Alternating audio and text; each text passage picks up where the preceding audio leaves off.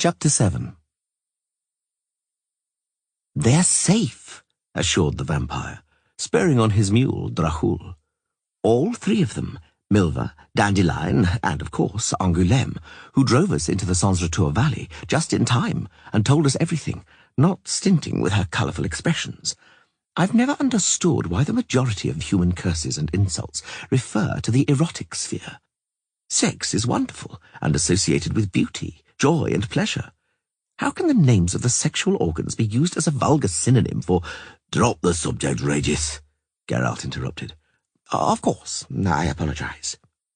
Warned by Angoulême about the approaching brigands, we crossed the marches of Toussaint without delay.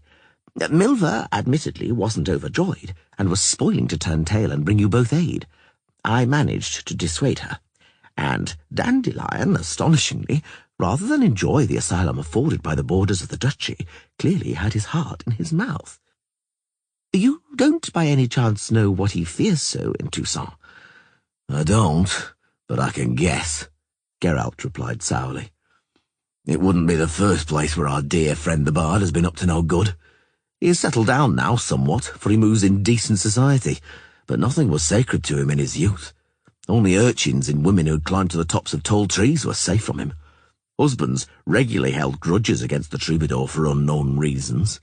There is doubtless a man in Toussaint for whom the sight of Dandelion will bring back memories. But these are essentially trifling matters. Let's return to the facts. What of our pursuers? I don't think," Regis smiled, "that they followed us into Toussaint. The border is teeming with errant knights who are extremely bored and hankering for a fight. Furthermore, we and a group of pilgrims we bumped into on the border ended up in the sacred grove of Mirkvid, and that place is fearsome. Even the pilgrims and infirm people who make for Mirkvid from the most distant corners to be healed stop in the settlement near the forest edge, not daring to go deeper. There are rumours that any who dare enter the sacred oak groves end up burned over a slow flame in the wicker hag." Geralt inhaled. "You mean—" "Of course," the vampire interjected again. "The druids are in the grove of Mirkvid. The ones who were previously in Caidu, Angren, later journeyed to Loch Monduin, and finally to Mirkvid in Toussaint. We were fated to find them. Did I say we were? I don't recall." Geralt sighed deeply.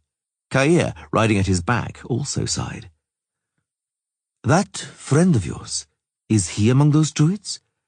The vampire smiled once more. "Not he, but she," he explained. "Indeed, she is. She has even been promoted. She leads the entire circle." "Is she the Hierophantess?" "She is the Flaminica. That's the highest druidic title when borne by a woman. Only men may be Hierophants." "True, I'd forgotten. So, am I to understand that Milva and the rest are now in the care of the Flaminica and her circle?" The vampire, as was his custom, answered the question while it was being asked, after which he set about answering a question not yet asked. "I, however, hurried to meet you, for a mysterious thing occurred. The Flaminica, to whom I began to present our case, didn't let me complete it. She said she knew everything, that she had been anticipating our arrival for some time." "Really?" I couldn't hide my disbelief either. The vampire reined in the mule, stood up in his stirrups, and looked around. "Are you seeking somebody or something?"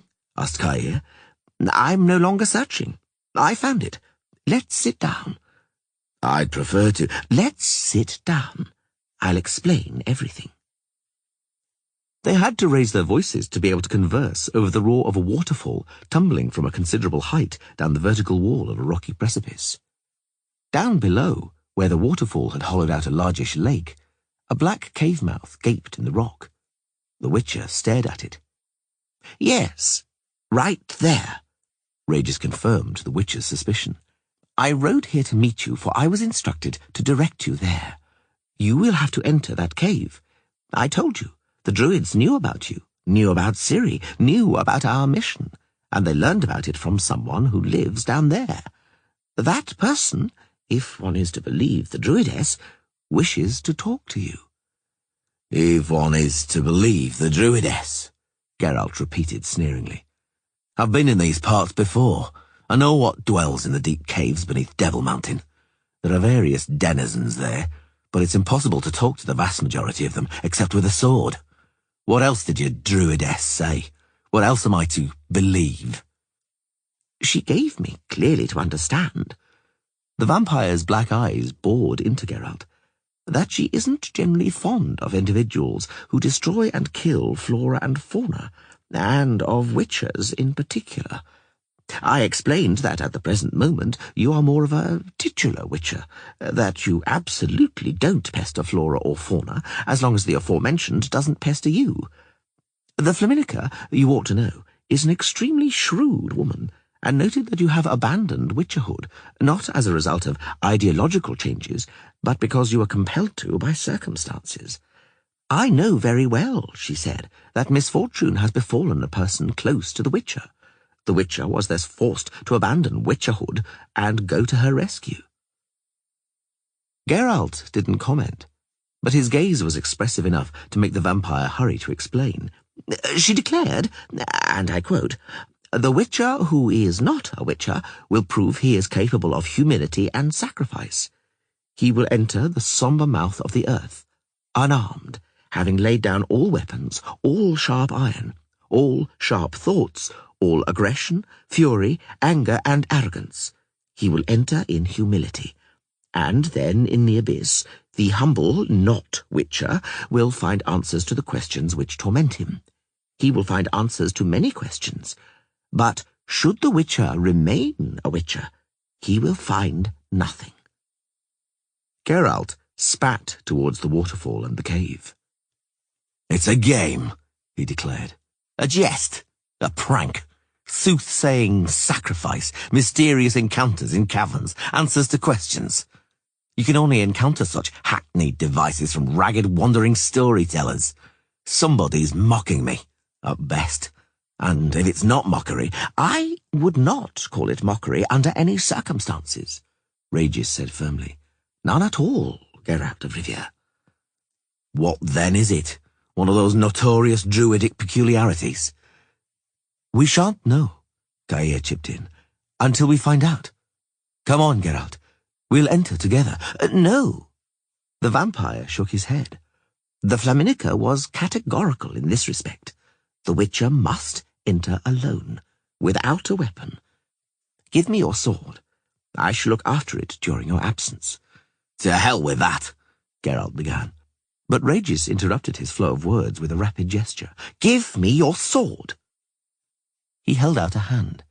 And if you have any other weapons, leave them with me too. Remember the Flaminica's words.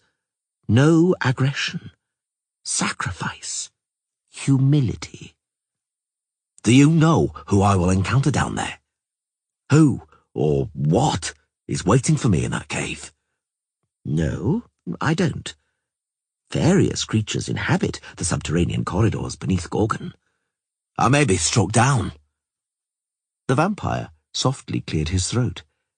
That cannot be ruled out, he said gravely. But you must take that risk. I know you will, of course. Geralt was not disappointed. As he had expected, the entrance to the cave was filled with an impressive heap of skulls, ribs, tibulas, and other bones. There was no stench of putrefaction, however. The mortal remains were clearly ancient and functioned as decorations intended to scare away intruders. At least, so he thought. He entered the darkness, and the bones crunched and grated beneath his feet.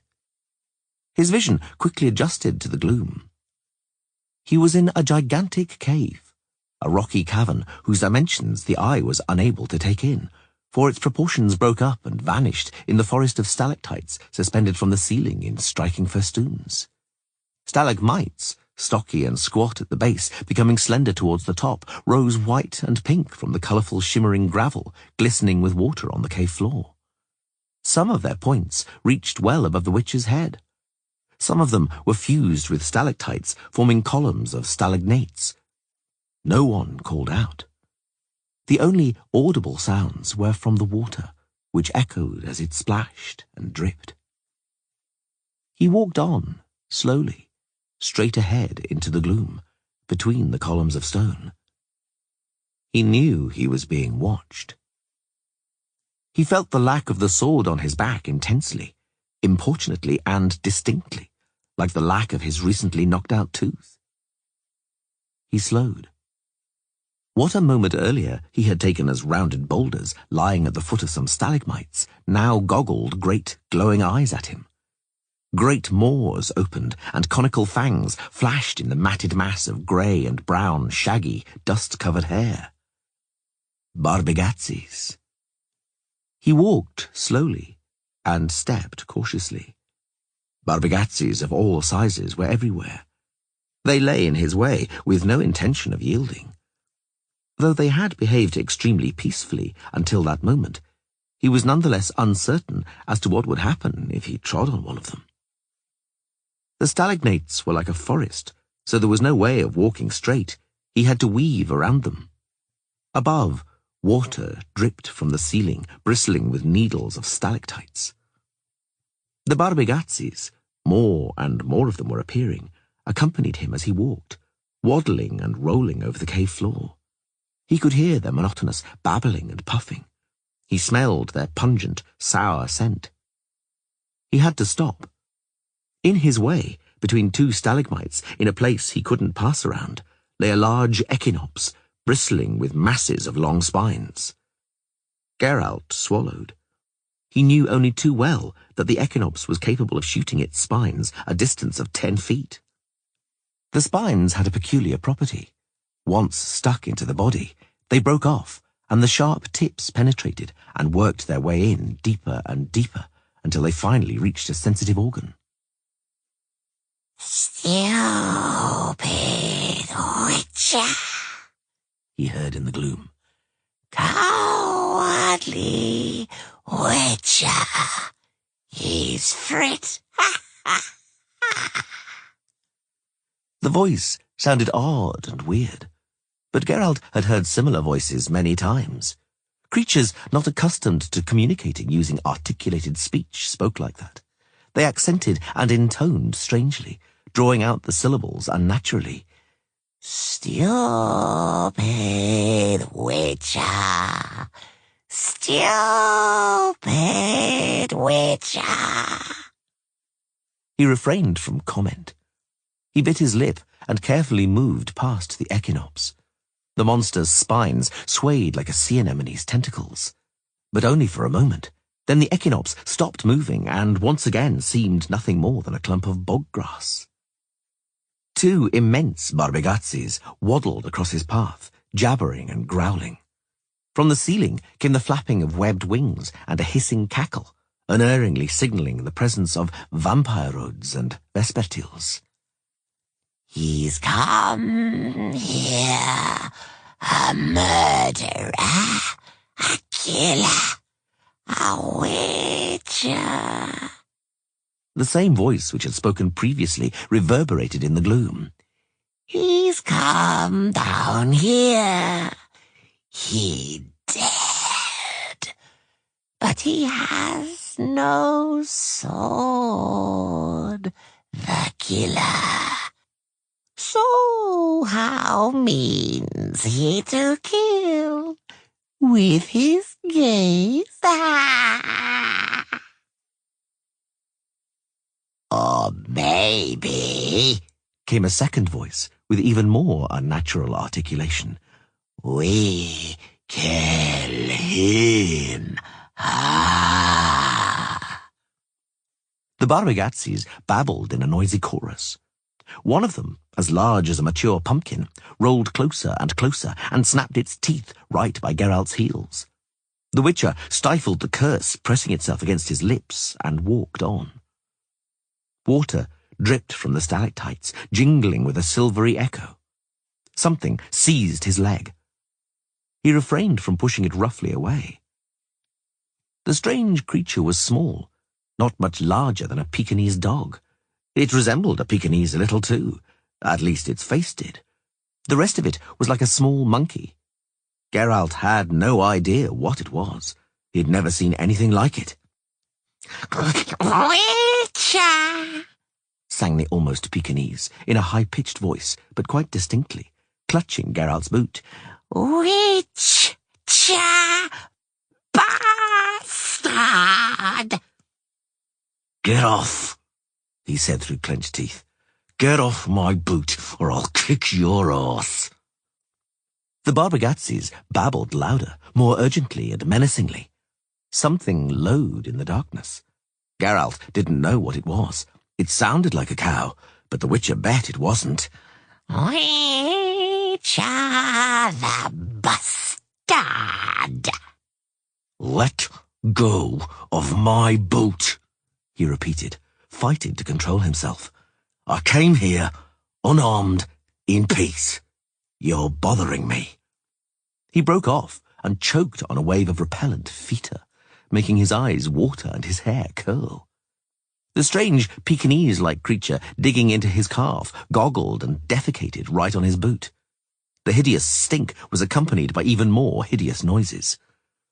He swore appropriately to the situation and shoved the aggressive creature away with his foot, much more gently than he should have, but what he was expecting happened anyway. He kicked the little one, something roared in the darkness, above the literally thunderous jabbering and howling of the Barbagazzis. He kicked the little one. He harmed something smaller than himself. The nearest Barbagazzis rolled right over to his feet. He felt the gnarled and steely claws grabbing and immobilizing him. He didn't fight back. He was resigned to his fate. He wiped his befouled foot on the fur of the largest and most aggressive one. He sat down, tugged by his clothes. Something large descended a stalagmite, jumping down onto the cave floor. He knew at once what it was. A knocker. Stocky, pot-bellied, hairy, bow-legged, at least 2 yards across the shoulders, with an even broader, ruddy beard. The knocker's approach was heralded by the ground shaking, as though not a knocker, but a shire horse was approaching. Each of the monster's calloused and wide feet were, however ridiculous it sounds, 1.5 feet long. The knocker leaned over him, and its breath smelled of vodka. The rascals distill hooch here, Geralt thought mechanically. You hit someone smaller than you, Witcher, the knocker said, breathing his foul breath into Geralt's face. You harmed a small, gentle, innocent creature without cause. We knew you couldn't be trusted. You're aggressive. You have the instincts of a murderer.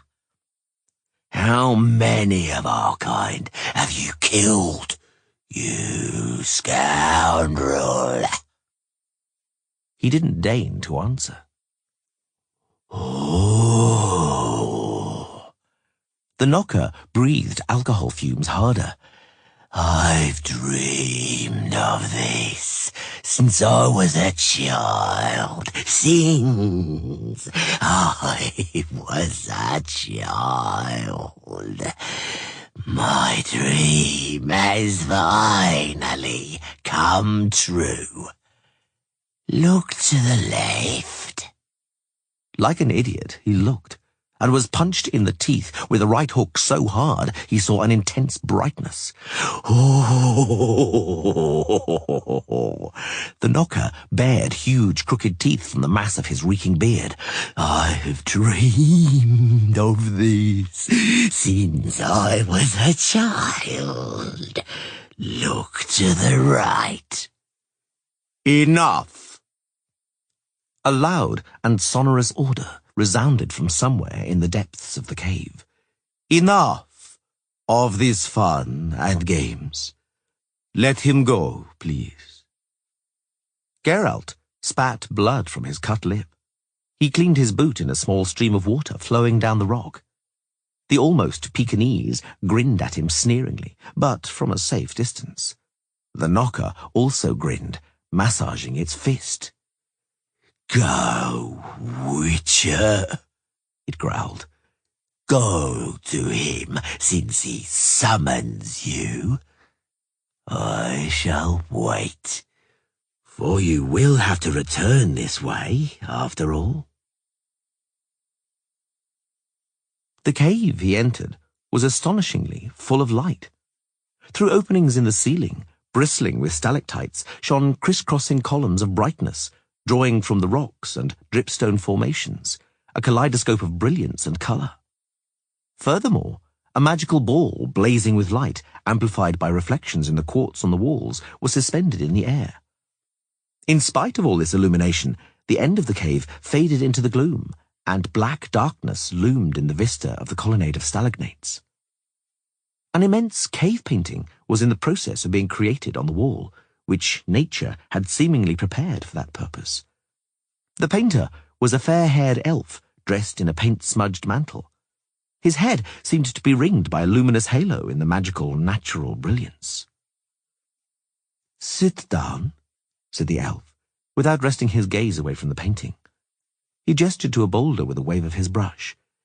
"They didn't harm you, did they?" "No, not really." "You'll have to forgive them." "Indeed, I will." "They're a bit like children. They were awfully glad you were coming." "I noticed." Only then did the elf glance at him. "Sit down," he repeated. "I shall be at your disposal shortly. I'm just finishing." What the elf was finishing was a stylized animal, probably a bison. For the moment, only its outline was complete, from its splendid horns to its equally magnificent tail. Geralt sat down on the boulder indicated and swore to be patient and meek, to the bounds of his abilities. The elf, softly whistling through clenched teeth, dipped his brush into a bowl of paint and coloured his bison purple with swift flourishes. After a moment's thought, he painted tiger stripes on the animal's side. Geralt watched in silence. Finally, the elf took a step back, admiring the fresco which now depicted an entire hunting scene. The striped purple bison was being pursued in wild leaps by skinny human figures with bows and spears painted with careless brushstrokes. "What's it meant to be?" asked Geralt, unable to contain himself. The elf glanced at him in passing, sticking the clean end of the brush in his mouth. "It is," he declared, "a prehistoric painting, executed by the primitive people who lived in this cave thousands of years ago, and who mainly lived by hunting the purple bison, which became extinct long ago. Some of the prehistoric hunters were artists, and felt a profound artistic need to immortalize what was in their hearts." "Fascinating." "It most certainly is," the elf agreed. "Your scholars have roamed through caves like this for ages, searching for traces of primitive man. And whenever they find something like this, they are inordinately fascinated, for it is proof that you aren't strangers in this land and in this world. Proof that your forebears have lived here for centuries, thus proof that this world belongs to their heirs. Why, every race has the right to some roots.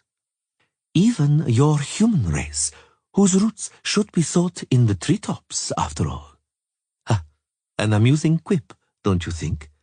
Worthy of an epigram. Are you fond of light poetry?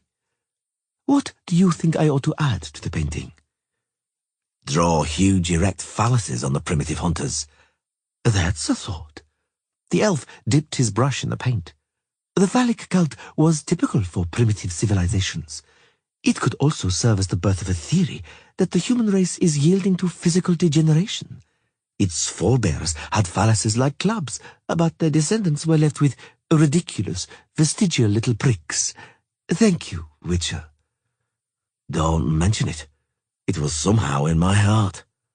The paint looks very fresh for something prehistoric." "In 3 or 4 days, the colours will fade due to the salt exuded by the wall, and the painting will look so prehistoric you won't believe it.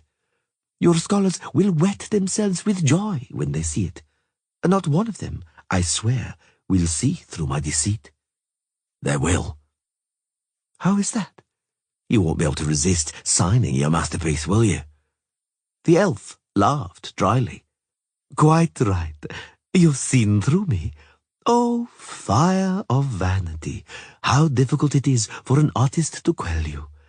I've already signed the cave painting. Right here." "That isn't a dragonfly." "No, it's an ideogram denoting my name. I am Crevan Espagne ip Coyum Macha. For convenience, I use the alias Havelach, and you may also address me as such." "I shall be sure to." "You, though, are called Geralt of Rivia. You're a witcher. Presently you are not, however, destroying monsters or beasts, but are busy hunting for missing girls." News spreads astonishingly quickly, astonishingly far, and astonishingly deep. You allegedly foresaw that I'd show up here. You can foretell the future, I gather. "Anyone," Avalach wiped his hands on a rag, "can foretell the future, and everyone does it, for it is simple. It is no great art to foretell it. The art is in foretelling it accurately." "An elegant deduction, worthy of an epigram. You, naturally, can prophesy accurately." "And often. I, my dear Geralt, know much and am capable of much. Actually, my academic title, as you humans would say, indicates that. It reads in full, Ein Sivern." "A sage, a knowing one." "Precisely." "And willing, I hope, to share that knowledge?" Avalach said nothing for a moment. "Share?" he finally drawled. "With you? Knowledge, my dear, is a privilege, and privileges are only shared with one's equals. And why would I, an elf, a sage, a member of the elite, share anything with a descendant of a creature that appeared in the universe barely 5 million years ago, having evolved from an ape, a rat, a jackal, or some other such mammal? A creature that took around 1 million years to discover that one can execute some sort of operation with a gnawed bone using its 2 hairy hands, after which it shoved the bone up its rectum and shrieked for joy." The elf fell silent, turning and fixing his gaze on his painting. "Why, indeed," he repeated. "Do you dare to think I would share any knowledge at all with you, human? Tell me." Geralt wiped the rest of the shit from his boot. "Because perhaps," he replied dryly, "it is inevitable." The elf spun around. "What?" he asked through clenched teeth. "Is inevitable?" "Perhaps."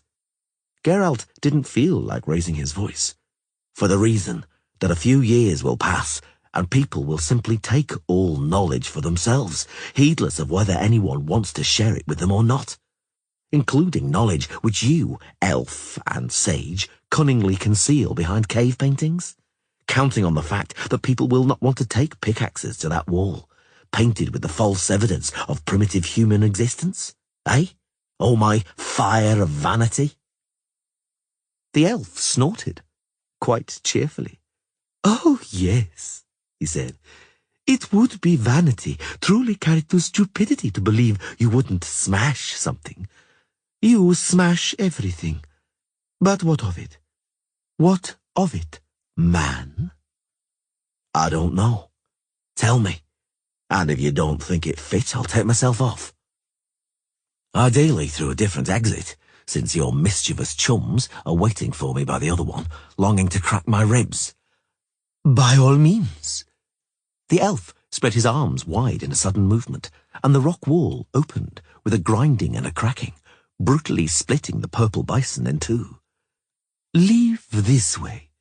Tread towards the light, metaphorically or literally. That is usually the right way." "A bit of a shame," Geralt muttered. "I liked the frescoes." "You must be jesting," the elf said after a brief silence, sounding quite astonishingly kindly and friendly. The fresco won't be harmed.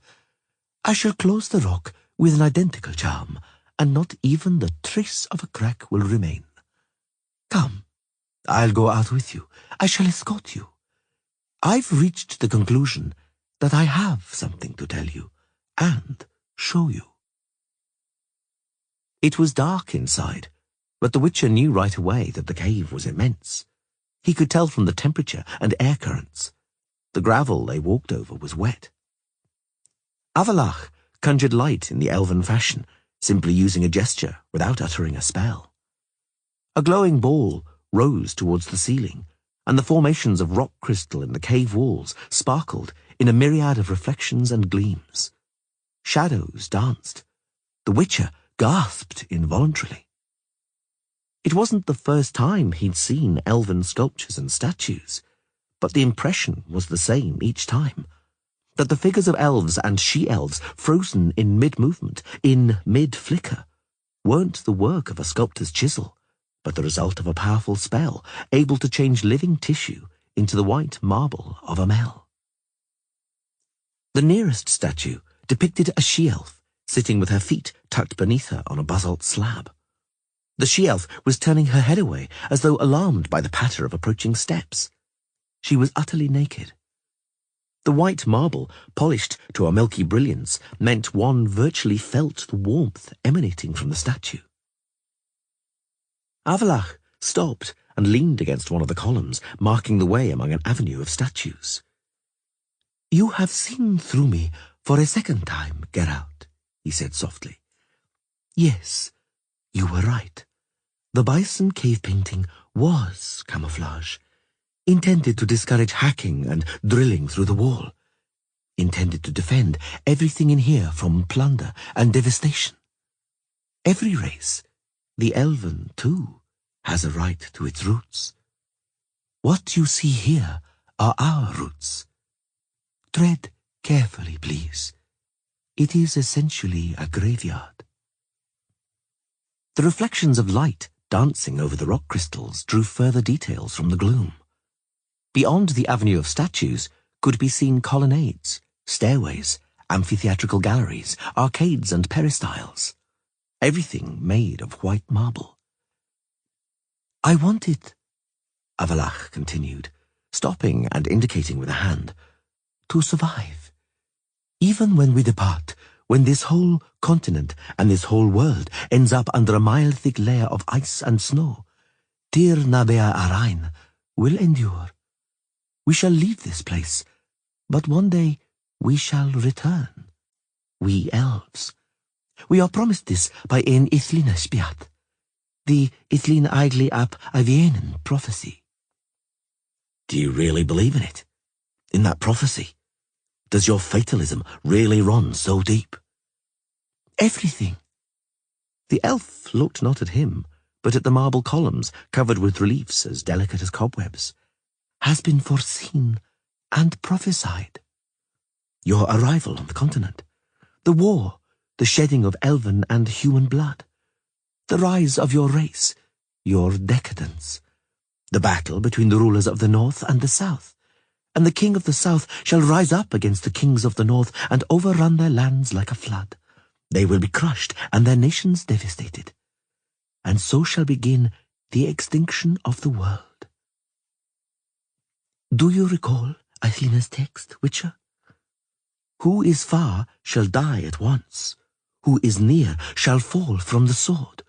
Who hides shall die of hunger. Who survives shall perish from the frost.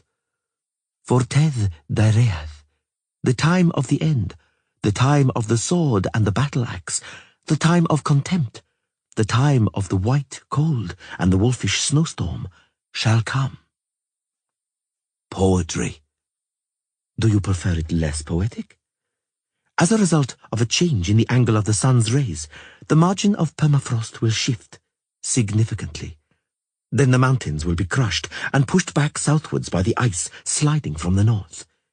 Everything will be buried under snow, under a thick layer more than a mile deep, and it will become very, very cold. "We'll wear warm breeches," Geralt said without emotion. sheepskins and fur hats. You took the words right out of my mouth, the elf agreed calmly. And you'll survive in those hats and breeches in order to return one day, dig holes, and poke around in these caves to wreck and plunder. Athena's prophecy doesn't say so, but I know it. It's impossible to utterly destroy humans and cockroaches. At least one pair always remains. As far as we elves are concerned, Athena is more explicit. Only those who follow the swallow will survive. The swallow, the symbol of spring, is the savior. The one who will open the forbidden door, signal the way of salvation, and make possible the world's rebirth. The swallow, the child of the elder blood. You mean Ciri? Geralt burst out. Or Ciri's child? How? And why? Avalach seemed not to hear. The swallow of the elder blood, he said again. From her blood. Come and look. The statue Avalach pointed at stood out even among the other astoundingly realistic statues. Most captured mid-movement or mid-gesture. The white marble she-elf reclining on the slab gave the impression that, having been awoken, she was about to sit up and get to her feet. Her face was turned towards the empty place by her side, and her raised hand seemed to be touching something invisible. There was an expression of calm happiness on the she-elf's face. It was a long time before Avalach broke the silence. That is Lara Dorin ap Shiadal. It's not a grave, naturally, but a cenotaph. Does the statue's position surprise you? Support was not gained for the plan to carve both of the legendary lovers in marble, Lara and Cregennan of Lod. Cregennan was a man. It would be sacrilege to waste Amel marble on a statue of him. It would be blasphemy to erect a statue of a man here, in Tir na Bea Araina. On the other hand, it would be an even greater crime to deliberately destroy the memory of this emotion. So, a happy medium was found. Formally, Cregennan is not here, and yet he is. In Lara's aspect and pose, the lovers are together. Nothing was able to separate them, neither death nor oblivion, nor hatred. It seemed to the Witcher that the elf's indifferent voice had changed for a moment.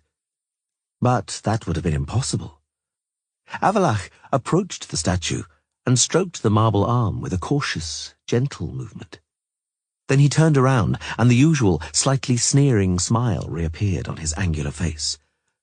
Do you know, Witcher, what the greatest snag of longevity is? No. Sex. What? You heard right. Sex. After almost 100 years, it becomes boring. There is nothing in it to fascinate or excite any longer. Nothing that has the exciting appeal of novelty. It has all been done already. In this or that way, but it has happened. And then suddenly comes the conjunction of the spheres, and you, people, appear here. Human survivors come from another world, from your former world, which you managed utterly to destroy with your still hirsute hands, barely 5 million years after evolving as a species. There's only a handful of you. Your life expectancy is ridiculously low, so your survival depends on the pace of reproduction. Thus, unbridled lust never leaves you. Sex totally governs you. It's a drive more powerful even than the survival instinct. To die? Why not, if one can fuck around beforehand? That is your entire philosophy. Geralt didn't interrupt or comment, although he felt a strong desire to. And what suddenly happens? Avalach continued. Elves, bored by she-elves, court the always willing human females. Bored she-elves give themselves out of perverse curiosity to human males, always full of vigor and verve. And something happens that no one can explain. She-elves, who normally ovulate once every 10 or 20 years when copulating with a man, begin to ovulate with each powerful orgasm. Some hidden hormone or combination of hormones became active. She-elves certainly understand they can, in practice, only have children with humans. So, owing to the she-elves, we didn't exterminate you when we were still the more powerful race. And later, you were more powerful and began to exterminate us. But you still had allies in the she-elves, for they were the advocates of coexistence and cooperation. And they didn't want to admit that essentially it was about commingling. What does that, Geralt cleared his throat, have to do with me? with you? Absolutely nothing. But with Ciri, a great deal. For Ciri is a descendant of Lara Dorren ap Sheerdal, and Lara Dorren was an advocate of coexistence with humans. Chiefly with one human, Cregennan of Lod, a human sorcerer. Lara Dorren coexisted with Cregennan often and effectively. To put it more simply, she became pregnant. The Witcher kept silent this time, too. The snag was that Lara Dorren wasn't an ordinary she-elf. She was genetic potential, especially prepared, the result of many years' work, in combination with another charge, an elven one, naturally. She was meant to bear an even more special child. Engaging with the seed of a man, she ruined that chance, wasted hundreds of years planning and preparation. At least, so it was thought at the time. No one supposed that the crossbreed begat by Cregennan could inherit anything positive from its pure blood mother. No, such a misalliance could not bring any good. For which reason, Geralt interjected, he was severely punished. Not the way you think. Avalach glanced at him. Although the relationship between Lara Dorren and Cregennan caused incalculable damage to the elves, and it could have turned out well for humans, it was, however, humans, and not elves, who murdered Cregennan. Humans, and not elves, brought Lara to ruin. Thus it was, despite the fact that many elves had reason to hate the lovers. Personally, too. For the second time, the slight change in the elf's voice puzzled Geralt. One way or another, Avalach continued, the peaceful coexistence burst like a soap bubble, and the races went for each other's throats. A war began, which endures until today, and meanwhile, Lara's genetic material exists, as you've probably guessed, and has even developed. Unfortunately, it mutated. Yes, yes, your Ciri is a mutant. This time again, the elf didn't wait for a comment. Of course, the sorcerers had a hand in this, cleverly combining breeding individuals into pairs, but it got out of control. Few can guess how Lara Dorren's genetic material regenerated so powerfully in Ciri, what the trigger was. I think it is known by Wilderforts, the one who gave you a hiding on Thaneth. The sorcerers who experimented with Lara and Rhiannon's progeny, running a veritable breeding farm, didn't get the expected results, so they became bored and abandoned the experiment. But the experiment continued, just spontaneously. Ciri, the daughter of Pavetta, the granddaughter of Calanthe, the great-great-granddaughter of Rhiannon, was Lara Dorren's true descendant. Vilgefortz learned about it, probably by accident.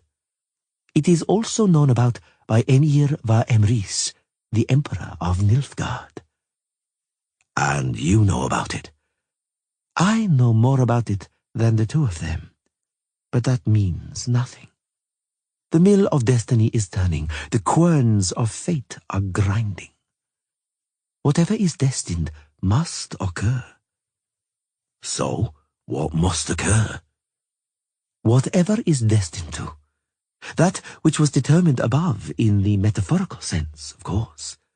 Something that is determined by the action of an unerringly functioning mechanism, at the root of which lies the purpose, the plan, and the result.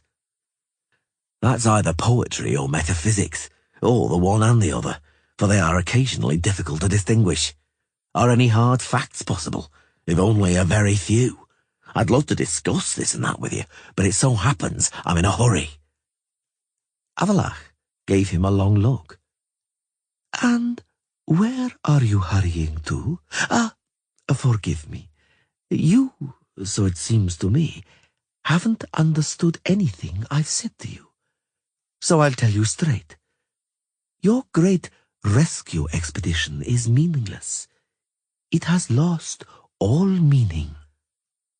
There are several reasons, the elf continued, looking at the witch's granite-like face. Firstly, it's too late now. The serious evil has already occurred. You're no longer in a position to save the girl from it. Secondly, now that she has taken the right road, the swallow will cope wonderfully by herself. She carries too mighty a force inside her to fear anything. She doesn't need your help. And thirdly... I'm all ears, Avalach. All ears.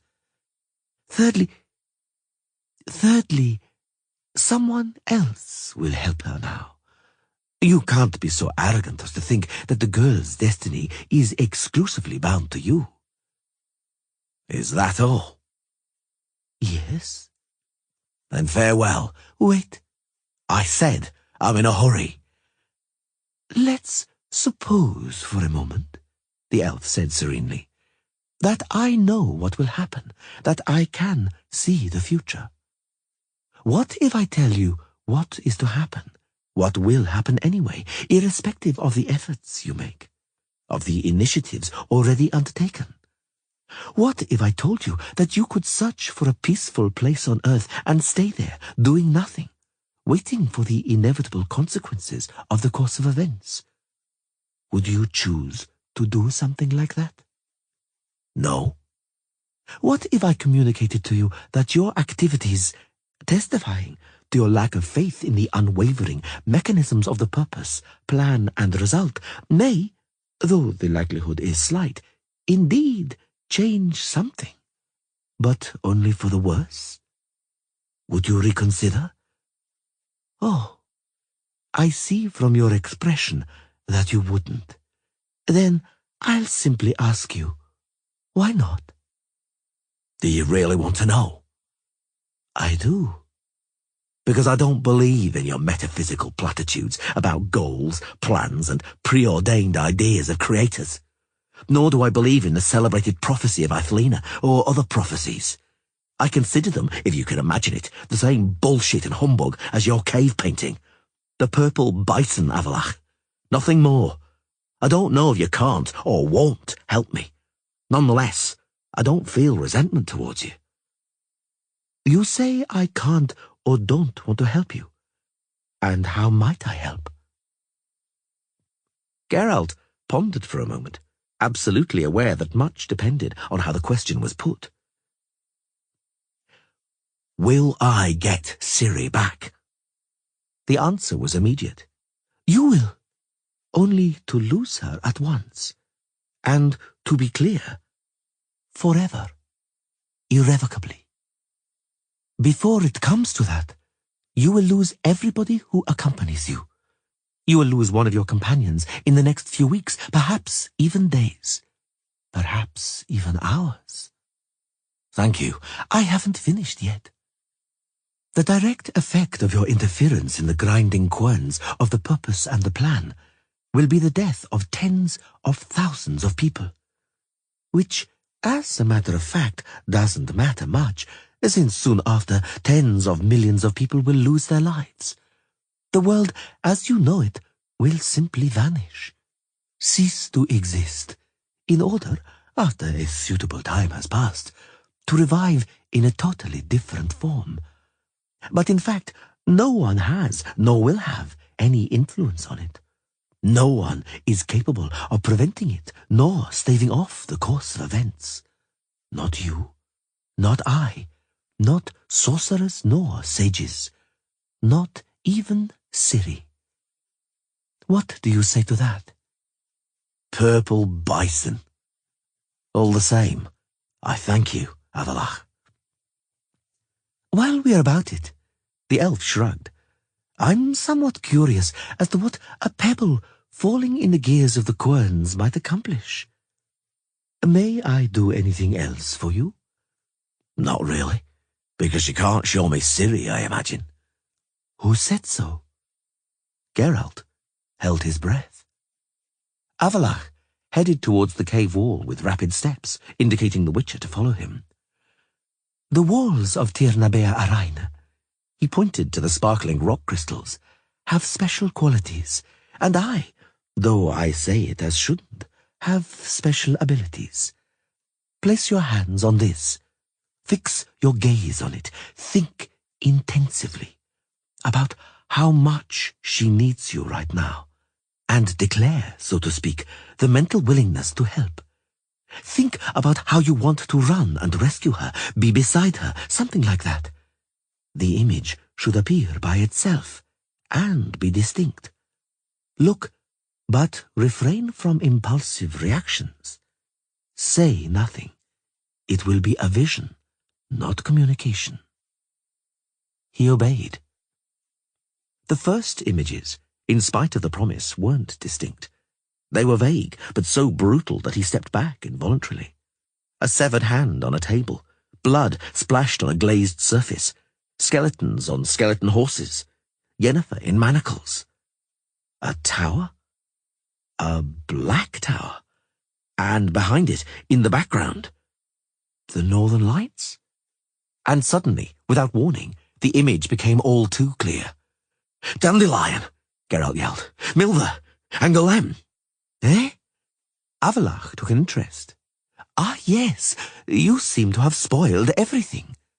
Geralt leapt back from the cave wall, almost falling over on a basalt plinth.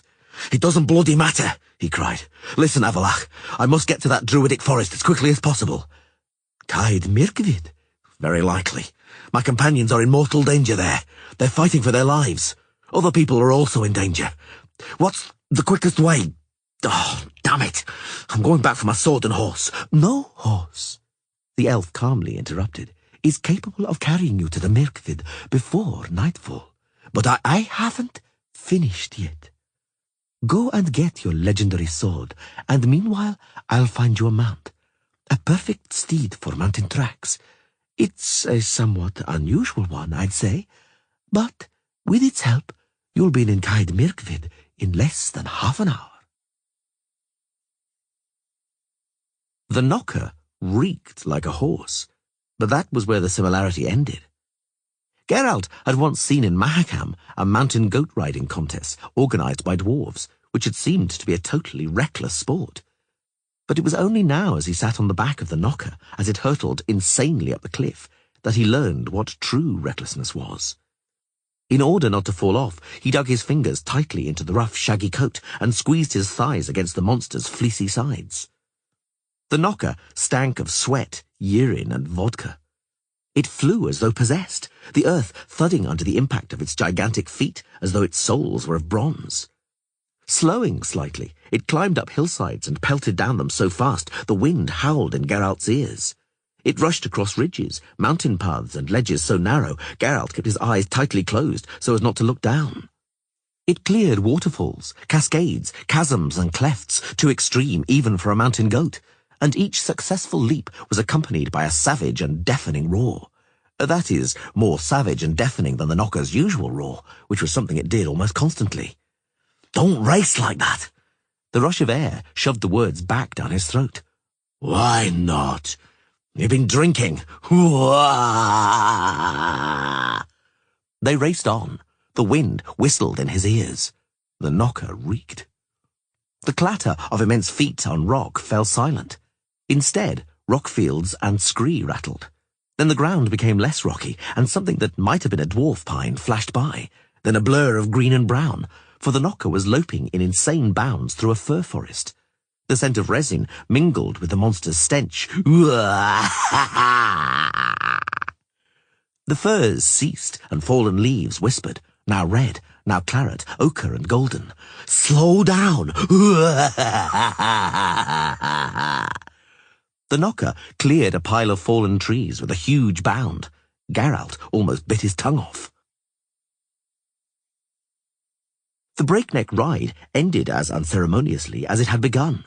The knocker dug its heels into the ground, roared, and tossed the Witcher onto the leaf-strewn forest floor. Geralt lay still for a while, and couldn't even curse from lack of breath.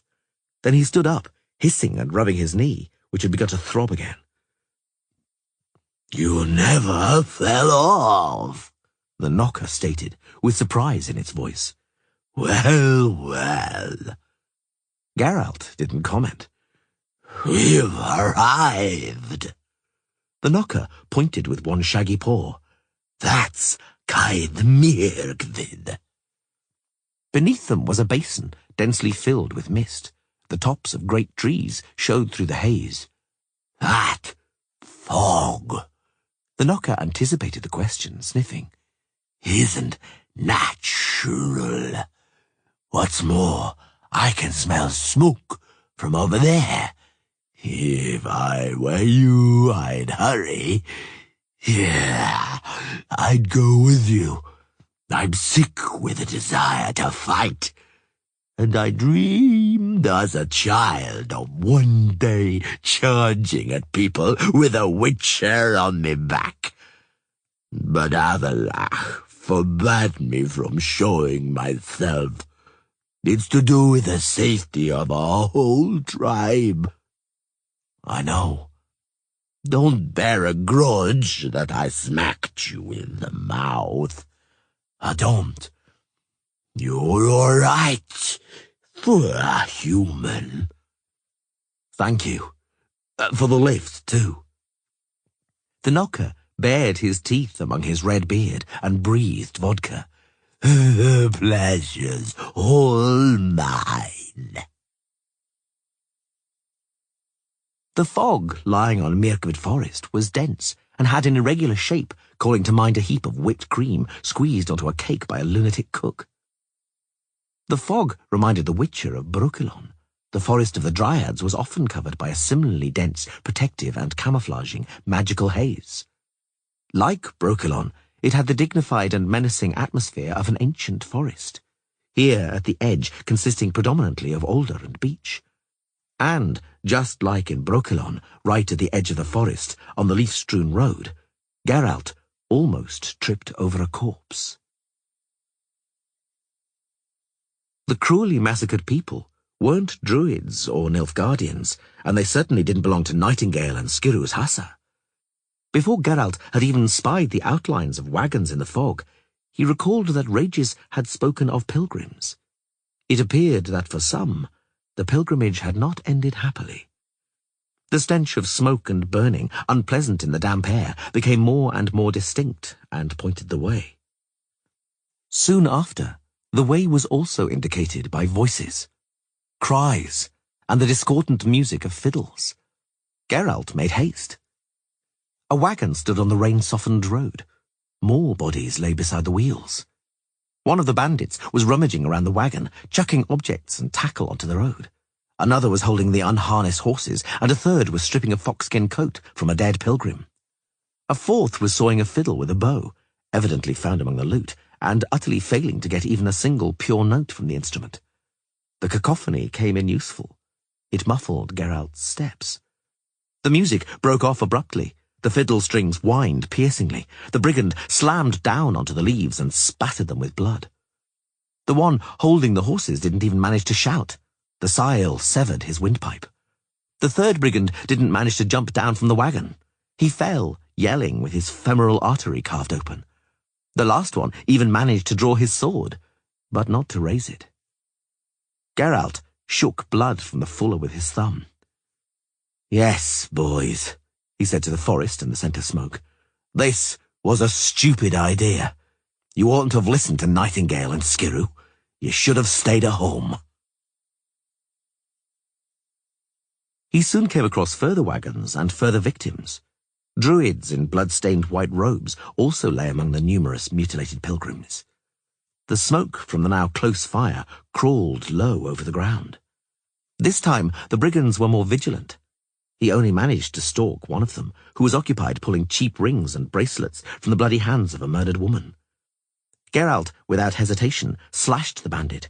The bandit roared, and then the remaining men, brigands mixed up with Nilfgaardians, attacked him, yelling. He dodged into the forest to the foot of the nearest tree so the trunk would protect his back. But before the brigands could run over, hooves thudded, and from the bushes and fog emerged a mighty horse draped in a caparison with a red and gold diagonal checkered pattern. The horse was carrying a rider clad in full armour, a snow-white cloak, and a helmet with a perforated pig-faced visor. Before the bandits could compose themselves, the knight was already breathing down their necks and carving every which way with his sword, and blood was gushing in fountains. It was a splendid sight. Geralt didn't have time to watch, however, having two on his hands himself, a brigand in a cherry-red jerkin and a black-uniformed Nilfgaardian.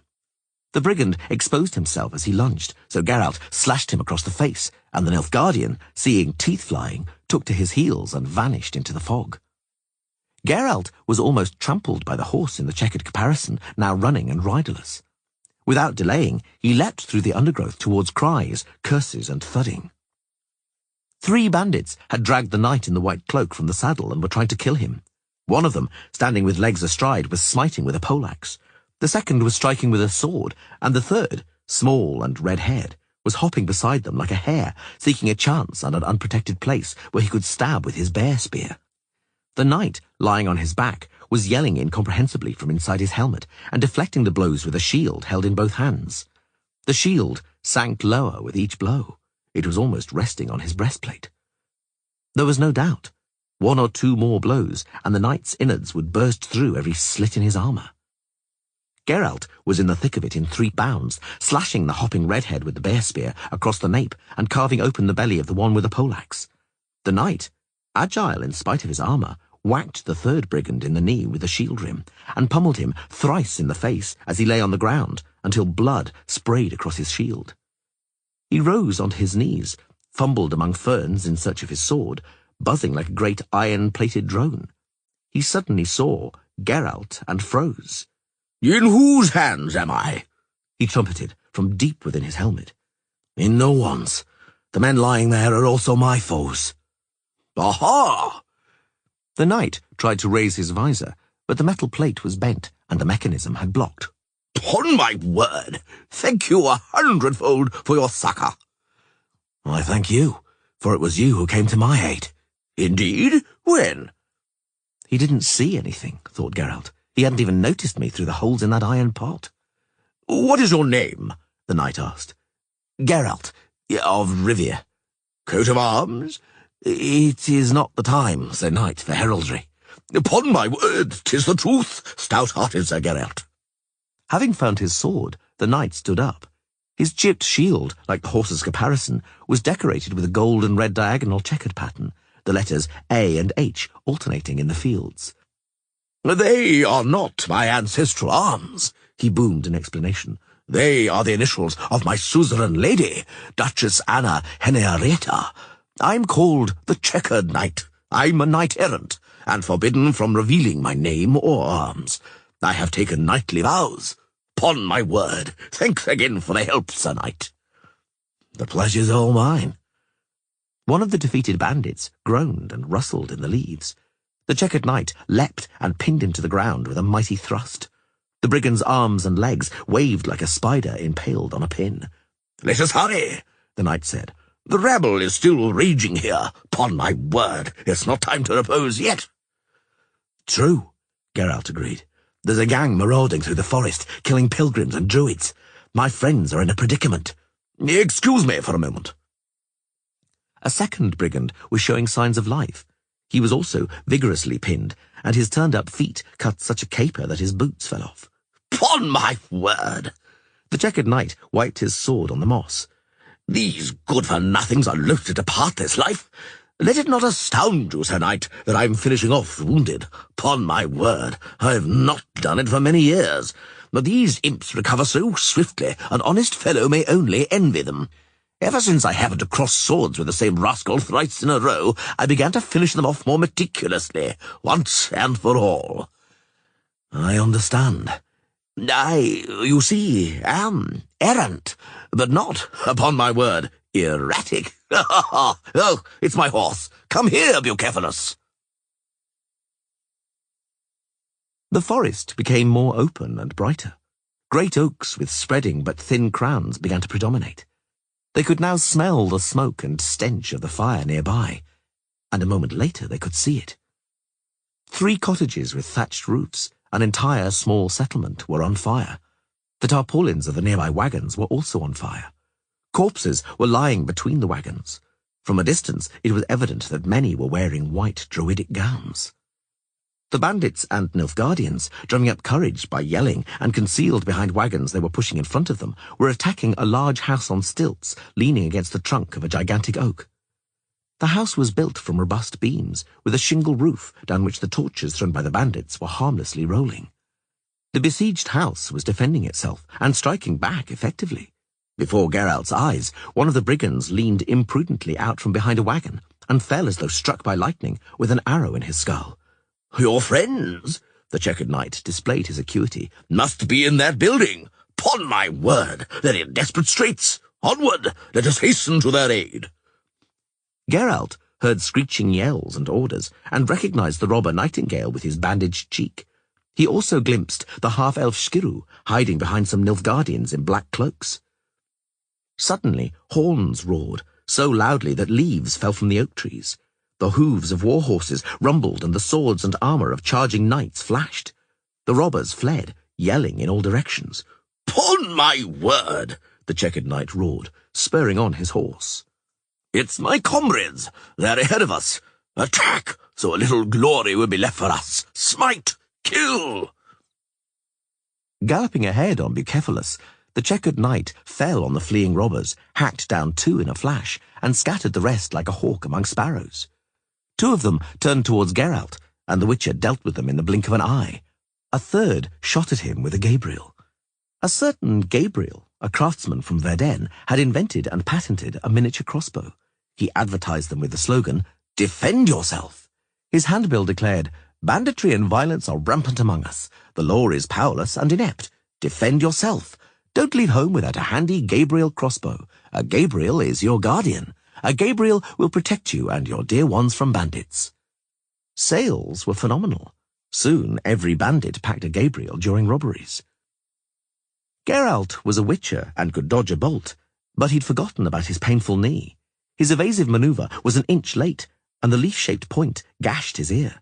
The pain blinded him, but just for a moment. The brigand was too slow to reload and defend himself. The furious witcher slashed him across the hands, and then disemboweled him with a sweeping flourish of his scythe. Geralt hadn't even managed to wipe the blood from his ear and neck when he was attacked by a small character as agile as a weasel, with unnaturally shining eyes, armed with a curved Zerrikanian sabre, which he was twirling with admirable skill. He parried 2 of Geralt's blows, and the fine steel of the 2 blades rang and showered sparks. The weasel was alert and keen-eyed. He noticed at once that the Witcher was limping. He immediately began to circle and attack from a more favourable position. He was astonishingly quick. The sabre's blade seemed to wail as he made dangerous diagonal thrusts. Geralt was finding it more and more difficult to avoid the blows. He was limping worse and worse, forced to stand on his aching leg. The weasel suddenly hunched forward, jumped, and made a dexterous feint and lunge, slashing diagonally downwards. Geralt parried obliquely and deflected. The bandit spun nimbly, moving from his stance to a nasty cut from below, when he suddenly goggled, sneezed loudly, and covered himself in snot, dropping his guard for a moment. The Witcher jabbed him fast in the neck, and the blade went in as far as the vertebrae. "Well, who'll tell me now," he panted, looking at the twitching corpse, "that taking drugs isn't bad for your health?" A bandit attacking him with a raised club tripped and fell face down in the mud, an arrow sticking out of the back of his head. "I'm coming, Witcher!" Milver screamed. "I'm coming! Hold on!" Geralt turned, but there was no one left to hack. Milver had shot the only brigand remaining in the vicinity. The rest fled into the forest, pursued by the colourful knighthood. Several were being tormented by the checkered knight on Bucephalus. He caught them, and his terrible raging could be heard from the forest. One of the black-uniformed Nilfgaardians, not finished off precisely, suddenly leapt to his feet and bolted. Milver raised and tautened her bow in a second. The fletchings howled, and the Nilfgaardian fell on the leaves with a grey-feathered arrow between his shoulder blades. The archer sighed heavily. "We'll hang for this," she said. "Why do you think so?" "This is Nilfgaard, isn't it?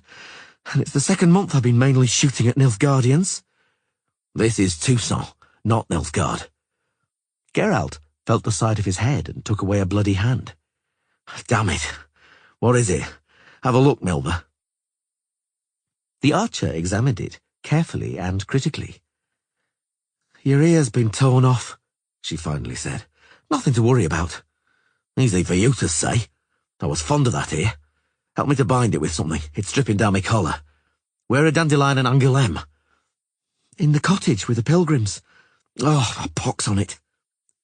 Hooves pounded, and from the mist emerged 3 riders on war horses, cloaks and pennants fluttering as they galloped. Before their war cries resounded, Geralt had grabbed Milver by the arm and pulled her under a wagon. There was no fooling around with someone charging with a lance, which gave the riders an effective range of 10 feet in front of their horse's head. "Get out!" The knights' mounts churned the earth around the wagon with their horseshoes. "Drop your weapons and get out." "We're going to hang," Milver murmured. She might have been right. "Ha! Thugs!" One of the knights, bearing a shield with a black bull's head on a silver field, roared. "Ha! Rogues! 'Pon my word you shall hang." "'Pon my word," cried the other, with a uniformly blue shield, in a youthful voice. "We'll carve them up on the spot." "Hi! I say, stop!" The checkered knight emerged from the fog on Bucephalus. He had finally managed to lift his twisted visor, from beneath which luxuriant flaxen moustaches now peeped. "Free them with all haste," he called. "They are not bandits, but upright and honest folk. The lady manfully acted in defence of the pilgrims, and that fellow is a goodly knight." "A goodly knight?" Bull's head raised his visor and scrutinized Geralt extremely incredulously. "'Pon my word, it cannot be." "'Pon my word," the checkered knight thumped an armoured fist at his breastplate. "It can, I give my word. This doughty fellow saved my life when I was in need, after I was flung to the ground by ne'er-do-wells. He is called Geralt of Rivia." "Arms?" "I'm forbidden from revealing them," the Witcher grunted. "I can share neither my true name nor my arms. I have taken knightly vows. I am the errant Geralt." "Oh!" a familiar insolent voice suddenly yelled. "Look what the cat dragged in! Ha! I told you, Auntie, that the Witcher would come and rescue us." "And just in time!" shouted Dandelion, approaching with Angoulême and a small group of terrified pilgrims. He was carrying his lute and the ever-present tube of scrolls. "And not a second too soon. You have a fine sense of drama, Geralt. You ought to write plays for the stage." He suddenly fell silent. Bull's head leaned over in his saddle, and his eyes shone. "Viscount Julian? Baron de Peyrac-Peyran?" 2 more knights emerged from behind the oaks. One, in a great helm, adorned with a very good likeness of a white swan with outstretched wings, was leading 2 prisoners in a lasso. The other knight, errant but practical, was preparing a noose and looking for a suitable bough. "Neither nightingale," Angoulême noticed the witch's expression, "nor skirrew. Pity." "Pity," Geralt admitted, "but we'll try to correct that. Sir Knight."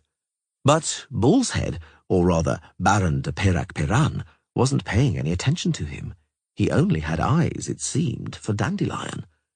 "'Pon my word," he drawled, "my eyes do not deceive me. It's Viscount Julian in person. Ha! The Duchess will be pleased." "Who is Viscount Julian?" the Witcher asked curiously. That would be me," Dandelion muttered. "Don't interfere, Geralt." "Lady Henrietta will be pleased," Baron de Peyrac-Peran repeated. "Ha! 'Pon my word, we shall take you all to Beauclair Castle. But no excuses, Viscount. I won't hear of any excuse." "Some of the brigands fled." Geralt spoke in quite a cool tone. "I suggest we catch them first, and then think about what to do with this day. So, interestingly begun. What say you, Baron?" "'Pon my word," said Bull's Head, "nothing will come of it. Pursuit is impossible. The criminals fled across the stream, and we mustn't put a foot over it, not even a scrap of hoof. That part of the Mercadid Forest is an inviolable sanctuary, in accordance with the compacts entered into with the Druids by Her Majesty Duchess Anna Henrietta, who benignly reigns over Toussaint." "The robbers bolted in there, damn it!" Geralt interrupted, growing furious. "They're going into that inviolable sanctuary to kill, and you're telling me about some compacts." "We've given our knightly word." It seemed a mutton head would have suited Baron de Peyrac-Peran's shield better than a bull's head. "We are forbade. Compacts. Not a single step onto Druidic territory." "If they're forbidden, well, that's too bad," Angoulême snorted, pulling 2 bandit horses by their bridles. "Drop that empty talk, Witcher. Let's go. I still have unfinished business with Nightingale, and you, I think, would like to talk some more with the half-elf." "I'm with you," said Milva. "I'll just find some mare or other." "Me too," Dandelion muttered. "I'm with you too." "Oh, no, no, no," called the bull-headed Baron. "'Pon my word, Viscount Julian will ride with us to Beauclair Castle. The Duchess wouldn't forgive us if after meeting you we didn't bring you to her. I shan't stop the rest of you. You are free in your plans and ideas. As the companions of Viscount Julian, Her Grace, Lady Henrietta, would have gladly received you with all due respect and invited you to stay at the castle. But why, if you scorn her hospitality—" "We scorn it not," Geralt interrupted with a menacing glance, restraining Angoulême, who was making insulting gestures with her hand behind the Baron's back. "Far be it from us to scorn it. We shall not fail to pay our respects and due homage to the Duchess. But first, we will accomplish what we must accomplish. We also gave our word. One might say that we've also made compacts. Once we have carried them out, we shall make for Beauclair Castle. We shall unfailingly go there. If only," he added knowingly and with emphasis, "to ensure that no disgrace or dishonour befalls our comrade, Dandelion. I meant Julian, by thunder." "'Pon my word," the Baron suddenly laughed. "No disgrace nor dishonour will befall Viscount Julian. I'm prepared to give my word on it. For I omitted to tell you, Viscount, that Duke Raymond died of apoplexy 2 years past." "Ha! Ha!" Dandelion shouted, beaming all over. "The Duke kicked the bucket? Well, these are truly marvellous and joyous tidings. I mean to say, sorrow and grief, a great loss. May the earth lie lightly on him. If that is the case, let's ride with all haste to Beauclair, noble knights. Geralt, Milva, and Angoulême, I'll see you in the castle." They forded the stream and spurred the horses into the forest among spreading oaks and stirrup-high ferns. Milva found the trail of the fleeing gang without difficulty. They rode as quickly as they could, for Geralt feared for the Druids. He was afraid the survivors of the gang, feeling safe, would want to seek vengeance on the Druids for the massacre sustained from the knights-errant of Toussaint. "Well, Dandelion's come up trumps," Angoulême suddenly said. "When Nightingale's men surrounded us in that cottage, he told me what he feared in Toussaint." "I guessed," the Witcher replied. "I just didn't know it aimed so high. The Duchess, oh." "It was a good few years ago, and Duke Raymond, the one who croaked, had apparently sworn he'd tear out the poet's heart, have it roasted, and make his inconstant Duchess eat it for supper. Dandelion's lucky he didn't fall into the Duke's clutches while he was still alive. We're also lucky." "That remains to be seen." "Dandelion claims that Duchess Henrietta is madly in love with him." Dandelion always claims that. Shut your traps, Milva snapped, reining in her horse and reaching for her bow. A brigand rushed blindly towards them without a hat, weaving from oak to oak. He was running, falling over, getting up and running again, and screaming. Shrilly, dreadfully, awfully. "What the?" Angoulême asked in astonishment. Milva tautened her bow in silence. She didn't shoot, but waited until the brigand approached and rushed straight for them, as though he couldn't see them. He ran between the horses of the Witcher and Angoulême. They saw his face, as white as a sheet and contorted in horror. They saw his bulging eyes. "What the?" Angoulême repeated. Milva recovered from her astonishment, turned in the saddle, and sent an arrow into the fleeing man's back. The brigand roared and tumbled into the ferns. The earth shook, making acorns fall from a nearby oak. "I wonder," said Angoulême, "what he was fleeing from." The earth shook again. The bushes rustled and broken branches cracked. "What is it?" Milva stammered, standing up in her stirrups. "What is it, Witcher?" Geralt looked, saw it, and sighed loudly. Angoulême also saw it and paled. "Oh, fuck!" Milva's horse also saw it. It neighed wildly, reared, and then bucked. The archer flew from the saddle and sprawled heavily onto the ground. The horse raced into the forest. Without a second thought, the Witcher's steed rushed after it, unfortunately choosing a path under an overhanging oak branch. The branch toppled the Witcher from the saddle. The impact and the pain in his knee almost made him lose consciousness. Angoulême managed to stay in control of her frenzied horse the longest, but finally she too ended up on the ground, and her horse fled, almost trampling Milva as she was getting up. And they saw more clearly the thing that was coming for them, and absolutely lost their astonishment at the animal's panic. The creature resembled a gigantic tree, a branching ancient oak. Perhaps it was an oak, but if so, it was a very unusual oak. Instead of standing somewhere in a clearing among fallen leaves and acorns, instead of letting squirrels scamper over it and linnets shit on it, this oak was marching briskly through the forest, stamping its sturdy roots steadily and waving its boughs. The stout trunk, or torso, of the monster had a diameter of more or less 4 yards, and the hollow gaping in it was probably not a hollow, but its maw, for it was snapping with a sound like the slamming of a heavy door. Though the ground trembled beneath its terrible weight, making it difficult for them to keep their balance, the creature was loping through the ravines quite nimbly, and it wasn't doing it aimlessly. In front of their eyes, the monster swung its boughs, swished its branches, and plucked from a pit a bandit who was cowering there, just as deftly as a stork plucks a frog hidden in the grass. Entwined in the branches, the thug hung among the boughs, howling pitifully. Geralt saw that the monster was carrying 3 brigands, caught in the same way, and 1 Nilfgaardian. "Run!" he moaned, vainly trying to stand. He felt as though someone was banging a white-hot nail into his knee with the rhythmic blows of a hammer. "Milva! Angoulême! Run! We won't leave you!" The tree creature heard them, stamped its roots joyfully, and rushed towards them. Angoulême, vainly trying to lift Geralt, swore hideously. With trembling hands, Milva tried to knock an arrow on the bowstring, quite pointlessly. "Run away!" It was already too late. The tree creature was upon them. Paralyzed by terror, they could now see its prey. 4 robbers hanging in a tangle of branches. 2 were still alive, for they were emitting hoarse croaks and kicking their legs. The third, probably unconscious, was hanging limply.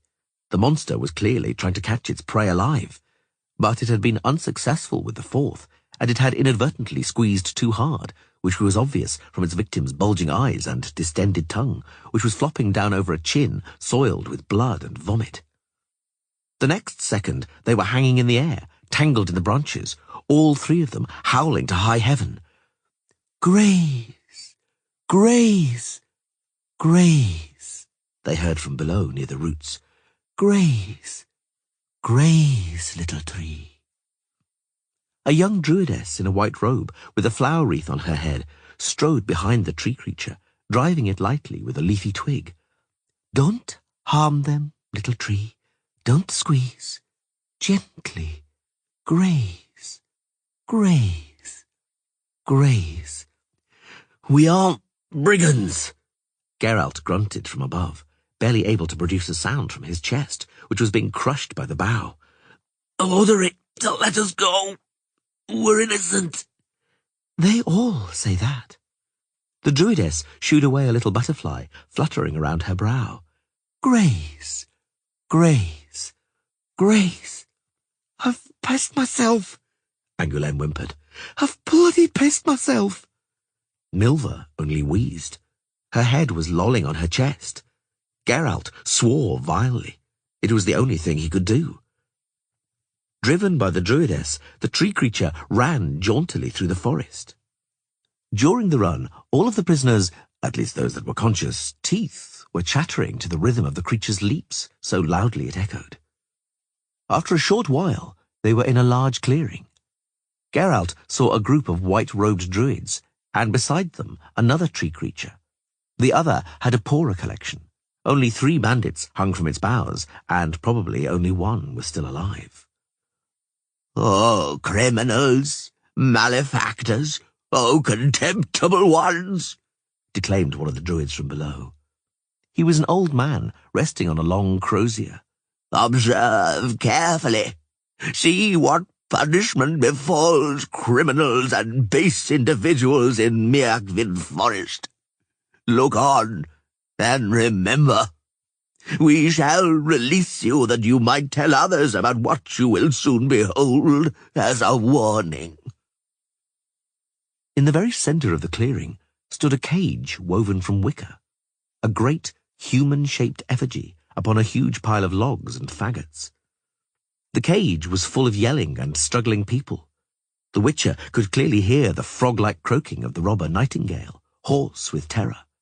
He saw the face of the half-elf Skiru, as white as a sheet and contorted in panicked fear, pressed against the wicker lattice. "Druids!" Geralt yelled, putting all his strength into the cry in order to be heard despite the general clamour. "Lady Flaminica, I am the Witcher Geralt." "I beg your pardon," responded a tall, thin woman with hair the colour of grey steel falling over her back, bound around her brow with a wreath of mistletoe. "I am Geralt, the Witcher, a friend of Emil Regis." "Again, please. I didn't catch that." "Geralt, a friend of the vampires." "Oh, you ought to have said so at once." At a sign from the druidess, the tree creature put them on the ground, not very gently. Milva was unconscious, with blood dripping from her nose. Geralt stood up with difficulty and kneeled before her. The steely-haired Flaminica stood beside them and gave a slight cough. Her face was very lean, even haggard, evoking unpleasant associations of a skull covered in skin. Her cornflower blue eyes were kind and gentle. "I believe she has broken ribs," she said, looking at Milva. "But we shall soon remedy that. Our healers will give her help immediately. I regret what has happened. But how was I to know who you were? I didn't invite you to Caed Mirkwood or give my permission for you to enter our sanctuary. Emil Regis vouched for you admittedly, but the presence of a witcher in our forest, a paid killer of living creatures—" "I shall get out of here without a moment's delay, Honourable Flaminica," Geralt assured her. "As soon as I—" He broke off, seeing druids with flaming torches walking up to the pyre and the effigy full of people. "No!" he cried, clenching his fists. "Stop!" "That cage," said the Flaminica, seeming not to hear him, "was originally meant to serve as a winter manger for starving animals, was meant to have stood in the forest, stuffed with hay. But when we seized those scoundrels, I recalled the nasty rumours and calumnies which people spread about us. Very well, I thought. You can have your wicker hag. You made it up as a horrific nightmare, so I shall treat you to that nightmare." "Order them to stop," the Witcher gasped. "Honourable Flaminica, don't set light to it. One of the bandits has important information for me." The Flaminica folded her arms on her chest. Her cornflower blue eyes were still soft and gentle. "Oh, no," she said dryly. "No chance. I don't believe in the institution of turning imperial evidence. Wriggling out of a punishment is immoral. "Stop!" the Witcher yelled. "Don't set fire to it! Stop!" The Flaminica made a short gesture with her hand, and Little Tree, still standing nearby, stamped down its roots and laid a bough on the Witcher's shoulder. Geralt sat down with a thump. "Light it," the Flaminica ordered. "I'm sorry, Witcher, but it must be thus. We Druids cherish and venerate life in all its forms, but sparing the lives of criminals is sheer stupidity. Only terror deters criminals, so we shall give them an example of it. I pin great hopes on not having to repeat this example." The brushwood caught fire in an instant. The pyre belched smoke, and flames leapt up. The yelling and screaming coming from the wicker hag made the Witcher's hair stand on end.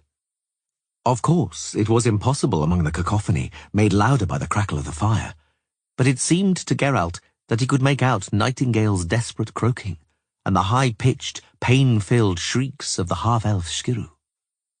The half-elf had been right, he thought. Death isn't always the same. And then, after a terribly long time, the pyre and the wicker hag mercifully exploded into an inferno of roaring fire, a fire in which nothing could survive. "Your medallion, Geralt," said Angoulême, standing beside him. "Eh?" He cleared his throat, for his throat was tight. "What did you say?" "Your silver medallion with the wolf. Skiru had it. Now you've lost it forever. It'll melt in that heat." "Too bad," he said a moment later, looking into the Flaminica's cornflower blue eyes. "I'm no longer a Witcher. I've stopped being a Witcher. I've learned that now. On Thanedd, in the Tower of the Seagull, in Brokilon, on the bridge on the Yaruga, in the cave beneath Gorgon, and here in Mirkwood Forest. No, I'm not a Witcher now, so I'll have to learn to manage without my medallion." The king loved the queen boundlessly, and she loved him with all her heart. Something so fair had to finish unhappily. Florence Delanoy, Fairy Tales and Stories. Delanoy, Florence, linguist and historian, born 1432 in Vicovaro, in the years 1460 to 1475, secretary and librarian to the imperial court. Indefatigable scholar of legends and folk tales, he wrote many treatises considered classics of ancient language and literature of the empire's northern regions. His most important works are Myths and Legends of the Peoples of the North, Fairy Tales and Stories, The Surprise or the Myth of the Elder Blood, a saga about a witcher, and The Witcher and the Witcher Girl or The Endless Search. From 1476, professor at the Academy in Castelgrappien, where he died in 1510. Effenberg and Talbot, Encyclopaedia Maxima Mundi, Volume 4. Chapter 8. A strong wind blew in from the sea, ruffling the sails, and a drizzle like thin hail stung the voyagers' faces painfully. The water in the great canal was leaden, rippled by the wind and flecked by a rash of rain. "Come this way, sire. The boat is waiting." Dijkstra sighed heavily. He was thoroughly sick of the sea voyage. He'd been delighted by those few moments on the hard and solid rock wharf, and he was pissed off at the thought of stepping onto a wobbly deck once again. But what else to do? Lan Exeter, Covier's winter capital, differed fundamentally from the world's other capital cities.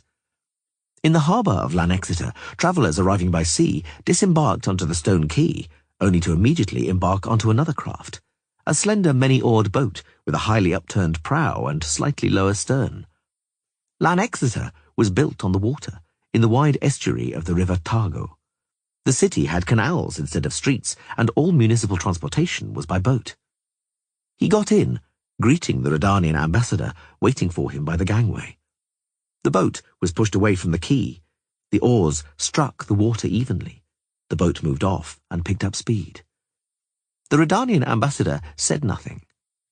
Ambassador, Dijkstra thought mechanically. For how many years had Redania been sending ambassadors to Kovir? 120 at most. For 120 years, Kovir and Povis had been foreign to Redania, though it hadn't always been that way. From time immemorial, Redania had treated the countries in the north, on the Gulf of Praxida, as part of its fiefdom. Kovir and Povis were, it was said at the Tretogorian court, the greatest protectorates in the crown dominions. Successive earls were called Troidanids, since they were descended, or so they claimed, from their common forebear, Troidan. Prince Troidan had been the natural brother of Radovid I, king of Redania, later called the Great. Even in his youth, Troidan was already a lewd and extremely beastly character. People were afraid when they realized he would develop with time. King Radovid, no exception in this regard, detested his brother like the plague. He thus appointed him Earl of Kovir in order to be rid of him, to move him as far away as possible, and nowhere was further away than Kovir.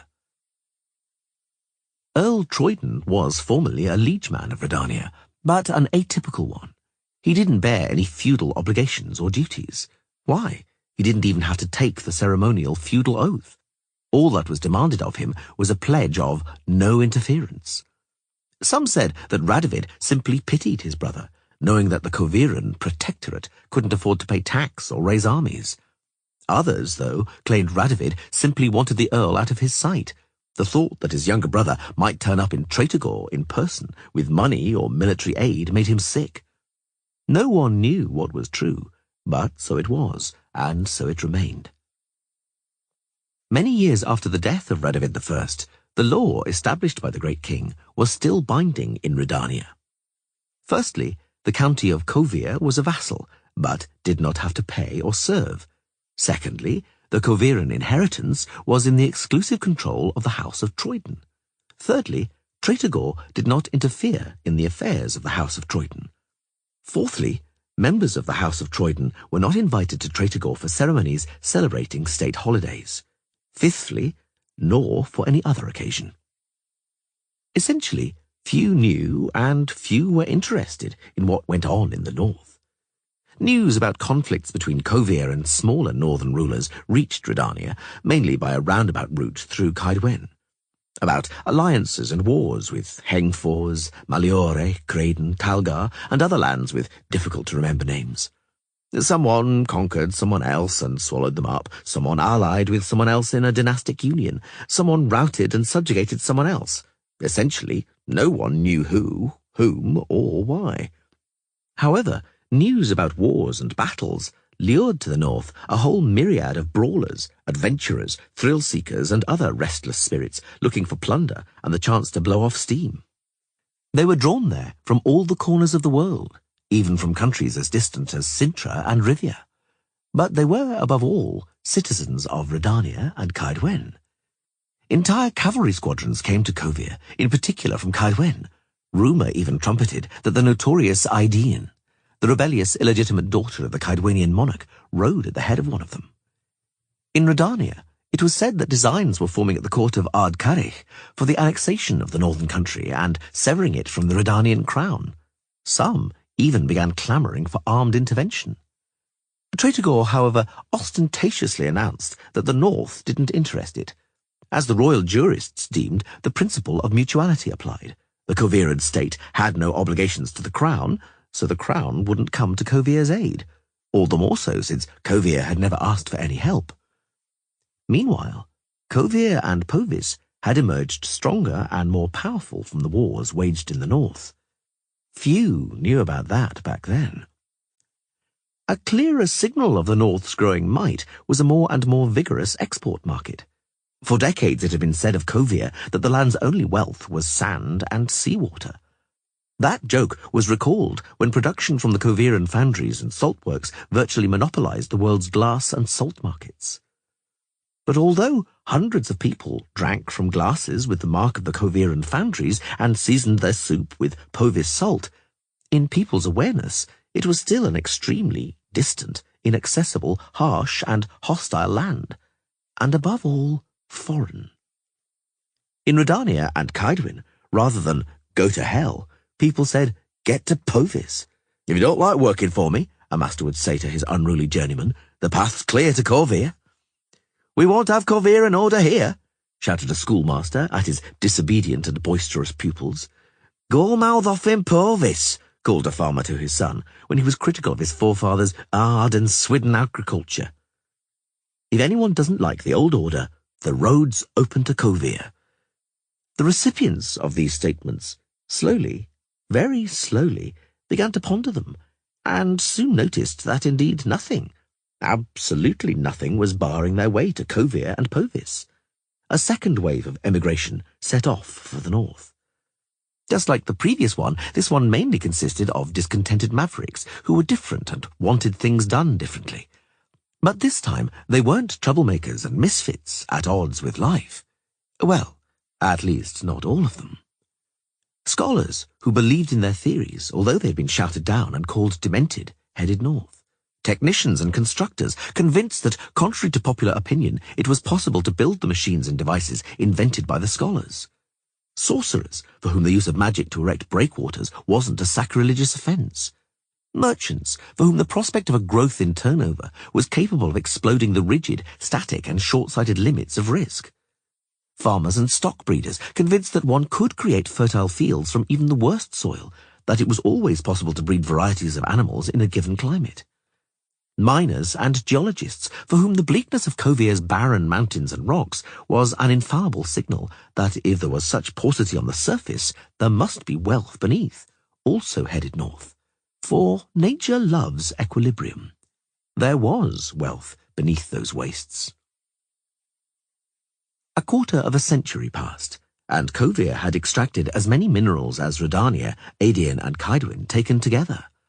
Only Mahakam surpassed Corvair in the extraction and processing of iron ore, but transports full of metal, serving the production of alloys, went from Corvair to Mahakam. Corvair and Povis accounted for a quarter of the world's yield of silver, nickel, lead, tin, and zinc, half of the extraction of copper ore and native copper, 3/4 of the yield of manganese, chromium, titanium, and tungsten ores, and the same amount of metals occurring only in their native form, platinum, ferroaurum, cryobelitium, and dimeritium, and more than 80% of the world's gold production. Gold with which Corvair and Povis bought what didn't grow or wasn't bred in the north, and what Corvair and Povis didn't produce, not because they were unable to or didn't have the expertise, but because it didn't pay.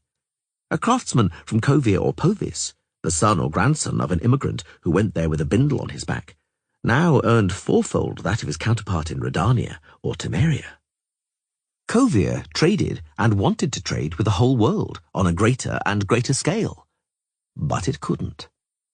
Radovid III became king of Redania and shared with Radovid the Great, his great-grandfather, the same name as well as the same cunning and miserliness. That king, called the Bold by fauners and hagiographers, and Rufus by everybody else, had observed what none before him had wanted to. Why didn't Redania have a single farthing of the gigantic trade engaged in by Corvair? Why, Corvair was just a meaningless county, a fiefdom, a tiny jewel in the Redanian crown. It was time the Corvairan vassal began to serve its suzerain. A wonderful opportunity occurred to do so. Redania had a border dispute with Aedion, as usual concerning the Pontar Valley. Radovid III was determined to take up arms and began to prepare for it. He promulgated a special tax for military purposes, called the Pontar Tithe. All of his subjects and vassals were to pay it, without exception, Corvair included. Rufus rubbed his hands. 10% of Corvair's income. That was something. Redanian emissaries made for Pont Vanis, imagined as a small town with a wooden palisade. They communicated astonishing news to Rufus on their return.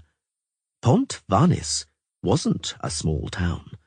It was a great city, the summer capital of Corvair, whose ruler, King Gedovius, sent King Radovid the following answer. The kingdom of Corvair is no one's vassal. Redania's petitions and claims are groundless and based on the dead letter of a law which never had any force. The kings of Redania have never been the overlords of Corvair, for the rulers of Corvair, as can easily be checked in the annals, have never paid Redania tribute, have never carried out military servitude, and, most importantly, have never been invited to celebrations of state holidays, or any others. Therefore, the King of Kovir informed the emissaries, with regret, that he could not recognize King Radovid as his seigneur or suzerain, much less pay him a tithe. Nor could any of the Koviran vassals or arriere vassals, which were subject exclusively to the Koviran suzerainty. In short, let Redania mind its own business and not stick its nose into the affairs of Kovir, a sovereign kingdom. Cold fury welled up in Rufus. A sovereign kingdom? A foreign land? Very well. We shall deal with Kovir as we would any foreign province. Redania, along with Kaedwen and Temeria, incited by Rufus, applied against Kovir a retaliatory tax and ruthless right of storage. A merchant from Kovir, heading southward, had to, whether he liked it or not, put all his goods on sale in one of Redania's cities and sell it or return home. That same constraint faced a merchant from the distant south when making for Kovir. Redania demanded heavy duty on goods which Kovir shipped by sea, even if they were not calling at Redanian or Temerian ports. Koviran ships naturally didn't want to pay, and only those who didn't manage to escape paid. The game of cat and mouse begun on the sea quickly led to an incident. A Redanian patrol craft tried to arrest a Koviran merchant. 2 Koviran frigates appeared, the patrol craft went up in flames. There were casualties. The line had been overstepped. Radovid decided to discipline his disobedient vassal.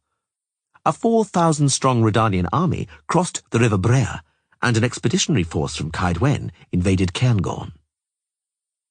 After a week, the 2,000 surviving Redanians crossed the Brea the other way, and the poorly equipped survivors of the Kaedwenian corps trudged home across the passes of the Kestrel Mountains. This had revealed a further purpose which the Northern Gold served. Kovir's permanent army consisted of 25,000 professionals seasoned by combat and banditry, as well as mercenaries drafted from the far corners of the world, unreservedly loyal to the Koviran crown for their exceptionally generous pay and a pension guaranteed by contract, prepared for any risk for the exceptionally generous bonuses paid out after every victorious battle. Further, these wealthy soldiers were led in battle by experienced, able, and now extremely wealthy commanders whom Rufus and King Benda of Kaedwen knew very well. They were the same ones who not long before had served in their armies, but had unexpectedly retired and gone abroad. Rufus was no fool, and could learn from his mistakes.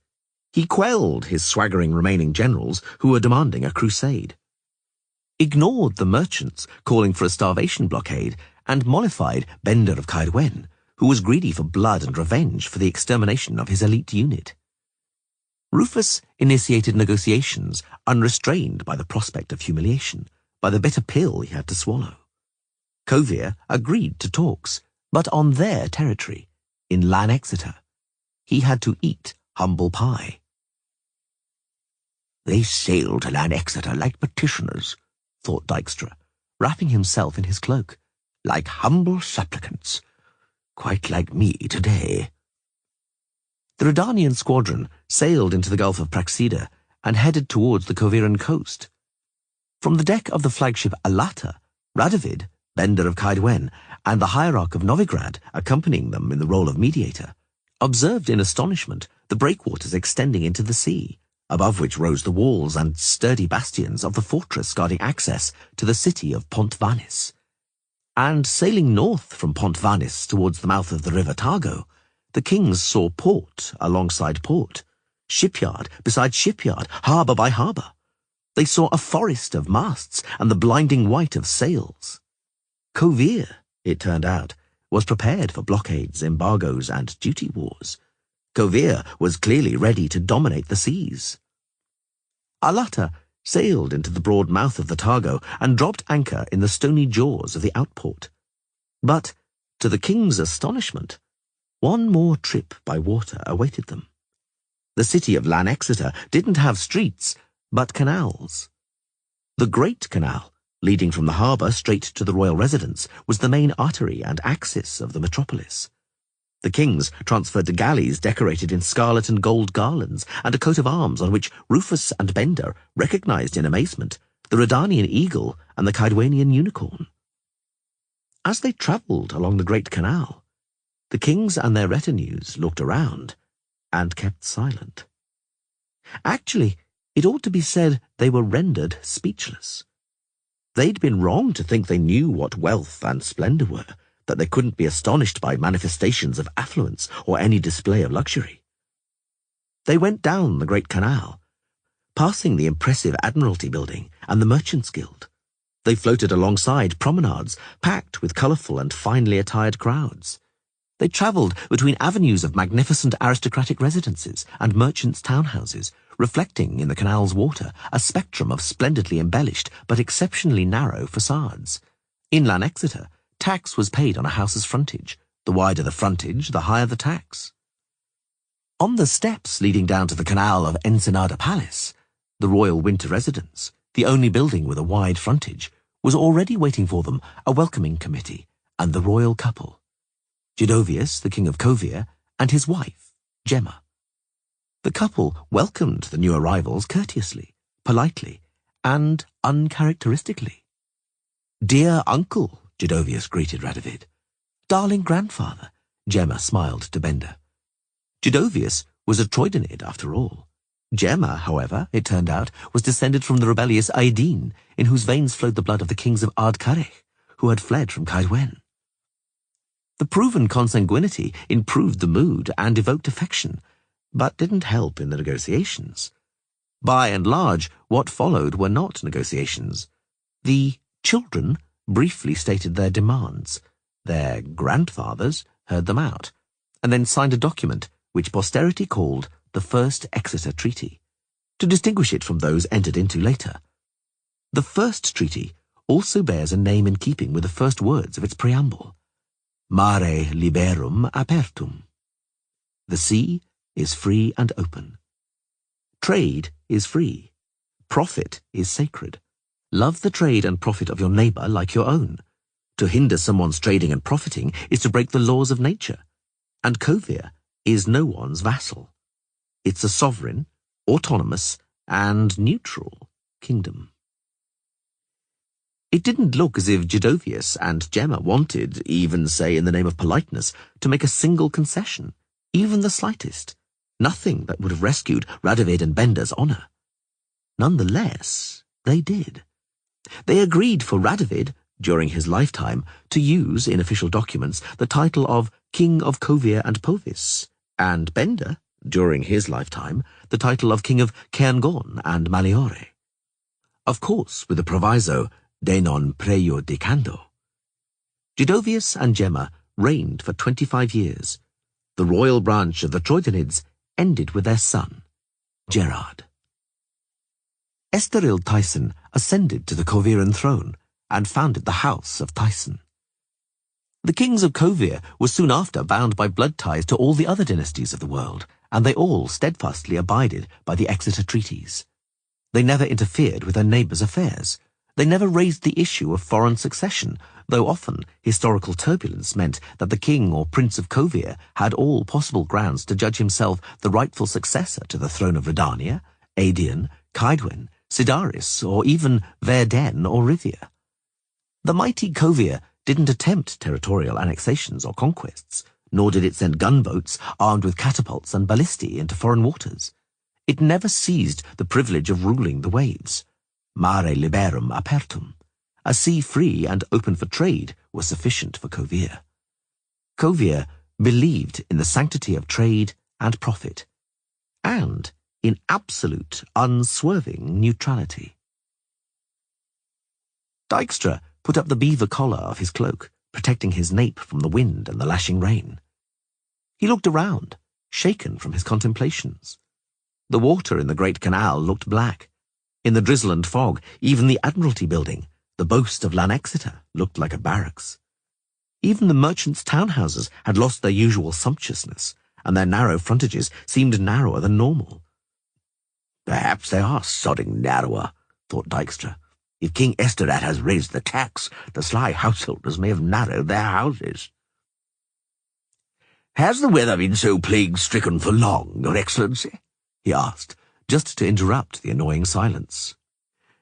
"Since the middle of September, Count," answered the ambassador. "Since the full moon. It looks as though winter will come early. It has already snowed in Talgar." "I thought," said Dykstra, "the snow never melted in Talgar." The ambassador glanced at him, as if to make sure it was a joke and not ignorance. "In Talgar," now he showed off his wit, "the winter begins in September and ends in May. The remaining seasons are spring and autumn. There's also the summer. It usually falls on the first Tuesday after the August new moon, and lasts until Wednesday morning." Dykstra didn't laugh. "But even there," the ambassador turned gloomy, "snow at the end of October is a sensation." The ambassador, like most of Redania's aristocracy, couldn't stand Dykstra. He considered the need to receive and entertain the arch-spy as a personal affront, and the fact that the Regency Council had charged Dykstra and not him with negotiations with Kovir as a mortal insult. It sickened him that he, de Ruyter, of the most celebrated branch of the de Ruyter family, Grafs for 9 generations, should have to address a churl and upstart as Count. But, as an experienced diplomat, he concealed his resentment masterfully. The oars rose and fell rhythmically, and the boat glided swiftly along the canal. They had just passed the bijou, but extremely tasteful, Palace of Culture and Art. "Do we sail to Ensenada?" "Yes, Count," confirmed the ambassador. "The Minister of Foreign Affairs stressed emphatically that he wished to see you immediately on arrival, which is why I'm taking you directly to Ensenada. In the evening I shall send a boat to the palace, for I would like to entertain you over supper." "Your Excellency will deign to forgive me," Dykstra interrupted, "but my duties won't allow me to take you up on it. I have a prodigious amount of matters to deal with, and little time, so I must manage them at the cost of pleasure. We shall sup another day, in happier, more peaceful times." The ambassador bowed, and furtively sighed with relief. He entered Ensenada, naturally by a rear entrance, for which he was very glad. An impressive but damned long staircase of white marble led straight from the great canal to the main entrance of the royal winter residence, beneath a magnificent frontage supported on slender columns. The stairs leading to one of the numerous rear entrances were incomparably less spectacular, but far easier to negotiate. In spite of that, Dykstra, as he walked, bit his lip and swore softly under his breath, so that the major domo, lackeys, and guardsmen escorting him wouldn't hear. More stairs and more climbing awaited him inside the palace. Dykstra cursed again sotto voce. Probably the damp cold and uncomfortable position in the boat was why his leg, with its smashed and magically healed ankle, had begun to make itself known with a dull, nagging pain, and a nasty memory. Dykstra ground his teeth. He knew that the Witcher, the man responsible for his suffering, had also had his bones broken. He had profound hopes that they also pained the Witcher, and wished in his heart of hearts that it would pain him as long and as severely as possible. Dusk had already fallen outside, and Ensenada's corridors were dark. The route Dykstra was taking behind a silent major domo was, nonetheless, lit by a sparse row of lackeys with candlesticks, and outside the doors of the chamber to which the major domo was leading him stood guardsmen with halberds, so erect it seemed spare halberds had been stuck up their backsides. The lackeys with candles stood more densely there, so the luminance was blinding. Dykstra was somewhat astonished by the pomp with which he was being received. He entered the chamber and immediately stopped being astonished. He bowed low. "Greetings to you, Dykstra," said Esterad Tyson, king of Kovir, Povis, Narok, Velhad, and Talgar. "Don't stand by the door. Come closer. Put etiquette aside. It's an unofficial audience." "Your Majesty." Esterad's wife, Queen Zuleika, responded to Dykstra's reverential bow with a slightly absent-minded nod, not interrupting her crocheting for a moment. There wasn't a soul in the chamber, apart from the royal couple. "Precisely." Esterad had noticed his glance. "Just the two of us will chat.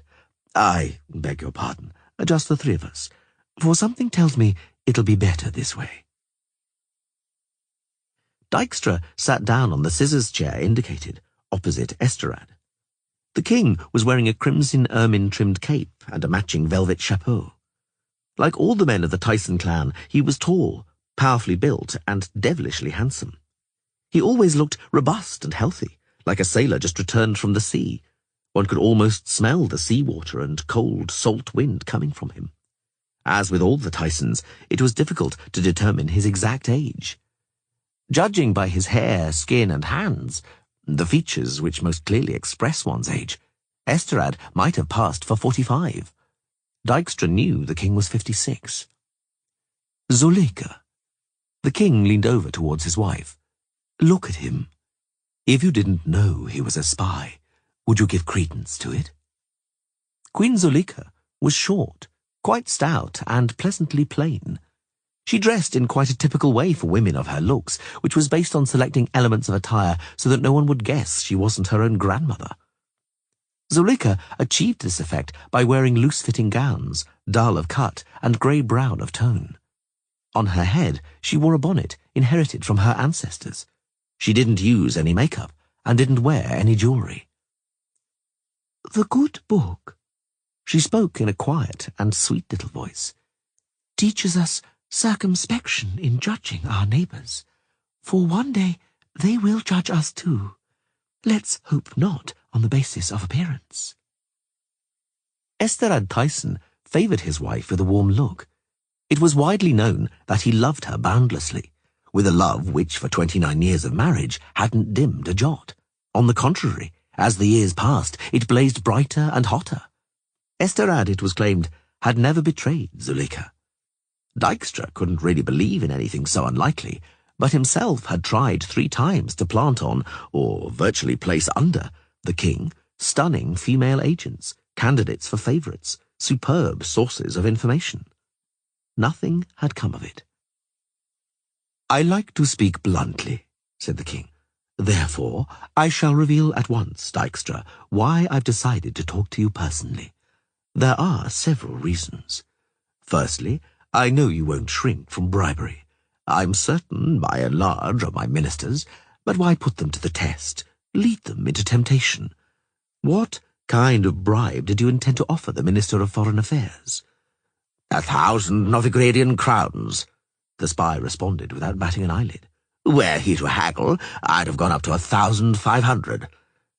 And that's why I like you, Esterad Tyson said, after a moment's silence. You're a dreadful whoreson. You remind me of my youth. I look at you and see myself at your age. Dijkstra thanked him with a bow. He was just 8 years younger than the king. He was convinced that Esterad was well aware of it. You're a dreadful whoreson, the king repeated, growing serious, but a respectable and decent one, and that's a rarity in these rotten times. Dijkstra bowed once more. You see, Esterad continued, in every country one may encounter people who are blind fanatics for the idea of social order. People committed to an idea, prepared to do anything for it, including crime, for to them the aim justifies the means and changes the meaning of concepts. They don't murder, they rescue order. They don't torture, they don't blackmail. They safeguard the national interest and fight for order. For such people, the life of an individual, should that individual violate the dogma of the established order, is not worth a farthing or a shrug. People like that don't acknowledge the fact that the society they serve is made up of individuals. People like that are availed of the so-called broad view, and such a view is the most certain way of not noticing other people. Nicodemus de boot, Dijkstra blurted out. Close, but wide of the mark. The king of Kovir bared his alabaster-white teeth. It was Visigotor of Corvo, a lesser-known but also able ethicist and philosopher. Read him, I recommend it. Perhaps one of his books has survived in Redania. Perhaps you didn't burn them all. Come, let's get to the point. You, Dijkstra, are also unscrupulous in your use of intrigue, bribery, blackmail, and torture. You don't bat an eyelid when condemning someone to death or ordering an assassination. That fact you do it for the kingdom you faithfully serve does not excuse you or make you any more pleasant in my eyes. Not in the slightest. Be aware of that." The spy nodded as a sign that he was. "You are, though," Esterad continued, "as it's been said before, a whoreson of upright character. And that's why I like and respect you, why I've granted you a private audience. For you, Dijkstra, having had 1,000,000 opportunities, have never done anything for private gain, or stolen so much as a halfpenny from the state coffers. Not even a farthing. Zuleika, look, is he blushing, or am I deceived?" The queen raised her head from her crocheting. "Their righteousness shall be known from their modesty." She quoted a passage from the good book, although she must have seen that not even a trace of a blush had appeared on the spy's features. "Very well," Esterad said. "To business. Time to move to state affairs." He, Zuleika, crossed the sea motivated by his patriotic duty. Redania, his fatherland, is threatened. Chaos rages there, following the tragic death of King Vizimir. Redania is now governed by a band of aristocratic idiots calling themselves the Regency Council. That band, my Zuleika, will do nothing for Redania. In the face of danger, it will either bolt or begin obsequiously to grovel before the pearl-trimmed slippers of the Nilfgaardian Emperor. That band despises Dijkstra, for he's a spy, a murderer, an upstart, and a boor. But Dijkstra crossed the sea to save his country, demonstrating who really cares about Redania. Esterad Tyson fell silent, exhaled loudly, wearied by his speech, and adjusted his crimson chapeau, which had slipped down slightly over his nose. "Well, Dijkstra," he continued, "what ails your kingdom, aside from a shortage of money, naturally?" "Aside from a shortage of money?" The spy's face was inscrutable. "All are well, thank you." "Aha!" The king nodded. His chapeau once more slipped down over his nose and had to be adjusted again. "Aha! I comprehend." "I comprehend," he continued, "and I applaud the idea. When one has money, one may purchase medicaments for every affliction. The crux is to have the money, which you do not. If you did, you wouldn't be here. Do I understand correctly?" "Impeccably." "And how much do you need, I wonder?" "Not much. 1,000,000 byzants." "Not much." Esterad Tyson grasped his chapeau in both hands in an exaggerated gesture. "You call that not much? Oh, my!" "But for your Royal Highness," the spy mumbled, "such a sum is a trifle." "A trifle?" The king released his chapeau and raised his hands towards the ceiling. "Oh, my! 1,000,000 byzants is a trifle? Do you hear, Zuleika, what he's saying? And do you know, Dijkstra, that to have 1,000,000 and not to have 1,000,000 is 2,000,000 together? I understand, I comprehend that you and Philippa Eilhart are looking desperately and feverishly for an idea to defend yourselves against Nilfgaard. But what do you want? Do you plan to buy the whole of Nilfgaard?" Dijkstra did not reply. Zuleika crocheted on. For a moment, Esterad pretended to be admiring the nude nymphs on the ceiling. "Come along." He suddenly rose and nodded to the spy. They walked over to a huge painting portraying King Jadovius sitting astride a grey horse, pointing out something which wasn't included on the canvas to the army with his sceptre, probably indicating the right direction. Esterad fished a tiny gilded wand from his pocket, tapped the frame of the picture with it, and murmured a spell in hushed tones. Jadovius and his grey horse vanished, and a relief map of the known world appeared. The king touched a silver button in the corner of the map with his wand and magically transformed the scale, narrowing the visible sweep of the world to the Yaruga Valley and the Four Kingdoms. "The blue is Nilfgaard," he explained. "The red is you. What are you gawping at? Look, here." Dijkstra tore his gaze away from the other paintings, chiefly nudes and seascapes. He wondered which was the magical camouflage for another notorious map of Esterrad's, the one which depicted Covia's military and trade intelligence service, an entire network of bribed informers and blackmailed individuals, agents, operational contacts, saboteurs, hired killers, moles, and active resident spies.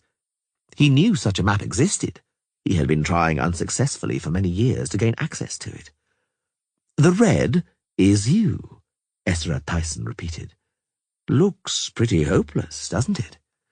"Yep, pretty hopeless," Dykstra admitted to himself. Lately, he had been continuously looking at strategic maps, but now on Esterrad's relief map, the situation seemed even worse. The blue squares formed themselves into the shape of terrible dragons' jaws, liable at any moment to snatch and crush the small, miserable red squares in its great teeth. Esterrad Tyson looked around for something that might serve as a pointer for the map, finally drawing a decorative rapier from the nearest panoply. "Nilfgaard," he began his lecture, pointing appropriately with the rapier, "has attacked Lyria and Aedion, declaring an assault on the border fort Glevitzingen as a casus belli. I'm not going to investigate who really attacked Glevitzingen wearing which disguise. It's also senseless to speculate how many days or hours Emir's armed operation occurred before the analogical undertakings by Aedion and Temeria. I shall leave that to the historians. I'm more interested in the situation today and what it will be tomorrow. At this very moment, Nilfgaard is in Dol Angra and Aedion, shielded by a buffer in the shape of the elven dominium in Dol Blatana, bordering with that part of Aedion which King Henselt of Caedwen, speaking vividly, tore from Emir's teeth and himself devoured." Dykstra made no comment. "I shall also leave a moral judgment of King Henselt's campaign to the historians," Estrad continued. "But a single glance at the map is sufficient to see that, by annexing the northern marches, Henselt barred Emir's way to the Pontar Valley. He secured Temeria's flank, and yours, the Redanians. You ought to thank him." "I did," Dykstra muttered, "but quietly. King Demavend of Aedion is our guest in Tretogor, and Demavend has quite a precise moral judgment of Henselt's deed. He customarily expresses it in blunt and ringing words." "I can imagine." The King of Kovia nodded. "Let's leave it for now, and glance at the south, at the river Yaruga. Attacking in Dol Angra, Emir simultaneously secured his flank by concluding a separatist treaty with Foltest of Temeria. But immediately after the end of the military operations in Aedion, the Emperor broke the pact without further ado and struck Brugge and Sodden. Through his cowardly negotiations, Foltest gained 2 weeks of peace. 16 days, to be precise, and it's the 26th of October today. It is. Thus, the situation on the 26th of October is as follows. Brugge and Sodden occupied. The strongholds of Radzvan and Maena fallen. Temeria's army defeated in the Battle of Maribor and repulsed northwards. Maribor besieged. This morning it was still holding out, but it's already late evening, Dykstra. Maribor will hold out. The Nilfgaardians didn't manage to seal it off. True, they advanced too far. They overextended their supply lines. They're imprudently exposing their flanks. They will call off the siege before the winter, withdrawing towards the Yaruga, shortening the front. But what will happen in the spring, Dykstra? What will happen when the grass peeps out from under the snow? Come closer. Look at the map. Dykstra looked. Look at the map, the king repeated, and I shall tell you what Emir var Emrys will do in the spring. They will begin an offensive on an unparalleled scale, announced Katia van Kanten, adjusting her golden curls in front of the looking-glass. Oh, I know that information isn't sensational in itself. Old women enliven their laundry at every town well with stories about the spring offensive. Azira var Anahid was unusually tetchy and impatient today, but nonetheless managed not to ask why, in that case, she was bothering her with such unsensational information. But she knew Cantarella, and if Cantarella started talking about something, she had her reasons, and she usually finished her statements with conclusions. I know a little more than the hoi polloi, however, Cantarella continued. Vatie told me everything about the entire council with the Emperor, and in addition brought me a whole briefcase of maps. When he fell asleep, I examined them. Shall I go on? But of course, my dear. Azira squinted. The thrust of the main strike is, of course, Temeria, the border of the river Ponta along the line Novigrad-Vizima-Elander. A force of the Central Army under the command of Menno Cohorn will strike. A force of the Eastern Army will secure the flank, striking the Pontar Valley and Kaidwen from Aetian. Kaidwen? Azire raised an eyebrow. Is that the end of the fragile friendship struck up during the sharing of spoils? Kaidwen is threatening the right flank. Katia van Kanten pouted slightly with her full lips. Her doll-like face was in striking contrast to the strategic grasp she was demonstrating. The strike is of a preventative character. Assigned units of a group from the Eastern Army are to bind King Henselt's army to remove any thoughts of helping Temeria.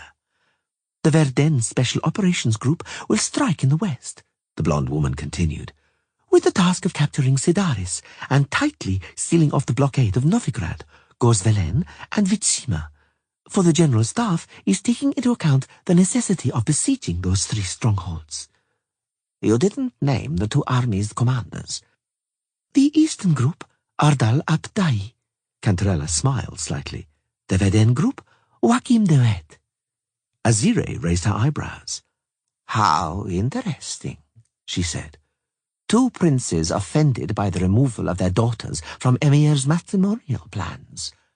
Our emperor is either very naive or very cunning. If Emir knows anything about a plot by the princes, said Cantarella, it's not from Vattier. Vattier told him nothing. Go on. The offensive will be on an unprecedented scale.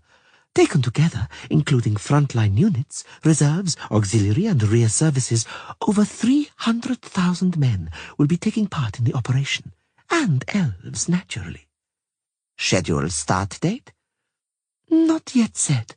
Supplies are a key issue. Supplies means clear roads, and no one can predict when the winter will finish. What else did Vattier speak of? He was complaining, poor thing. Cantarella flashed her little teeth. Complaining that the Emperor had abused and reprimanded him again, publicly. The reason again was the mysterious disappearance of Stefan Skelen and his entire unit. Emir publicly called Vattier a clot, said he was the head of a department which, rather than making people disappear without trace, are surprised by such disappearances. He constructed on the subject a malicious equivoque, which Vattier, sadly, wasn't able to repeat exactly. Then the Emperor asked Vattier in jest if his failure meant some other secret organization had been set up, kept confidential even from him. Our Imperator is sharp. He's close to the target. He is, Azire murmured. What else, Cartier? The agent Vattier had in Skelen's unit, who also vanished, was called Neratin Tseka. Vattier must have thought very highly of him, because he's extremely dejected over his disappearance. I, thought Azire, am also left dejected by the disappearance of Jediah Mekessa. But I, unlike Vattier de Rideau, will find out what happened. And Ryance? Has Vattier met him again? No, he didn't mention it. They were both briefly silent. The cat in Azire's lap purred loudly. Madame Azire? Yes, Cartier? Will I have to play the role of the foolish lover much longer? I'd like to return to my studies, devote myself to scholarly work. Soon, Azire interrupted. Just a little longer. Hold on, my child. Cantarella sighed. They finished their conversation and bade each other farewell. Azire va Anahid shooed the cat from the armchair and reread the letter from Fringilla Vigo, who was residing in Toussaint. She fell into pensive mood, for the letter had troubled her. It bore some message between the lines which Azire sensed but couldn't grasp. It was after midnight when Azira va Anahid, the Nilfgaardian sorceress, started up the megascope and established telecommunication with Monte Calvo Castle in Redania. Philippa Eilhart was in a skimpy nightdress with very thin straps and had lipstick traces on her cheek and cleavage. Ciri made an immense effort of will to suppress a grimace of distaste. Never, ever will I be capable of understanding it, she thought, and I don't want to understand it. May we talk freely? Philippa made a sweeping hand movement, encircling herself in a sphere of discretion. We can now. I have information, Ciri began dryly. It isn't sensational in and of itself. Even old women at Wells are talking about it. Nonetheless. The whole of Redania, said Esterad Tyson, looking at his map, can at this moment field 35,000 frontline troops, of whom 4,000 are heavy armoured cavalry, reckoning roughly, of course. Dijkstra nodded. The arithmetic was absolutely precise. Demavend and Maeve had a similar army. Emir annihilated it in 26 days. The same thing will happen to the armies of Redania and Temeria if you don't reinforce them. I support your idea, Dijkstra, yours and Philippa Eilhart's. You're in need of troops. You require valorous, well-drilled and well-equipped cavalry. You need the kind of cavalry that costs around 1,000,000 byzants. The spy nodded, confirming that this calculation couldn't be faulted either. As you no doubt know, the king continued dryly, Kovir has always been, is, and will be neutral. We are bound by a treaty with the Nilfgaardian Empire, signed by my grandfather, Esteril Tyson, and the Imperator Fergus var Emrys. The letter of that treaty does not permit Kovir to support the enemies of Nilfgaard with military aid, nor with money for troops. When Emir var Emrys throttles Temeria and Redania, coughed Dijkstra, he'll look to the north. Emir won't be satisfied. It may turn out that your treaty won't be worth a hill of beans. A moment ago, the talk was of Foltest of Temeria, who managed by negotiations to buy himself a mere 16 days of peace with Nilfgaard. Oh, my dear, Esterad snapped. One cannot argue like that. Treaties are like marriage. They aren't entered into with a thought of betrayal, and once they're concluded one shouldn't be suspicious, and if that doesn't suit somebody they shouldn't get married.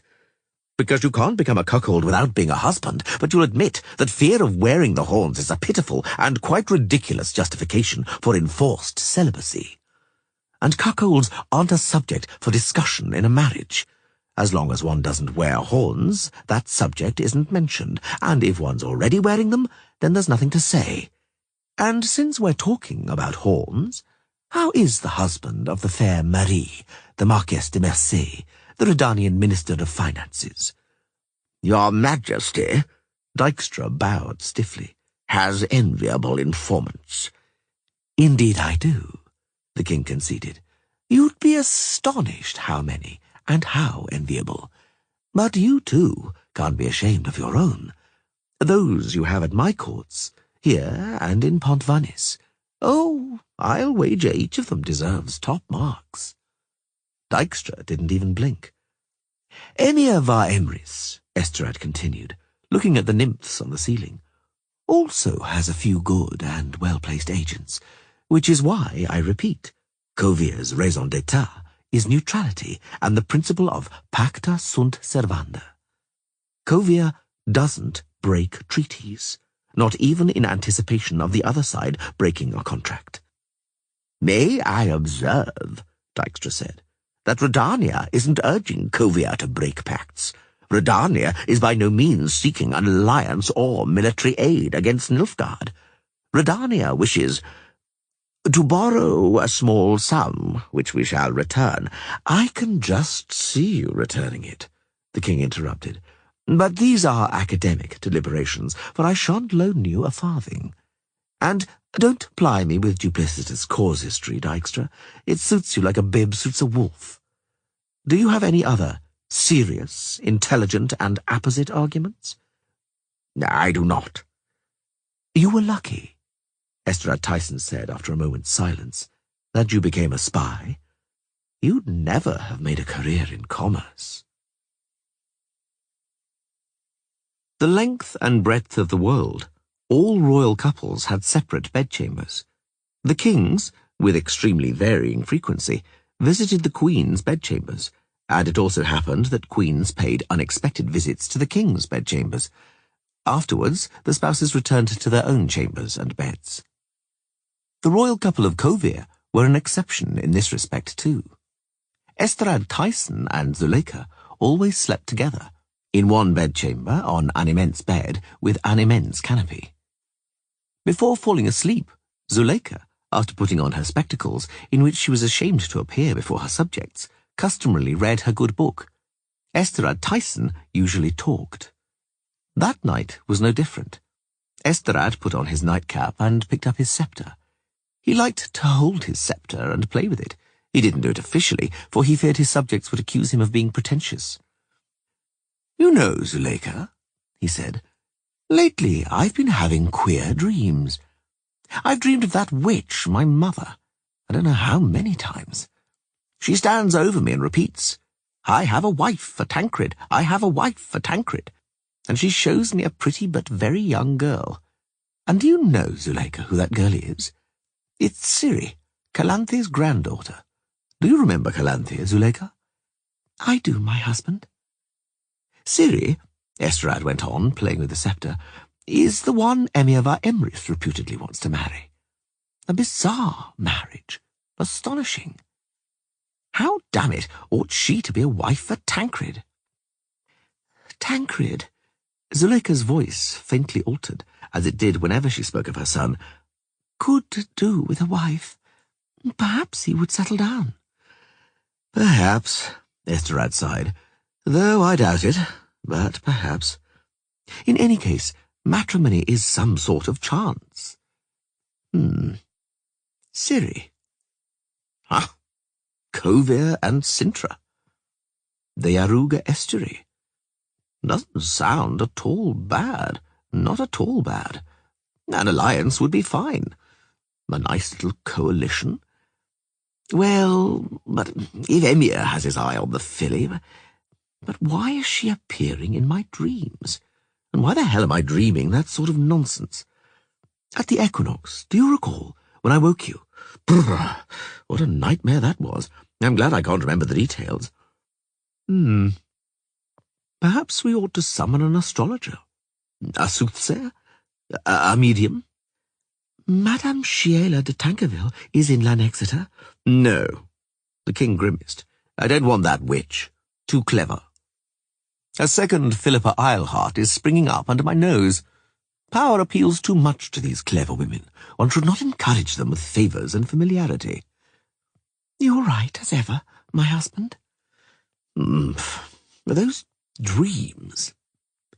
The good book, Zuleika turned over a few leaves, says that when a man falls asleep, the gods open his ears and speak to him, whereas the prophet Lebioda teaches that when gazing on a dream, one either sees great wisdom or great foolishness.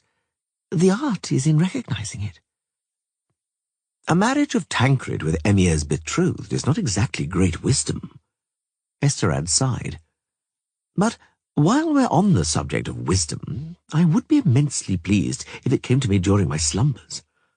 It concerns the case with which Dijkstra came. It concerns a most trying case. For you see, my dear beloved Zuleika, good sense permits us not to rejoice with Nilfgaard pushing northwards hard and liable any day to seize Novigrad. For from Novigrad everything, including our neutrality, looks different than from the distant south. Thus, it would be good if Redania and Temeria were to hold back Nilfgaard's advance in order to push the invader back across the Yaruga. But would it be good were it done using our money? Are you listening to me, my most beloved wife? I am, husband. And what do you think? All wisdom is contained in the good book. But does your good book say what to do if some Dijkstra shows up and demands $1 million from you? The book, Zuleika blinked from over her spectacles, says nothing about base mammon, but in one passage it says, "To give is a greater happiness than to receive, and supporting a pauper with alms is noble. It is said, give away all, and it shall make your soul noble. And makes the purse and breadbasket empty, Esterad Tyson muttered. Zuleika, is any wisdom to be found in the book concerning business, apart from passages about noble free distribution and almsgiving? What does the book, for instance, say about equivalent exchange?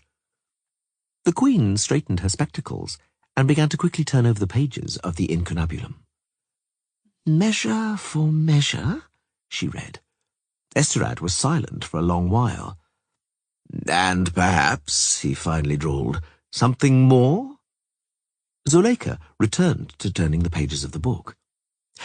"I have found," she suddenly announced, "something amongst the wisdom of the prophet Lebioda. Should I read it?" "If you would." The prophet Lebioda. "In sooth, support the pauper with alms, but rather than give the pauper an entire watermelon, give him half a watermelon, for a pauper is liable to lose his wits from happiness." "Half a watermelon?" Esterad Tyson bristled. "You mean 500,000 byzants? And you know, Zuleika, that to have 500,000 and not to have 500,000 is a whole million together." "You didn't let me finish." Zuleika scolded her husband with a harsh look over her spectacles. The prophet goes on. "Better even is to give the pauper quarter of a watermelon, and it is even better to cause that some else give the pauper a watermelon. For in sooth, I tell you, there will always be someone who has a watermelon, and is inclined to share it with the pauper, if not out of nobleness, then out of calculation or on some other pretext."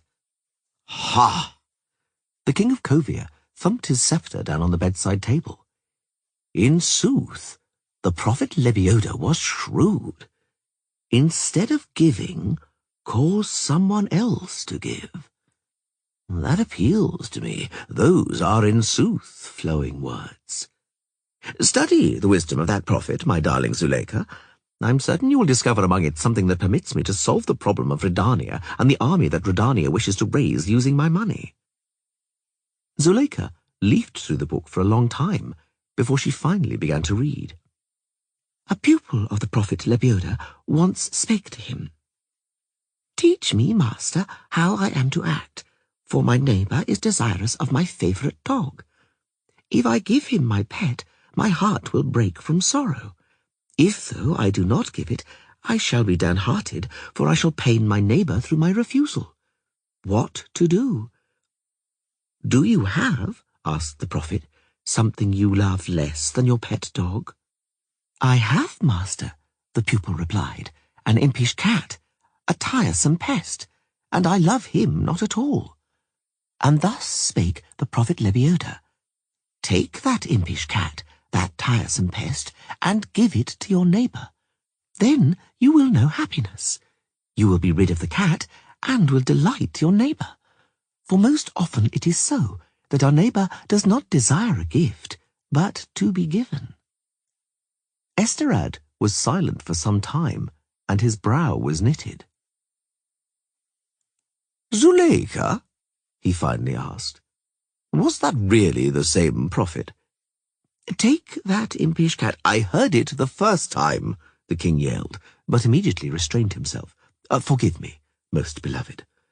The point is, I don't understand what cats have to do with—" He fell silent and pondered deeply.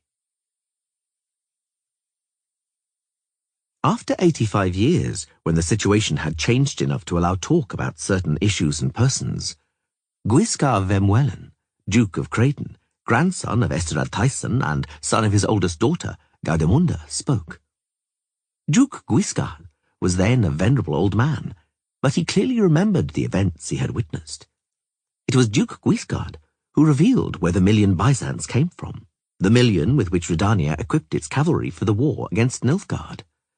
That 1,000,000 didn't come, as had been thought, from Kovia's treasury, but from the hierarch of Novigrad.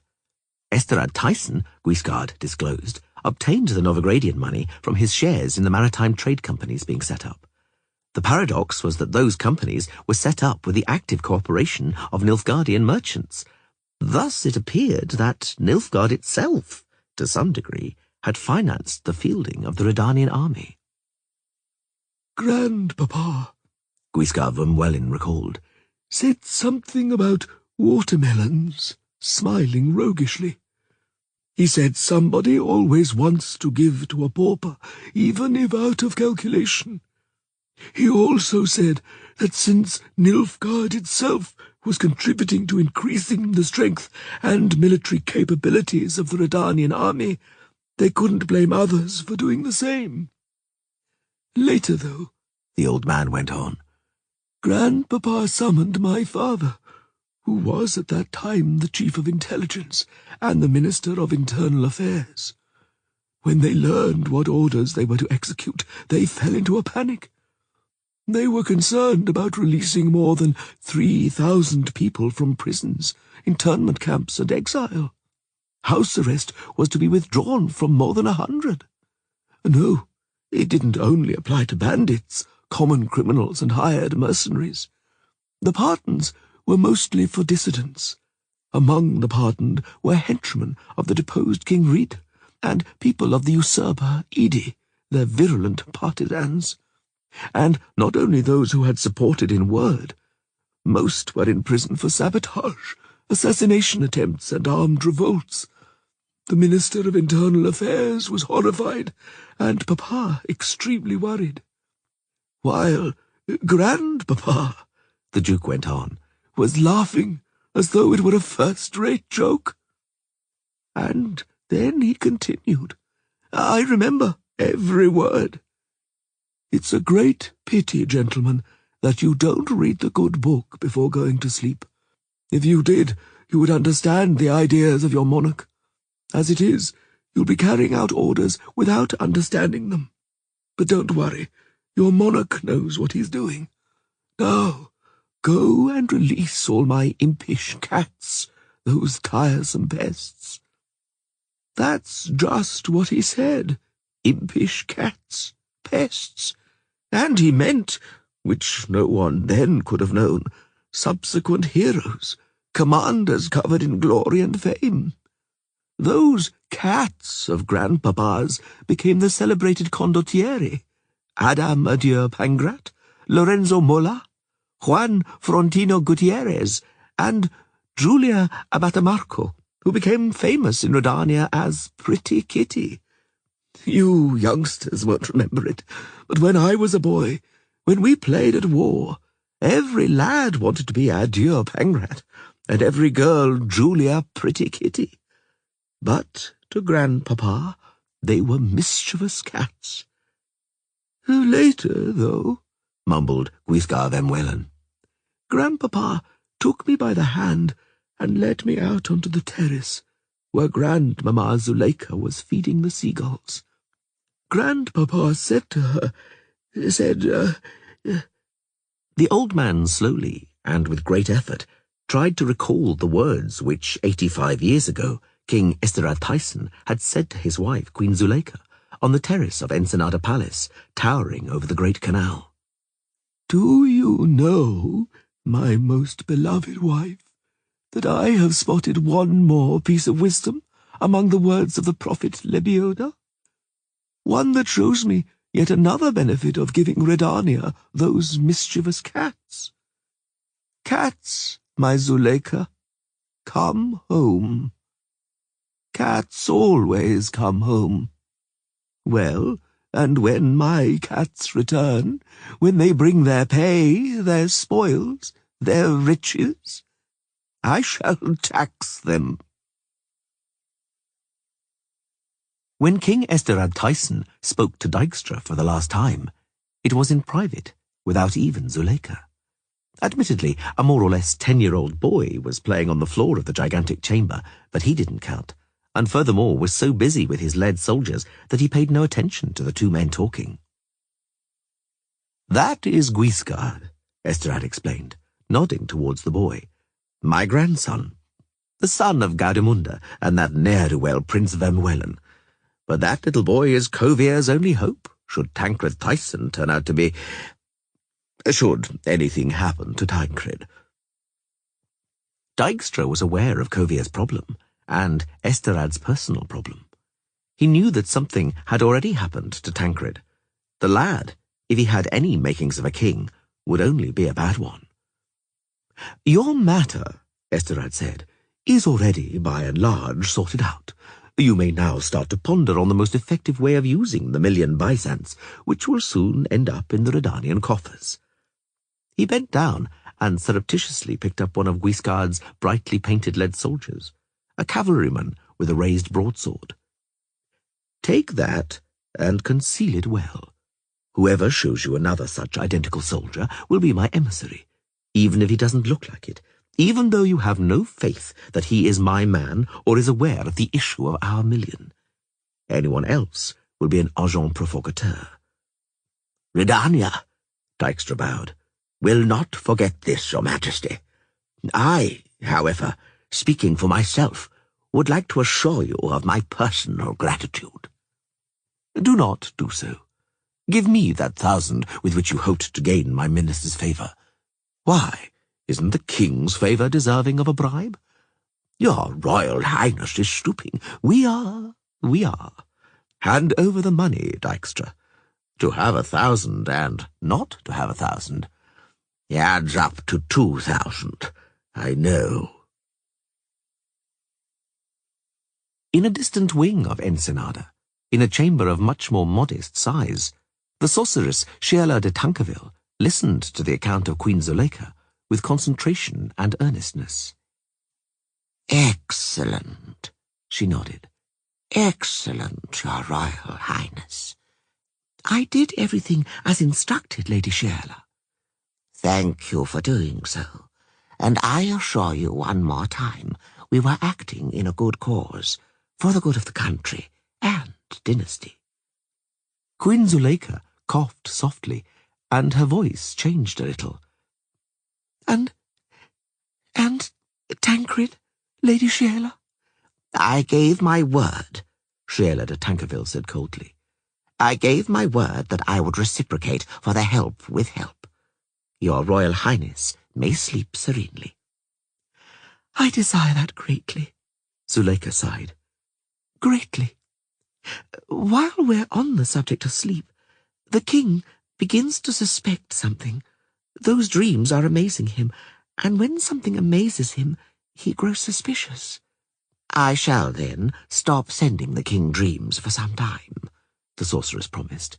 Returning, however, to your Majesty's dream, I repeat, he can be confident. Prince Tancred will bid farewell to that bad company. He will not linger at the Baron of Socratas's castle, nor at Lady Delissimore's residence, nor at the Redanian ambassador's wife's. He will no longer visit those personages? Never. Those personages, Sheala de Tankerville's dark eyes lit up with a strange glint, will no longer dare to trifle with Prince Tancred, for they shall be made aware of the consequences. I vouch for what I say.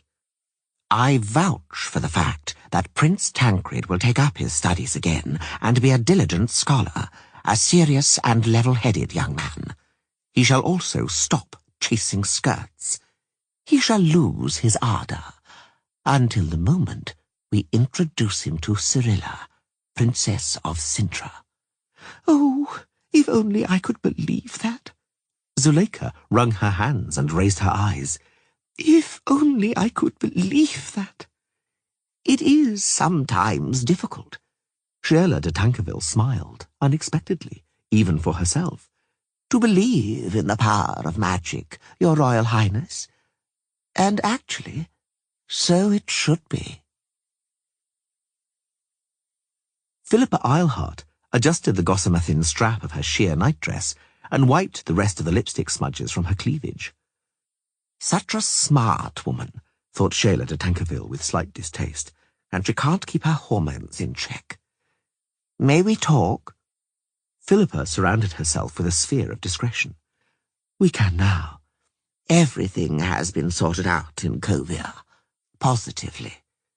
Thank you. Has Dykstra set sail? Not yet. Why does he delay? He conducts long conversations with Esterad Tyson. Sheala de Tankerville grimaced.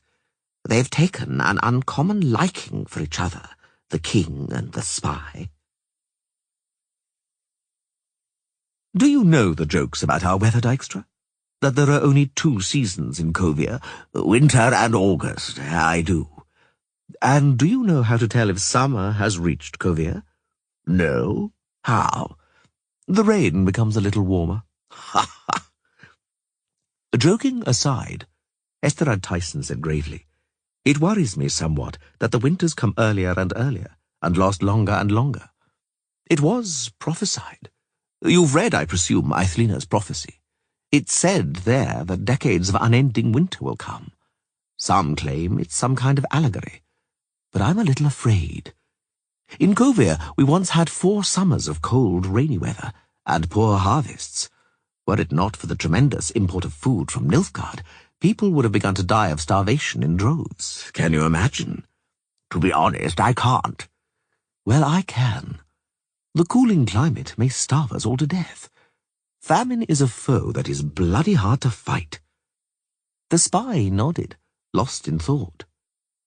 Dijkstra, Your Majesty, is there peace inside the country now? I wouldn't say so, but I'm doing my best. I know. Everyone's talking about it. Of the traitors on Thaneth, only Vilgefortz remains alive. After the death of Yennefer, yes. Did you know, O King, that Yennefer met her death?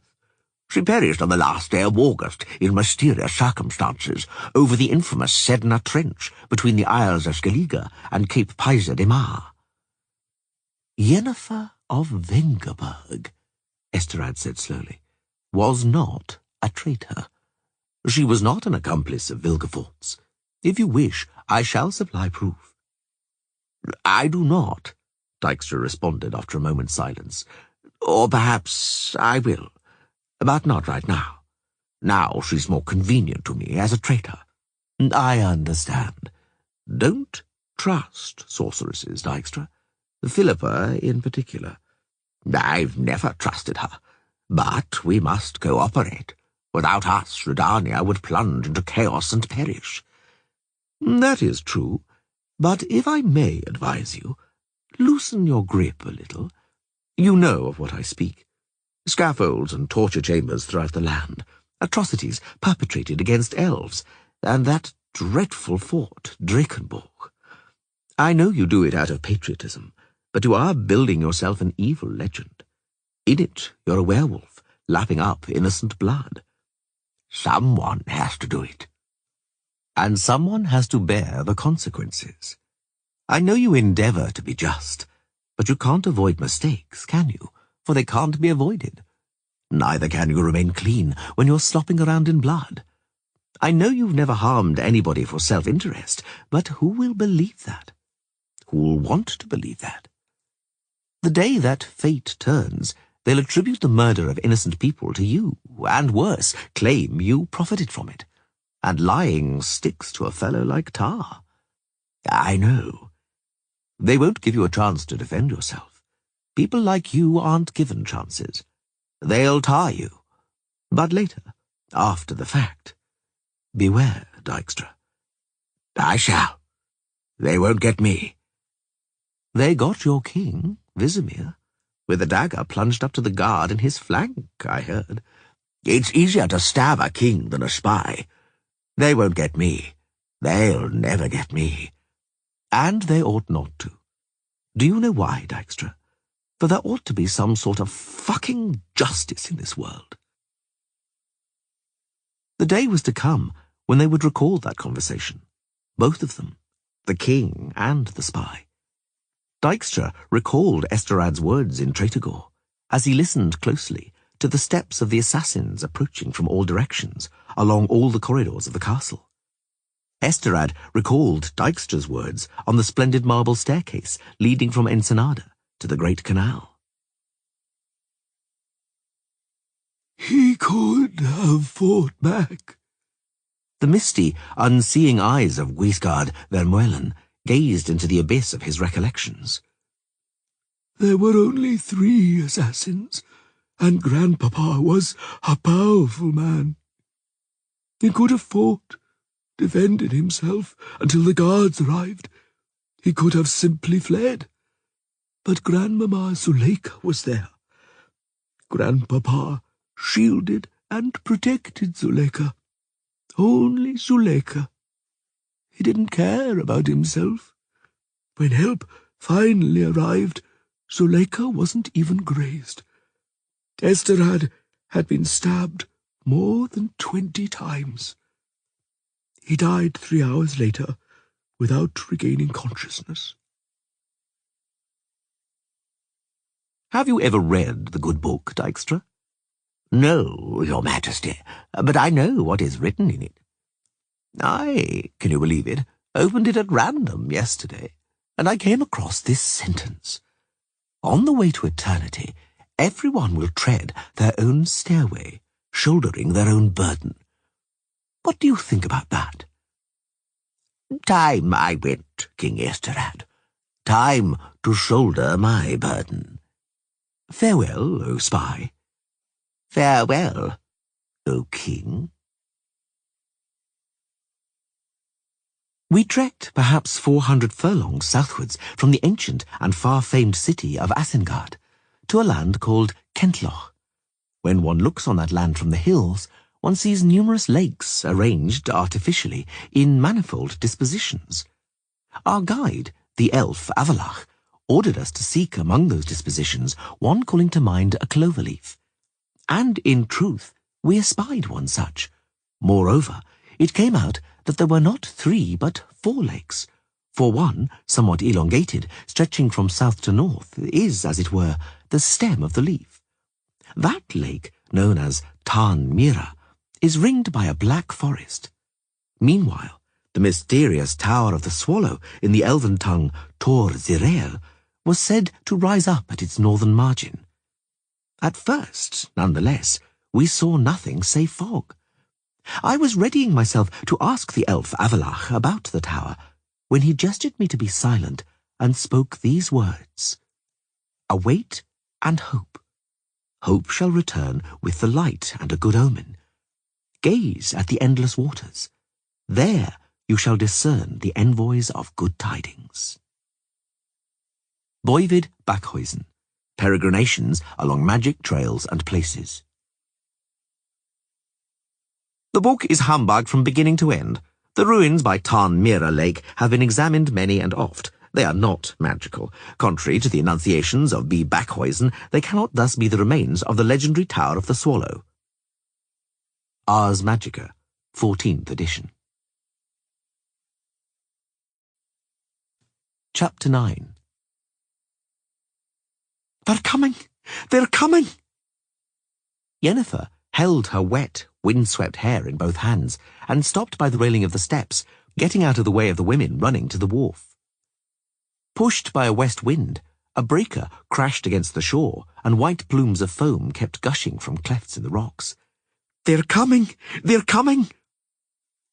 Almost the entire archipelago could be seen from the upper terraces of Caertrolda Citadel, Ard Skellig's main stronghold. Directly ahead, beyond the strait, lay Anskellig, its southern part, low and flat, its hidden northern side precipitous and scored by fjords.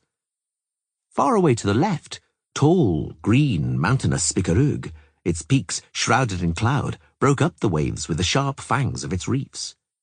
To the right, Undvik Island's steep cliffs could be seen, teeming with gulls, petrels, cormorants, and gannets. From behind Undvik emerged the forested cone of Hindasfjall, the archipelago's smallest island. If, though, you were to climb to the very top of one of Caertrolda's towers and look southwards, you would see the solitary island of Faro, far from the others, jutting from the water like the back of a huge fish washed up at low tide. Yennefer went down to the lower terrace, stopping by a group of women whose pride and social status prevented them from rushing pell-mell to the quayside to jostle with the excited rabble. Down below, beneath them, lay the harbour town, black and shapeless like some great marine crustacean spat out by the waves. Longship after longship sailed out of the strait between Anskellig and Spikarug. Their sails blazed white and red in the sun, and brass bosses shone on the shields suspended from their sides. "Ringhorn is coming first," said one of the women, "followed by Fenris." "Trila," an excited speaker caught sight of another. "Drak follows. Hafru is behind them." "Angira," Tamara? Daria? No, it's Gorpina. Daria's not there. Daria's not there.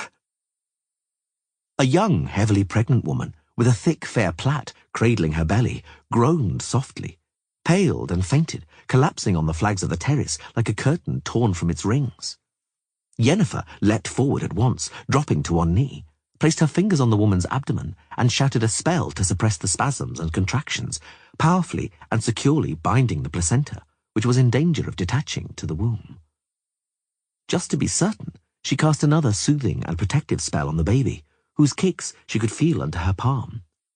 She brought the woman around by slapping her face in order not to waste magical energy. Take her away, carefully. Foolish girl, said one of the older women. A close thing. Hysterical. Her Niels may still be alive. He may be on another longship. Thank you for your help, Madam Witch. Take her away, Yennefer repeated, getting to her feet. Then she stifled a curse on discovering her dress had burst at the seams when she'd knelt down. She went down to an even lower terrace. The longships were pulling into the quay one after another, and the warriors going ashore. Heavily armed, bearded berserkers from Skellige. Bandages shone white on many of them, and many had to be helped to walk by their comrades. Some had to be carried. The women of Skellige, crowded on the quayside, were looking out for their men, whooping and crying for joy if they were fortunate. If not, they fainted, or walked away, slowly, quietly, without a word of complaint. Occasionally they looked back, hoping that the white and red of Daria's sails would glint in the sound. There was no sign of Daria. Yennefer caught sight of the ruddy mane of Crachan Crate, the Jarl of Skellige, one of the last to disembark from Ringhorn's deck, towering above the other heads. The Jarl was yelling orders, giving instructions, checking, taking care of things. Two women with their eyes fixed on him, one fair and the other dark, were weeping, with joy. The Jarl, finally certain he had seen to and made sure of everything, walked over to the women, embraced them both in a bear hug and kissed them, and then raised his head and saw Yennefer. His eyes blazed, and his weather-beaten face hardened like the stone of a reef, like a brass shield boss. He knows, thought the sorceress. News spreads quickly. Even while still on board ship, the Jarl found out about my being caught in a net in the Sound beyond Spikarug. He knew he'd find me in Geralt. Magic or carrier pigeons. He walked unhurriedly towards her. He smelled of the sea, of salt, tar, and exhaustion. She looked into his bright eyes, and immediately the war cries of the berserkers, the banging of shields and the clanging of swords and battle-axes resounded in her ears. The screaming of men being killed, the screaming of men jumping into the sea from the burning Daria. Yennefer of Vengerberg. Crachan Crate, Jarl of Skellige. She bowed slightly before him. He didn't return the bow. Not good, she thought. He immediately saw the bruise, a souvenir of a blow with an oar. His face hardened again, and his lips twitched, revealing his teeth for a second. Whoever struck you will answer for it. No one struck me. I tripped on the stairs. He considered her intently, and then shrugged. If you don't want to tell tales, that's your business. I have no time to launch an inquiry. Now listen, carefully, because these will be the only words I shall utter to you. Very well. Tomorrow you'll be put on a longship and shipped to Novigrad. You'll be handed over to the town authorities there, and afterwards to the Temerian or Redanian authorities, whichever comes forward first. And I know that both desire you just as ardently. Is that everything? Almost. Just one more clarification, which you in truth deserve. Skellige has quite often given refuge to people being hunted by the law. There is no shortage of opportunities and occasions on the Isles to atone for one's guilt through hard work, fortitude, sacrifice, and blood. But not in your case, Yennefer. I shall not give you refuge. If you counted on it, then you miscalculated. I detest people like you. I detest people who stir up trouble in order to gain power, who are driven by self-interest, who plot with the enemy and betray those to whom they owe not only obedience, but also gratitude. I detest you, Yennefer. At the very moment you and your rebel comrades began inciting the rebellion on Thanedd at the instigation of Nilfgaard, my longships were fighting in Atri. My boys were coming to the aid of the insurrectionists there. 300 of my boys squared up to 2,000 Blackcloaks. Valour and fidelity must be rewarded, just as wickedness and treachery must be punished. How am I to reward those who fell? With cenotaphs? With inscriptions carved into obelisks? No, I shall reward and honour the fallen differently. Your blood, Yennefer, will trickle between the planks of the scaffold, in exchange for their blood, which soaked into the dunes of Atri. I'm not guilty. I didn't participate in Vilgefortz's plot. You will present proof of that to the judges. I will not judge you. You already have. You've even pronounced sentence. Enough talk. I've spoken. Tomorrow at dawn, you'll sail in manacles to Novigrad to stand before the royal court, to receive a just punishment. And now, give me your word you won't try to use magic. And if I don't? Marquard, our sorcerer, died on Thanedd. We no longer have a mage who could get you under control. But know this, you will be under the permanent observation of Skellige's finest bowmen. If you so much as move a hand suspiciously, you'll be shot. Very well, she nodded.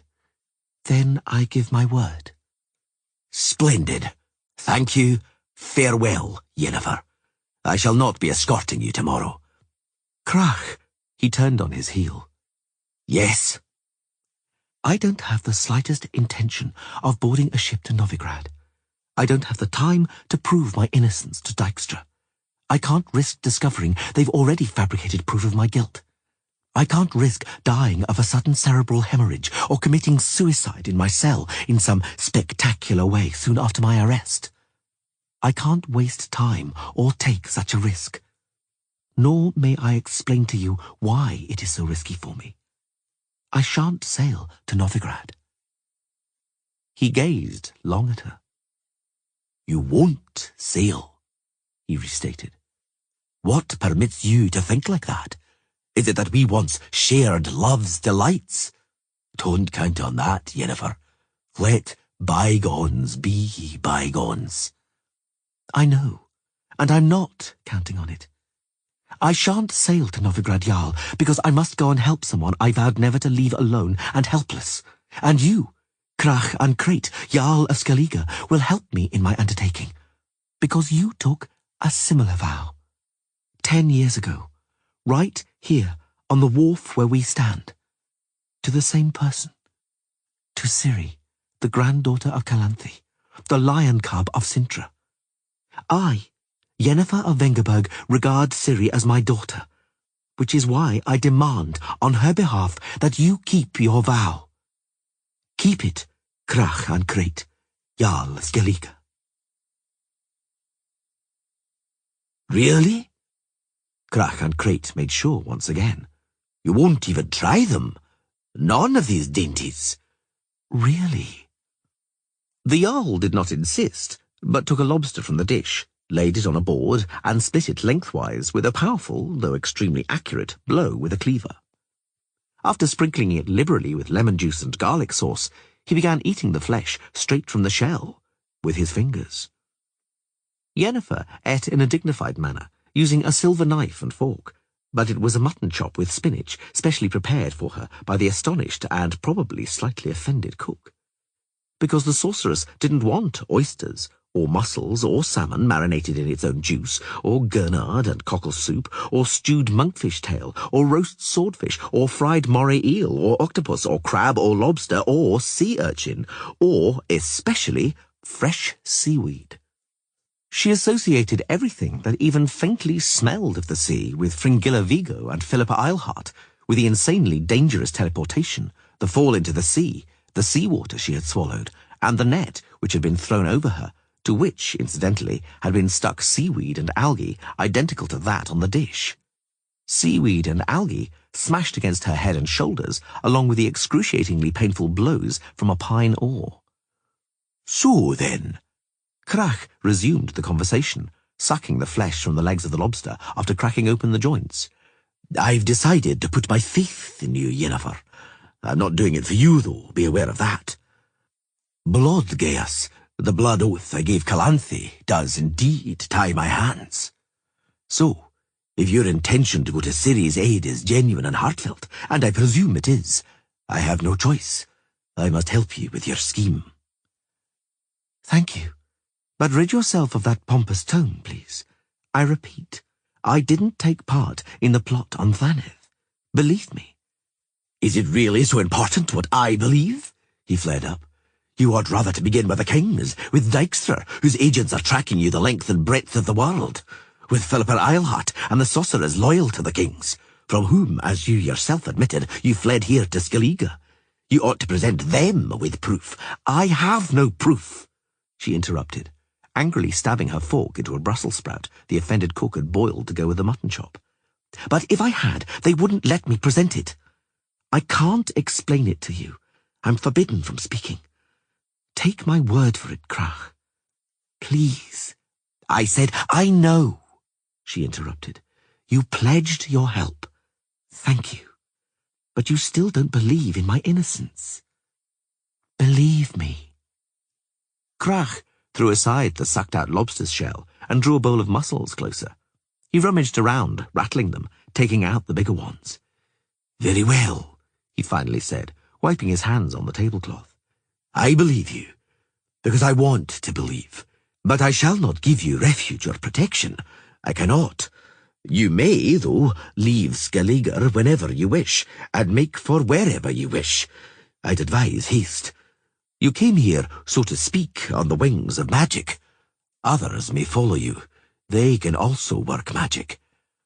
"I'm not looking for a refuge or a safe hideaway, Jarl. I must go and rescue Ciri." "Ciri," he repeated, lost in thought. "The lion cub. She was a queer child."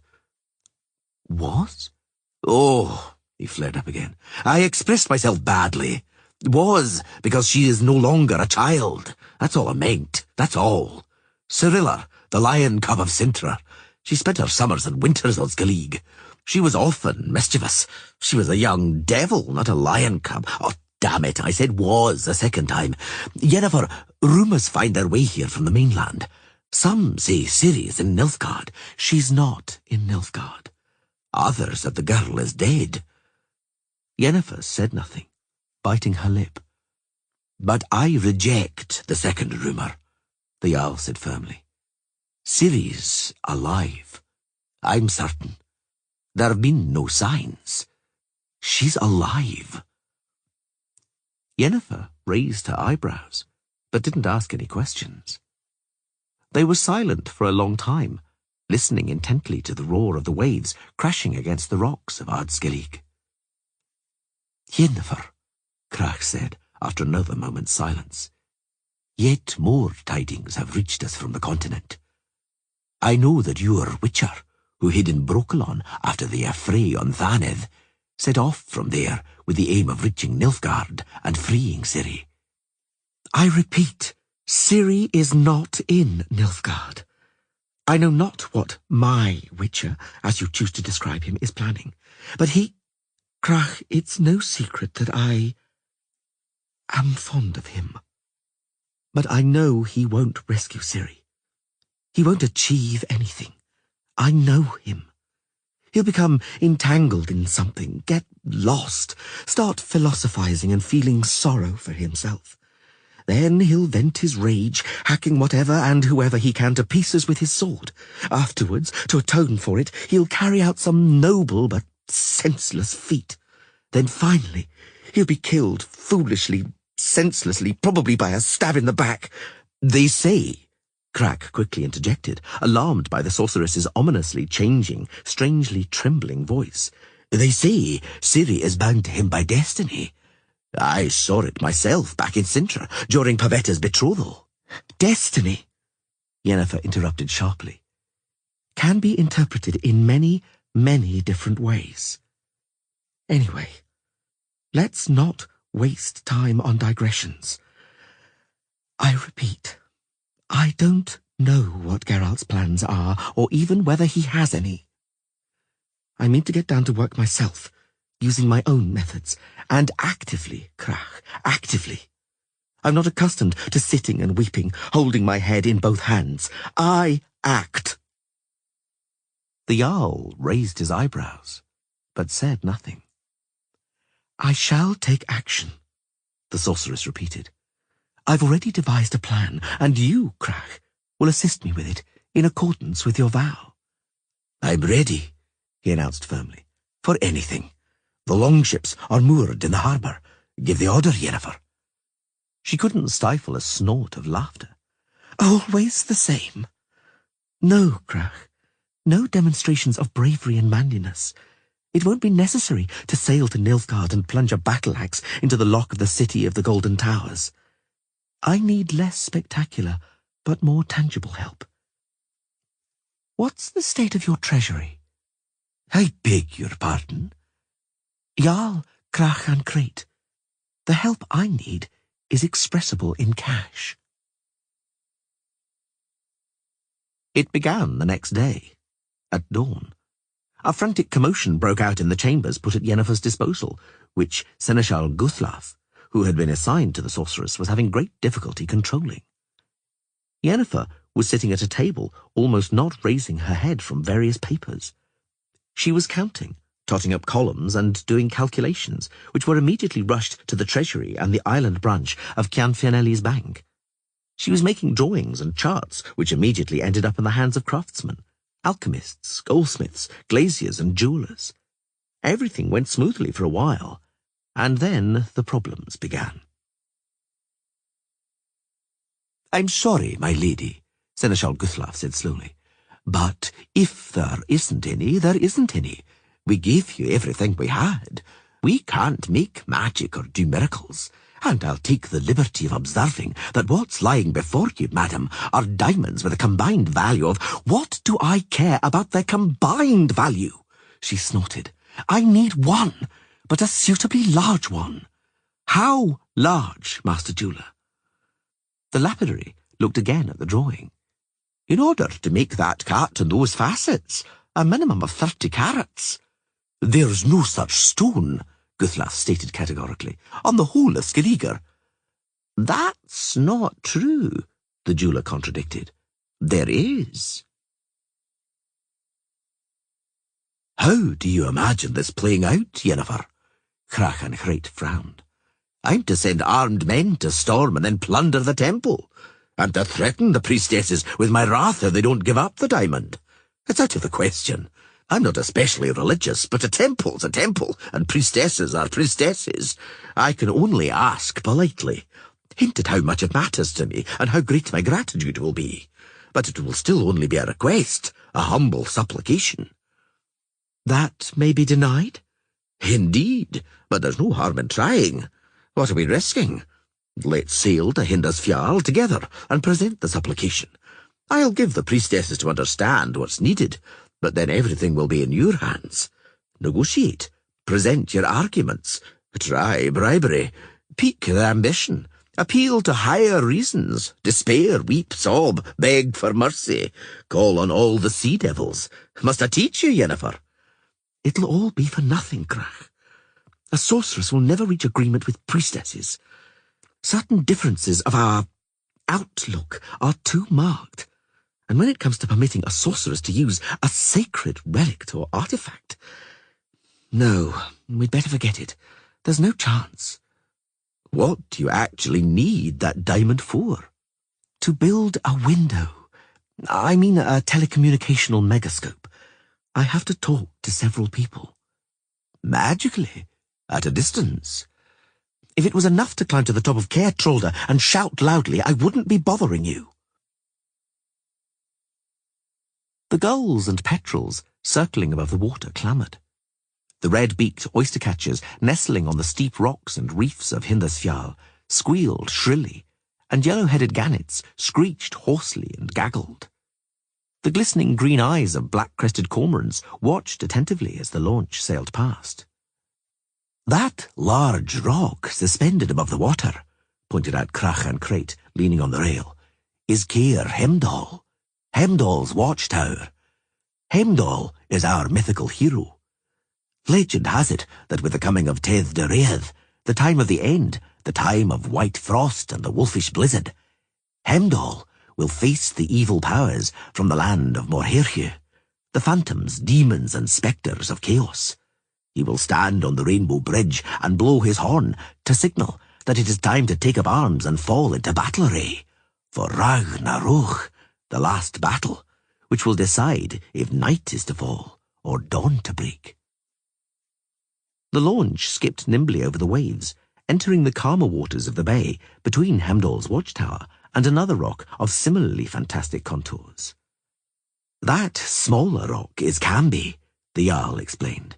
"In our myths, the name Camby is borne by a magical golden cock whose crowing will warn Hemdall of the approach of Naglfar, the hellish longboat carrying the army of darkness, the demons and phantoms of Morherhue.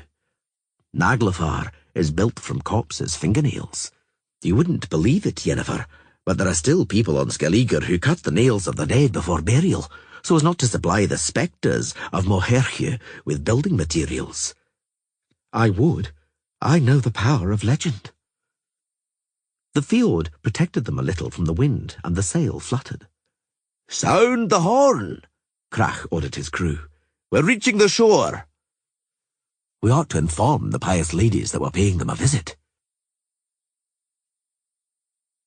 The building, located at the head of a long stone staircase, looked like a gigantic hedgehog, so overgrown was it by moss, ivy, and bushes. Yennefer observed that not just bushes, but even small trees were growing on the roof. "This is the temple," Crach confirmed. "The grove surrounding it is called Hindar, and is also a place of worship. It's here that people gather the sacred mistletoe, and on Skellige, as you know, people garnish and decorate everything with it, from a newborn's cradle to a grave. Have a care, the steps are slippery. The moss is almost choking religion. Let me take your arm. As ever, that same perfume. Oh, Yenna, Crach, please. Let bygones be bygones. I beg your pardon. Let's go on." Several silent young priestesses were waiting outside the temple. The Jarl greeted them courteously and expressed a wish to talk to their superior, whom he called Modrum Sigurdrifr.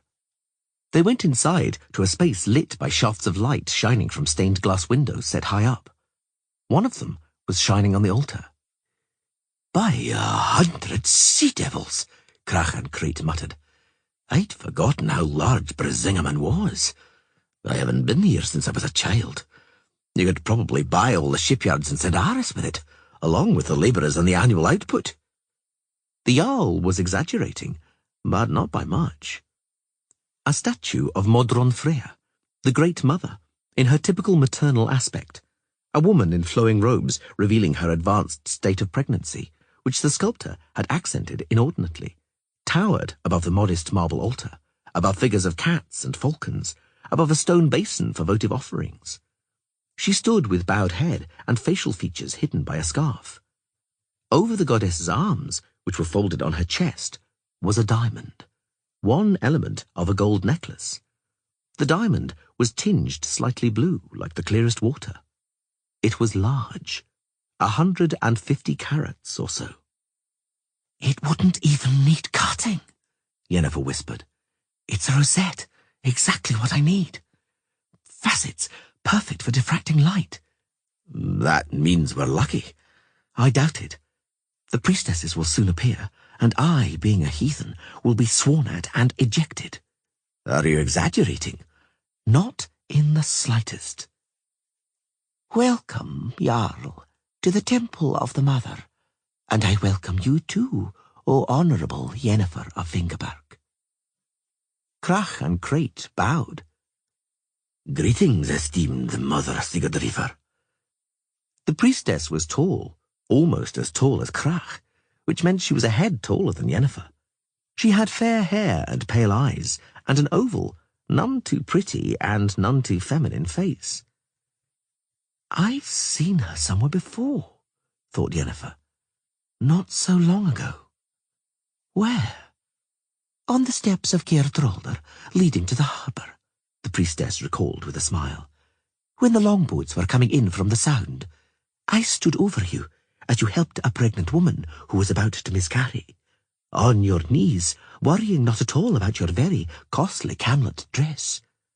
I saw it, and I shall never more pay heed to tales of cold-hearted and calculated sorceresses.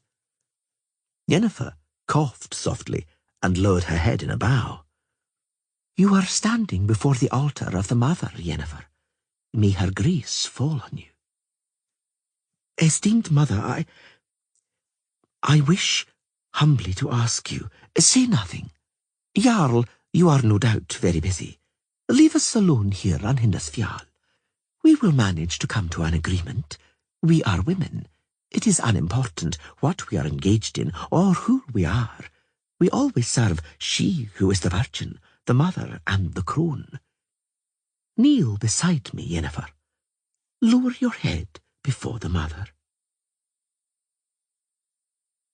Take Brisingamen from the goddess's neck, Sigurdrifa repeated, and there was more disbelief than righteous indignation in her voice. No, Yennefer, it is quite impossible. The point is not even that I would not dare. Even if I did, Brisingamen cannot be removed. The necklace has no clasp. It is permanently bonded to the statue. Yennefer stayed silent for a long while, calmly eyeing up the priestess. Had I known, she said coldly, I would have set sail at once for Ardskellig with the Jarl. No, by no means do I regard the time spent talking to you as wasted. But I have very little of it. Very little indeed. Your kindness and warmth beguiled me somewhat, I confess. I am well disposed towards you, Sigurdrifa interrupted unemotionally. I also support your plans with all my heart. I knew Ciri. I liked the child, and her fate moves me. I admire you for the determination with which you hope to go to the girl's rescue. I shall grant your every wish, but not Brisingamen, Yennefer. Not Brisingamen. Do not ask for that. Sigurdrifa, in order to go to Ciri's rescue, I urgently need some information. Without it, I'll be helpless. I can only acquire the knowledge I need through telecommunication. In order to communicate at a distance, I must construct a magical artifact, a megascope, using magic. A device something like your notorious crystal balls. Considerably more complex. Crystal balls only permit telecommunication with another correlated crystal ball. Even the local Dwarven Bank has a crystal ball for talking to another at headquarters. A megascope has somewhat greater capabilities. But why theorize? Without the diamond, nothing will come of it anyhow. Well, I shall say farewell. Don't hurry so. Sigurdrifa stood up and passed through the nave, stopping before the altar and the statue of Modron Freya.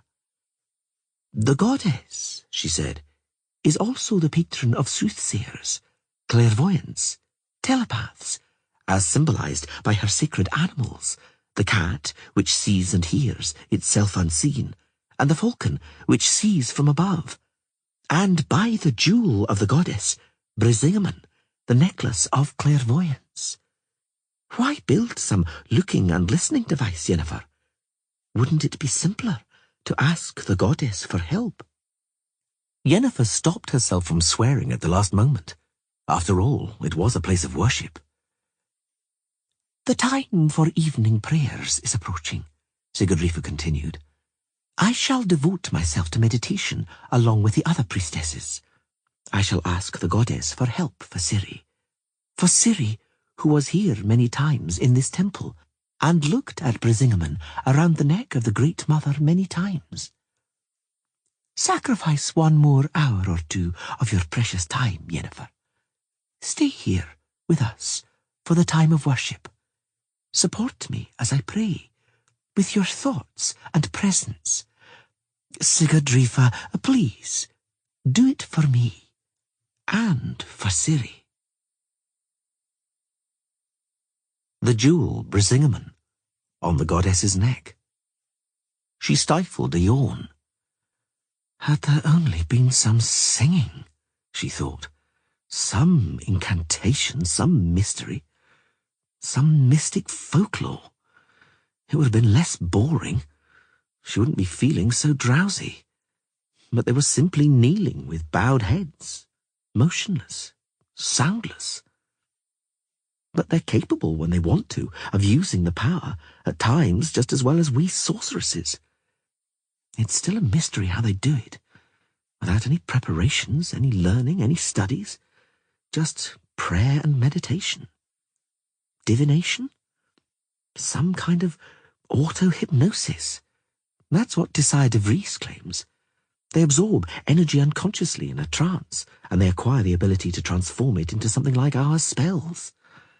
They transform energy, treating it as a gift and favour of the Godhead. Faith gives them strength.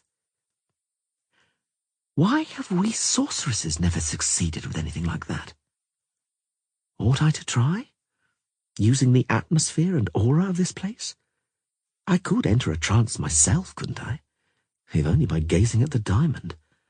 Brisingamen, intensively thinking about how marvellously it would function in my megascope. Brisingamen, shining like the morning star, there in the gloom, in the smoke of incense and smouldering candles. Yennefer? She jerked her head up.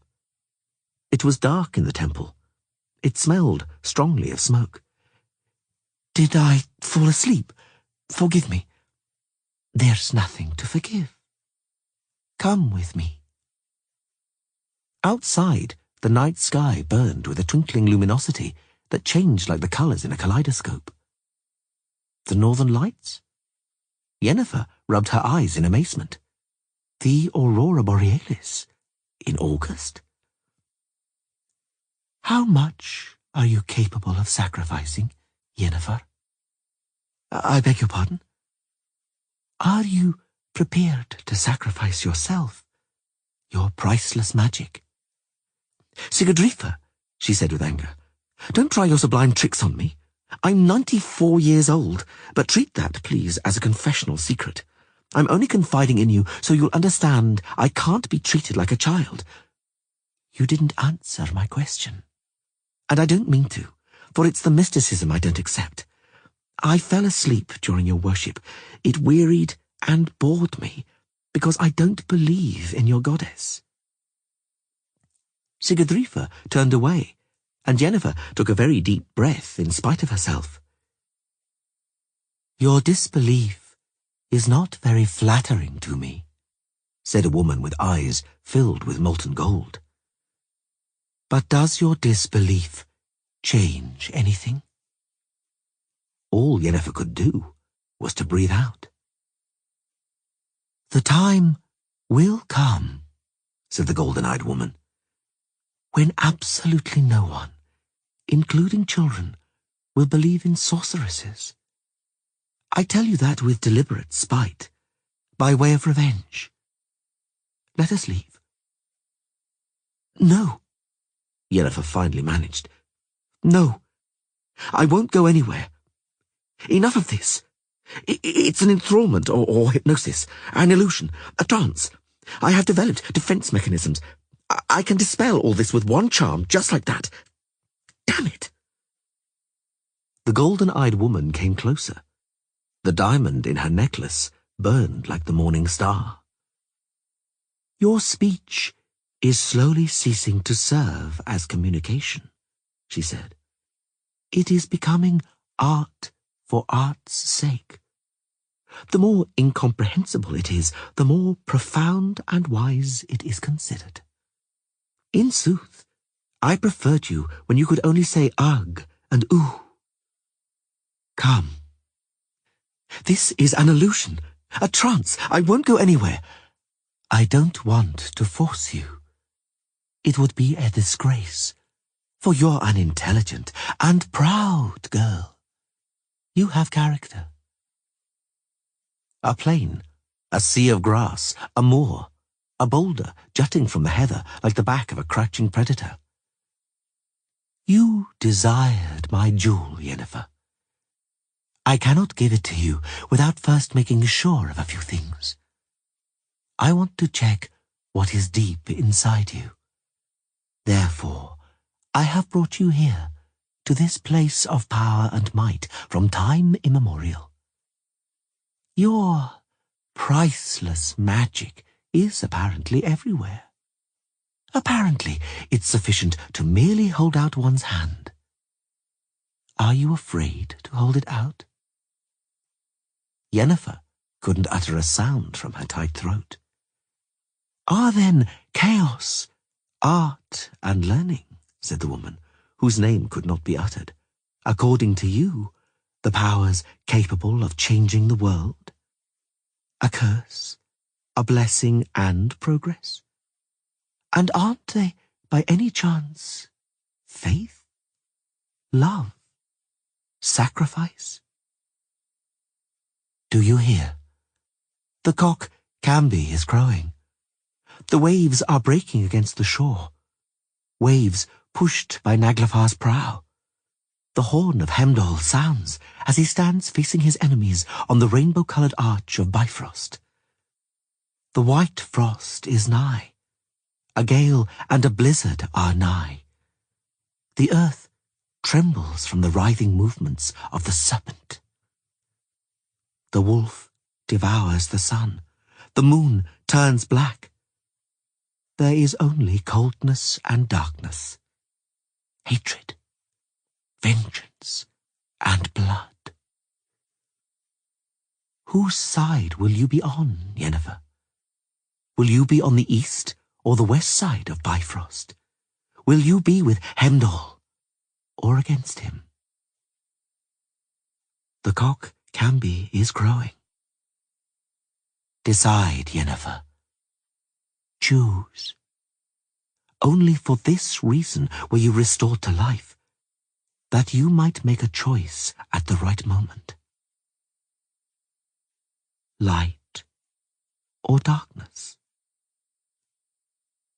Good and evil, light and darkness, order and chaos, they are but symbols. In reality, no such polarity exists. Brightness and gloom are in each of us, a little of one and a little of the other. This conversation is pointless. Pointless. I will not come over to mysticism. To you and Sigurdrifa, the wolf is devouring the sun. To me, it's an eclipse. And may it remain that way. Remain? What? She felt her head spinning, felt some horrendous force twisting her arms, wrenching the joints in her shoulders and elbows, racking her vertebrae as though she were being tortured. She screamed in pain, thrashed around and opened her eyes. No, it wasn't a dream. It couldn't be a dream. She was on a tree, hanging arms akimbo from the boughs of a gigantic ash. High above her, a falcon circled. Below her, on the ground, in the gloom, she heard the hiss of snakes, the rustling of scales rubbing against each other. Something moved beside her. A squirrel ran across her tautened and aching shoulders. "Are you ready?" asked the squirrel. "Are you ready to offer your sacrifice? What are you prepared to sacrifice?" "I have nothing." The pain blinded and paralyzed her. "And even if I had, I don't believe in such a sacrifice. I don't want to suffer for millions. I don't want to suffer at all. For no one and in no one's stead." No one wants to suffer. But yet it is our lot. And some suffer more, not necessarily by choice. The point is not the bearing of suffering, The point is how it is born. Yanka! Dear Yanka! Take this hunchbacked monstrosity from me. I don't want to look at it. She's your daughter as much as she is mine. Indeed, the children I have sired are normal. How dare you? How dare you suggest... It was in your elven family that there were witches. It was you that aborted your first pregnancy. It was because of that. You have tainted elven blood and a tainted womb, woman. That's why you give birth to monsters. It is an ill-fated child. Such was the will of the gods. She's your daughter as much as she is mine. What was I to do? Smother her? Not tie the birth cord? What am I to do now? Take her to the forest and leave her? What do you want from me, by the gods? Daddy! Mummy! Get away, you freak! How dare you? How dare you strike a child? Stop! Where are you going? Where? To her, are you? To her? Yes, woman. I'm a man. I'm free to seek my lust where and when I want, as is my natural right. And I loathe you. You and the fruit of your degenerate womb. Don't wait with supper. I won't be back tonight. Mummy. Why are you weeping? Why are you beating me and pushing me away? I was good, wasn't I? Mummy. Dear Mummy. Are you capable of forgiveness? I forgave long ago, having first satisfied your lust for vengeance. Yes? Do you regret it? No. Pain, searing pain in her mutilated hands and fingers. Yes, I'm guilty. Is that what you want to hear? A confession and remorse? You want to hear Yennefer of Vengerberg grovel and abase herself? No, I won't give you that pleasure. I admit my guilt and await my punishment, but you will not hear my remorse. The pain reached the limits of what a person can withstand. You blame me for the betrayed, the deceived, the abused. You blame me for those who died. Because of me. From their own hand. From my hand. For once having raised a hand against myself. You could see I had my reasons. And I regret nothing. Even if I could take back time. I regret nothing. The falcon alighted on her shoulder. The Tower of the Swallow. The Tower of the Swallow. Hurry to the Tower of the Swallow, oh daughter. The cock can be crows. Ciri on a black mare at a gallop, her ashen hair tousled by the wind. Blood sprays from her face, a vivid, intense red. The black mare soars like a bird, smoothly gliding over the top rail of a high gate. Ciri sways in the saddle, but doesn't fall off. Ciri amidst the night, amidst a stony, sandy wilderness with a raised arm. A glowing ball explodes from her hand. A unicorn churning up gravel with its hoof. Many unicorns. Fire. Fire. Geralt on a bridge, in combat, amidst fire. A flame reflected in his blade. Fringilla Vigo, her green eyes wide open in sexual ecstasy, her close-cropped head on an open book on the frontispiece. Part of the title is visible. Remarks on inevitable death. Geralt's eyes reflected in Fringilla's. A chasm. Smoke. Steps leading downwards. Steps that must be descended. Something is ending. Tedd Dareth. The time of the end is nigh. Darkness. Dampness. The dreadful cold of stone walls. The cold of iron on wrists, on ankles. pain pulsing in mutilated hands, shooting down crushed fingers. Ciri takes her by the hand. A long, dark corridor. Stone columns, perhaps statues. Darkness. In it, whispers soft as the soughing of the wind. A door. Endless doors with gigantic, heavy leaves open before them without a murmur.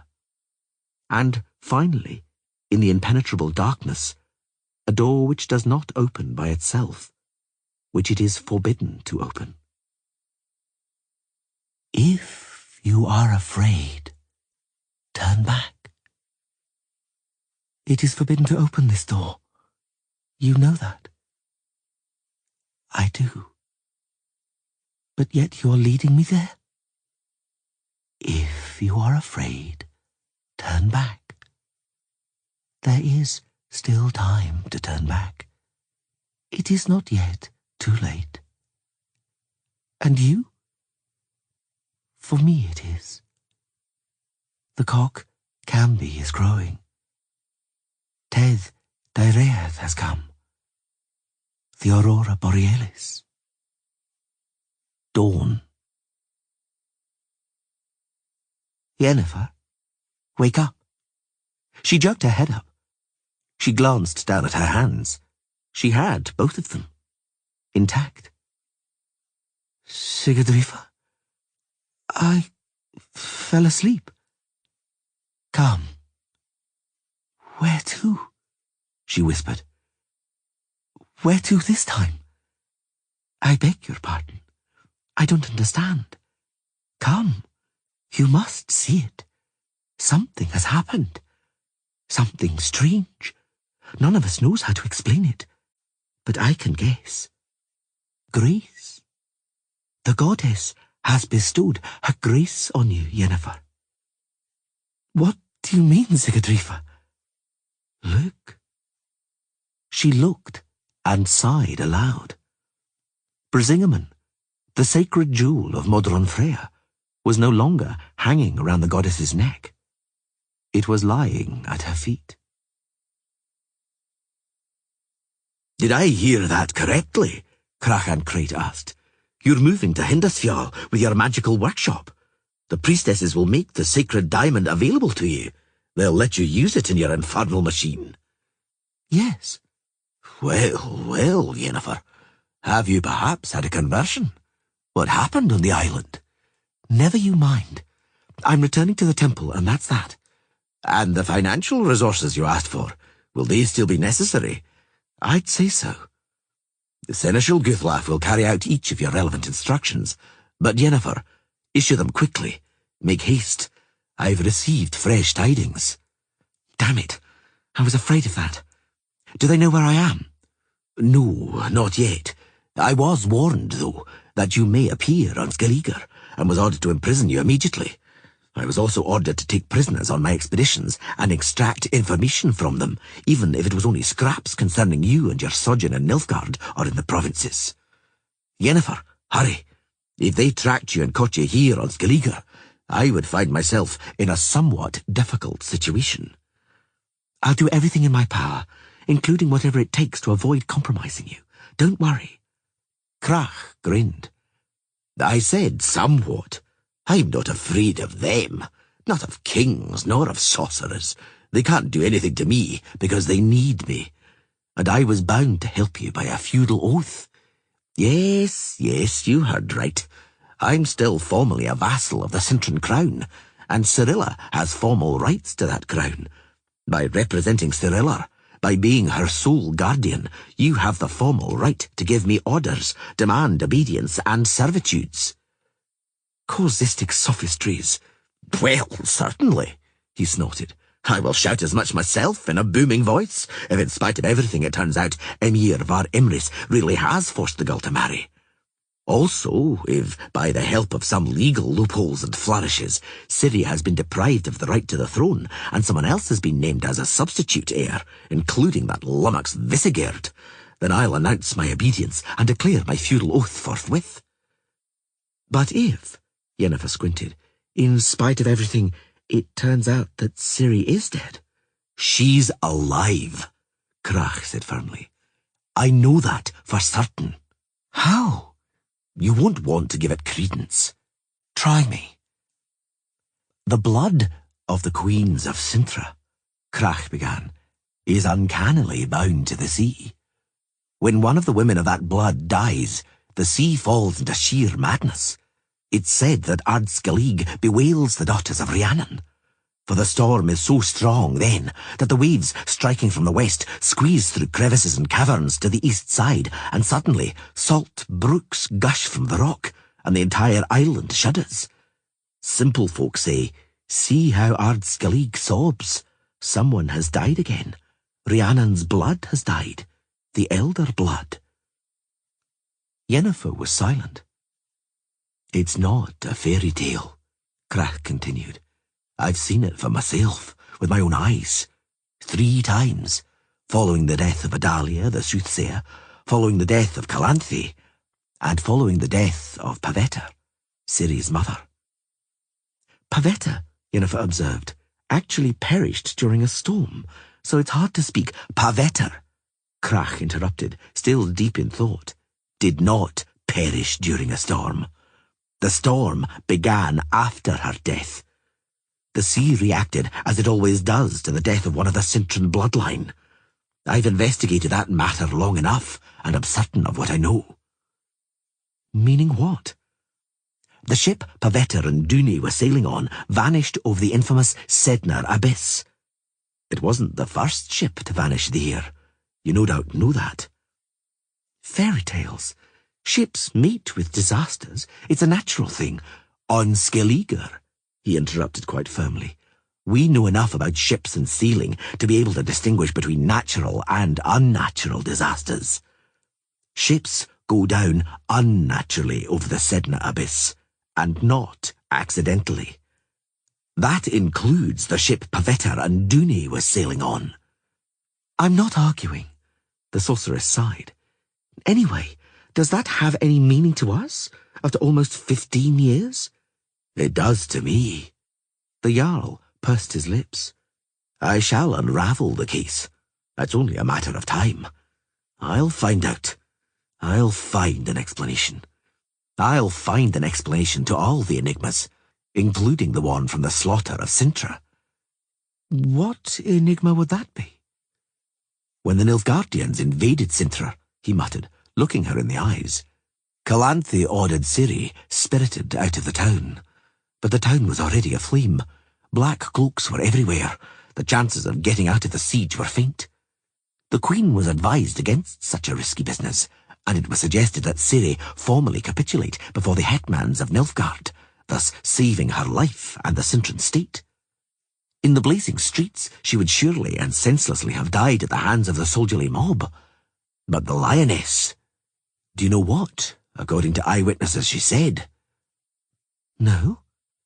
It would be better for the girl's blood to flow over the cobbles of Cintra than for it to be defiled. Defiled by what? Marriage to Emperor Emir, a filthy Nilfgaardian. Jarl, it's late. I begin tomorrow at dawn. I shall inform you of my progress. I'm counting on it. Good night, Yenna. What, Crach? You wouldn't, by any chance, fancy... No, Jarl. Let bygones be bygones. Good night.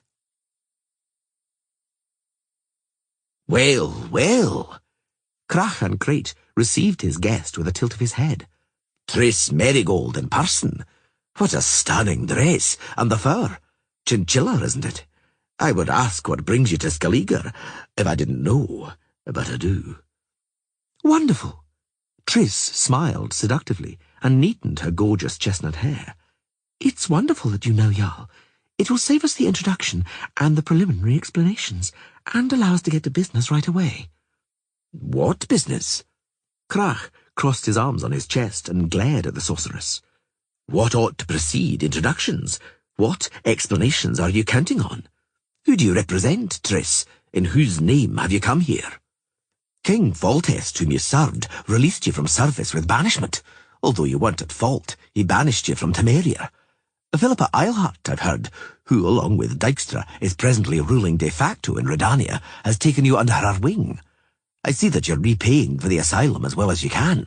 You don't even flinch at assuming the role of secret agent in order to track down your old friend. You wrong me, Jarl. I humbly beg your pardon, if I'm in error. Am I? They were silent for a long while, eyeing each other up mistrustfully. Triss finally snorted, swore, and stamped a high heel. Oh, to hell with it. Let's stop leading each other by the nose.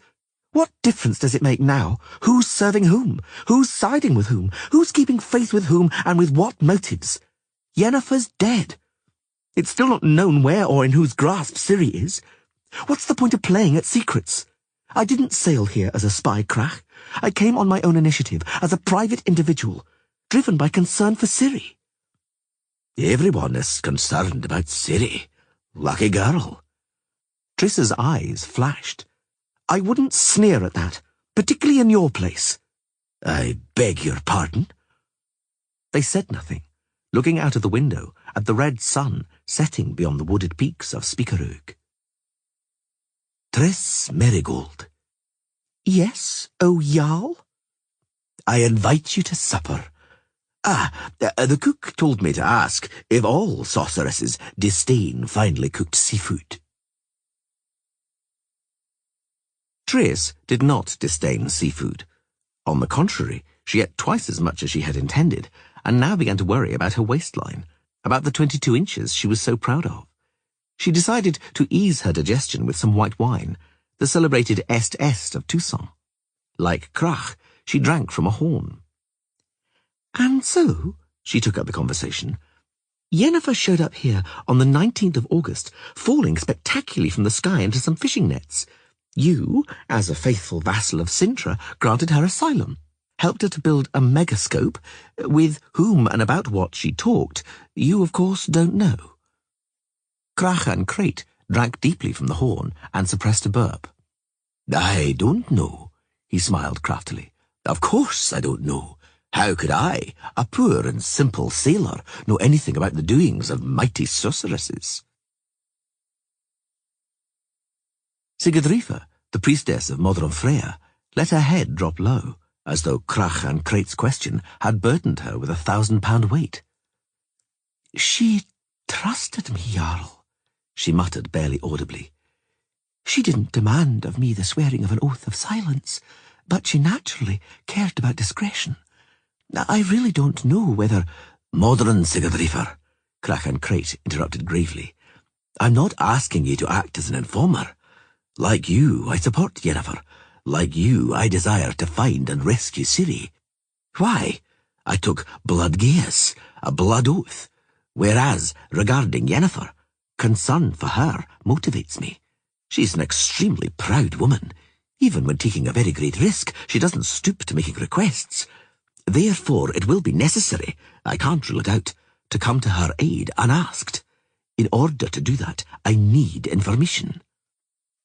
Sigurdrifa cleared her throat. She wore an uneasy expression, and when she began to speak, her voice slightly quavered. She built that machine of hers. In essence, it's not a machine at all, because there's no mechanism. Just 2 looking glasses, a black velvet curtain, a box, 2 lenses for lamps. Well, and Brisingamen, of course. When she utters the spell, the light from the 2 lamps falls. Let's leave out the details. Who did she communicate with? She spoke to several persons.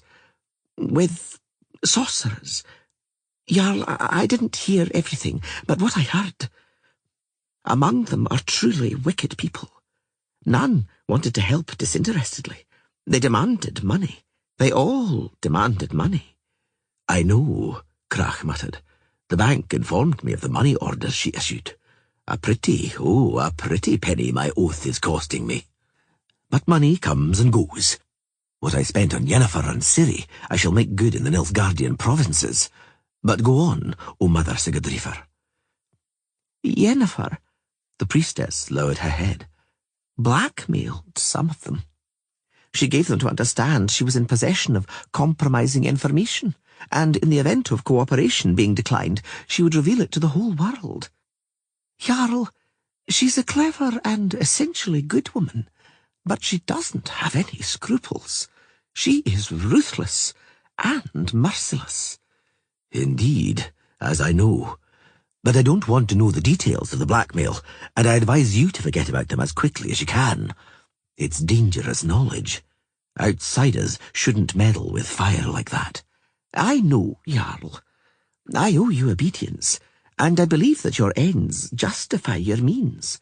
No one shall learn anything from me, neither a friend in a convivial chat, nor a foe torturing me. Good, Modern Sigurdrifer. Very good. What did Yennefer's questions concern? Do you recall? I didn't always overhear nor understand everything, Jarl. They were using jargon that was difficult to grasp. There was often talk of a Vilgerforts. Of course. Krach audibly ground his teeth. The priestess glanced at him fearfully. They also spoke a lot about elves and about knowing ones, she continued, and about magical portals. There was also mention of the Sednar Abyss. But mainly, it seems to me, it concerned towers. Towers? Yes, two. The Tower of the Gull and the Tower of the Swallow. As I supposed, Triss said, Yennefer began by obtaining the secret report of Radcliffe's commission, which investigated the case of the events on Thaneth. I don't know what news of this affair has reached you here on Skellige. Have you heard of the teleporter in the Tower of the Seagull, and about Radcliffe's commission? Krach and Crate glanced suspiciously at the sorceress. Neither politics nor culture reach the islands, he grimaced. We're backward.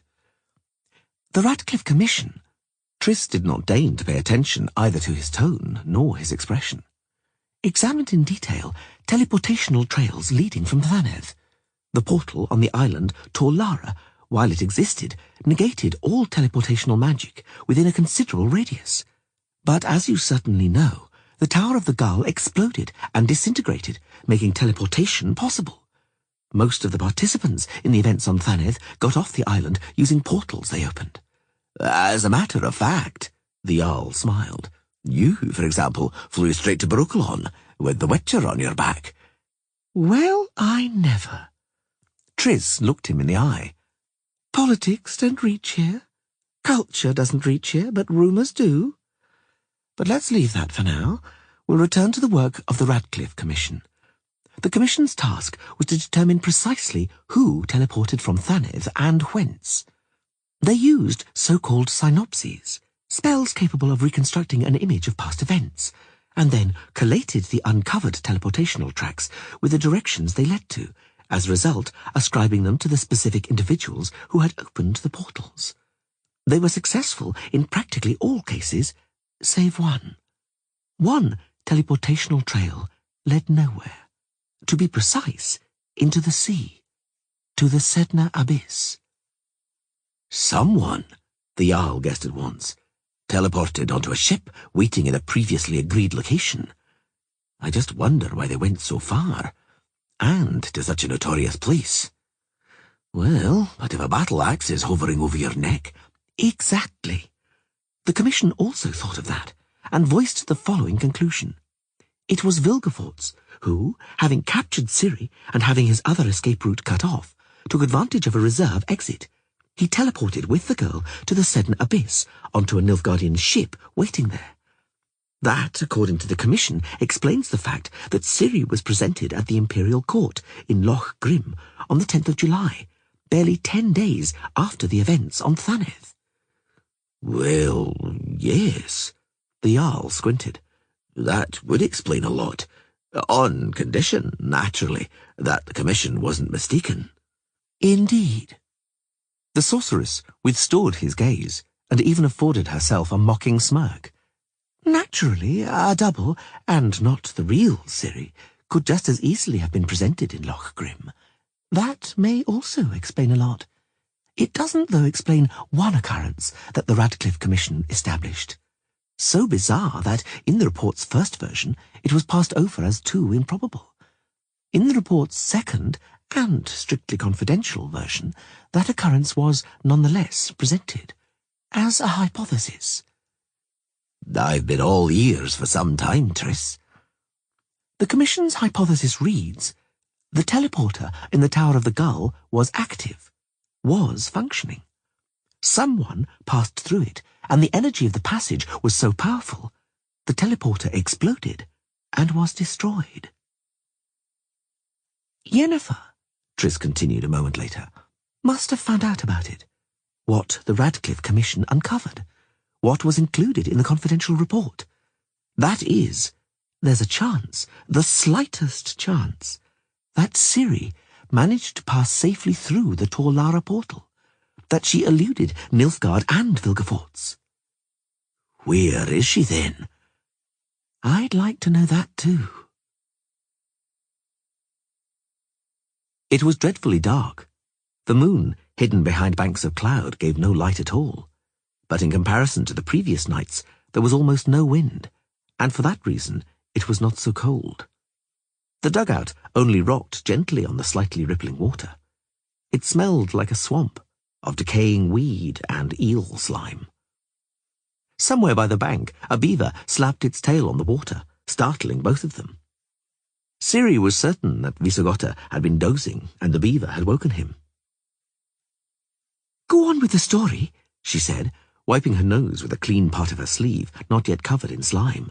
"Don't sleep. When you doze off, my eyelids droop too. Then the current will take us and we'll wake up on the sea. Go on about these teleporters." "When you escaped from Thaneth," the hermit continued, "you passed through the portal of the Tower of the Gull, Tor Lara, and Geoffrey Monk, probably the greatest authority in the field of teleportation, the author of the work entitled The Magic of the Elderfolk, which is the opus magnum of knowledge about elven teleporters, writes that the Tor Lara portal leads to the Tower of the Swallow, Tor Zirael." "The teleport from Thaneth was warped," Ciri interrupted. "Perhaps long ago, before it broke, it led to some swallow or other. But now it leads to a desert. That's what we call a chaotic portal. I learned about it." "I, just imagine, did too," the old man snorted. "I recall much of that wisdom, which is why your story amazes me so much.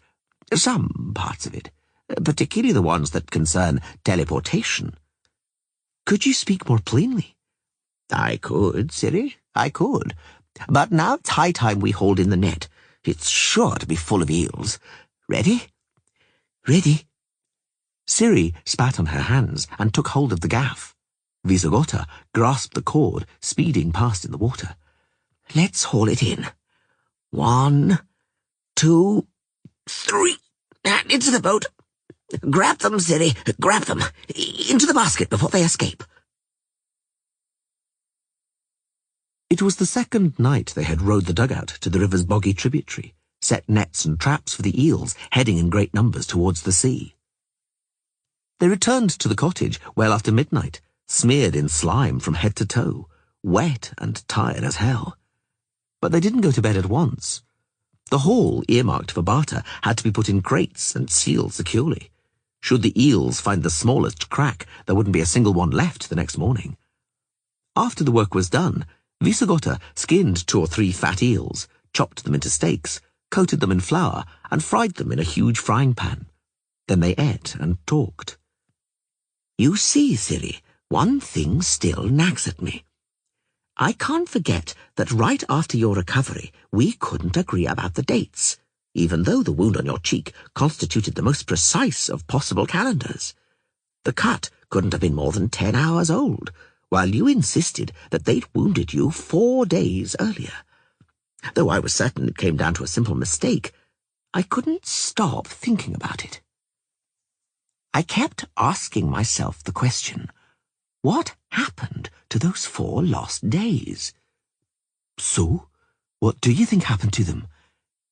"I don't know." "Well, that's marvellous."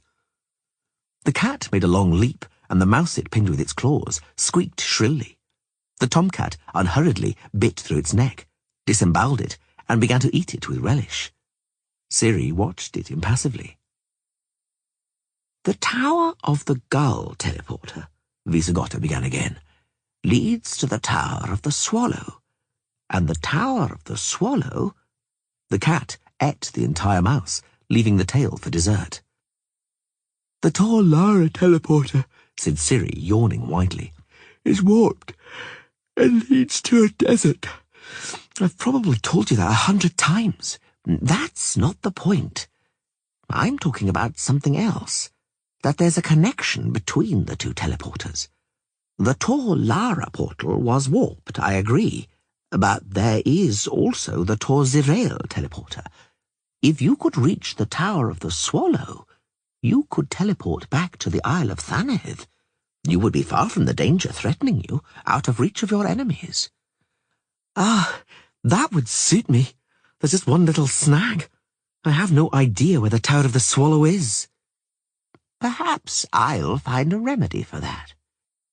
Do you know, Ciri, what university studies give a person? No. What? The ability to make use of sources.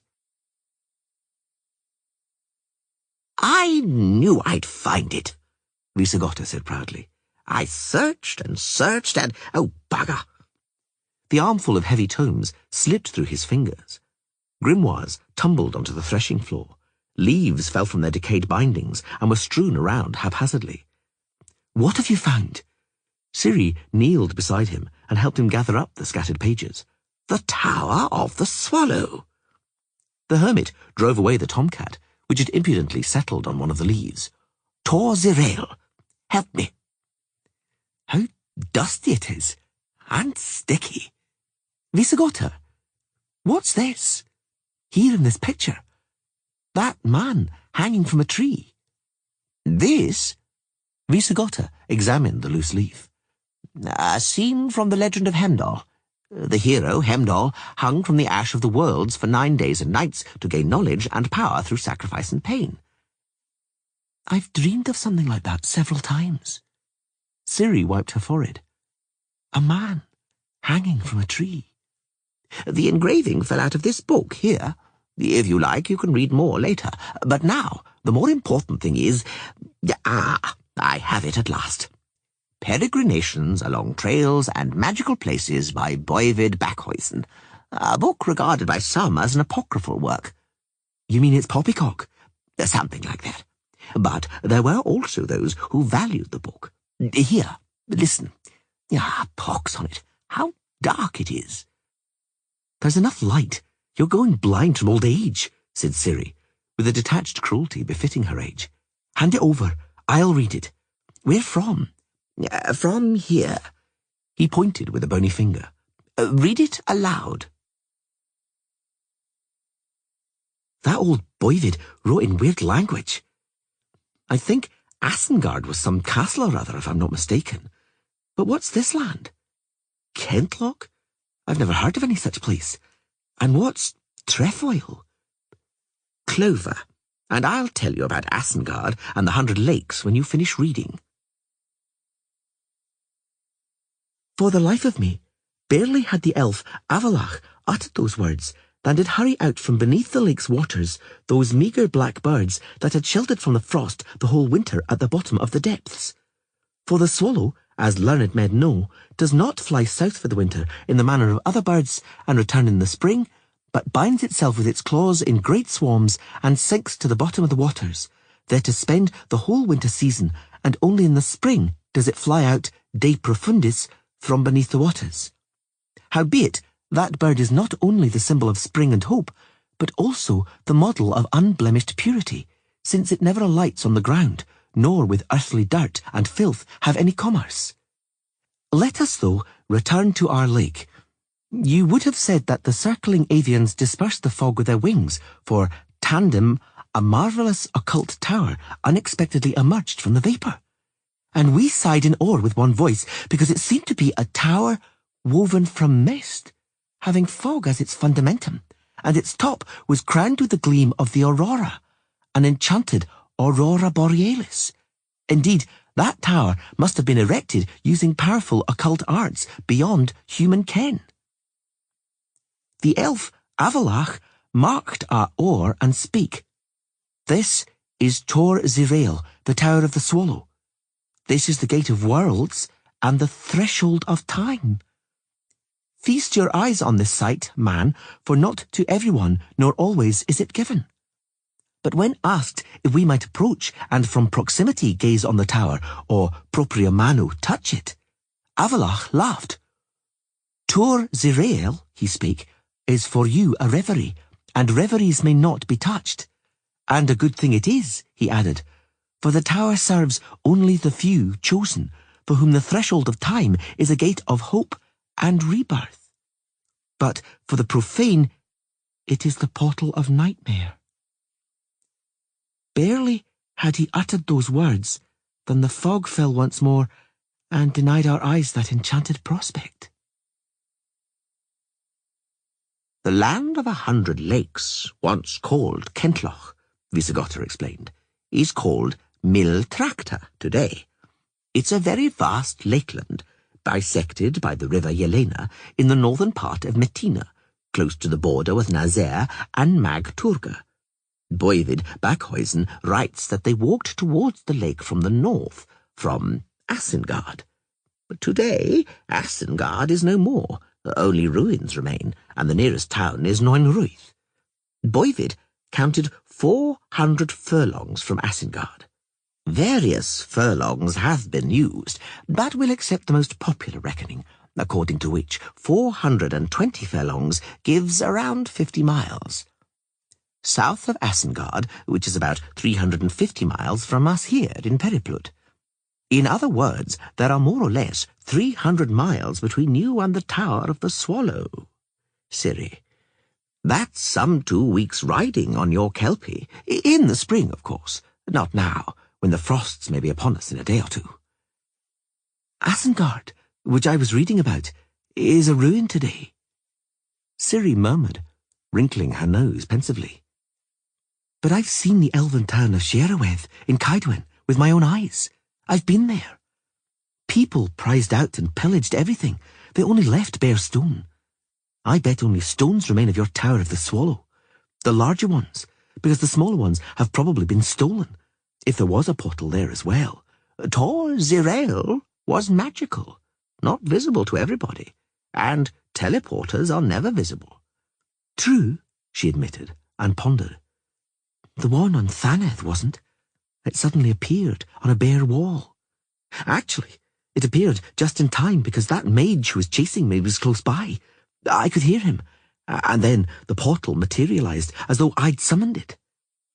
I'm certain, Visigotter said softly, that if you reached Tor Zirael, that teleporter would also appear to you, even in the ruins, amidst the bare stones. I'm certain you'd manage to find and activate it, and it, I'm certain, would obey your order. For I think, Ciri, that you are the chosen one. Your hair, Triss, is like fire in the candlelight, and your eyes are like lapis lazuli. Your lips are like coral. Stop that, Crach. Are you drunk or what? Pour me some more wine, and talk. What about, exactly? Come off it. About how Yennefer decided to sail to the Sedna Abyss. How goes it? Tell me, Yennefer. First of all, you answer my question. Who are the 2 women I invariably counter when I come to you, and who always give me looks usually reserved for cat shit on the carpet? Who are they? Are you interested in their formal and legal or actual status? The latter. In that case, they're my wives. I understand. Explain to them, when you get the chance, that bygones are bygones. I have. Well, women are women. Never mind. Speak, Yennefer. I'm interested in how your work is progressing. Unfortunately, the sorceress bit her lip. There's scant progress, and time's running out. It is, the Jarl nodded, and constantly supplying new sensations. I received news from the continent. It ought to interest you. It comes from Visigerd's corps. You know, I hope, who Visigerd is. The general from Sintra? The Marshal. He commands a corps made up of Sintran emigrants and volunteers within the Temerian army. Enough volunteers from the islands serve there for me to have first-hand news. And what do you have? You arrived here in Skellige on the 19th of August, 2 days after the full moon. The same day, the 19th, I mean, Visigerd's corps picked up a group of fugitives during fighting by the Einar. Among them were Geralt and that troubadour friend of his, Dandelion. Quite. Visigerd accused both of spying, imprisoned and perhaps meant to execute them, but the two prisoners ran away and sent some Nilfgaardians, with whom they were reputedly in league, after Visigerd. Nonsense. I thought so too, but I can't get it out of my head that the Witcher, in spite of what you think is perhaps carrying out some cunning plan, wanting to rescue Ciri, he's worming his way into Nilfgaard's good graces. Ciri's not in Nilfgaard. And Geralt isn't carrying out any plans. Planning isn't his strong point. Let's leave it. What's important is that it's already the 26th of August, and I still know too little. Too little to undertake anything. Unless I was to... She fell silent, staring out of the window, playing with the obsidian star fastened to a black velvet ribbon. Where to what? Crach and Crate burst out. Rather than mocking Geralt, to try using his methods. I don't understand. One could try sacrifice, Jarl. Apparently, readiness to make sacrifices can pay off, produce favourable results, if only in the form of the grace of the goddess, who likes and esteems people who sacrifice themselves and suffer for a cause. I still don't understand, he said, wrinkling his brow. But I don't like what you're saying, Yennefer. I know. Neither do I. But still, I've gone too far. The tiger may already have heard the kids bleating. That's what I was afraid of, Triss whispered. That's precisely what I was afraid of. Which means I understood correctly. The muscles of Crach and Crate's jaw worked vigorously. Yennefer knew someone would eavesdrop on the conversations she was conducting using that infernal machine, or that one of her interlocutors would basely betray her. Or the one and the other. She knew.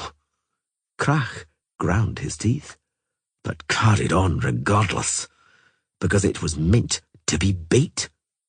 Did she intend to be bait herself? Did she pretend to know more than she did in order to provoke the enemy?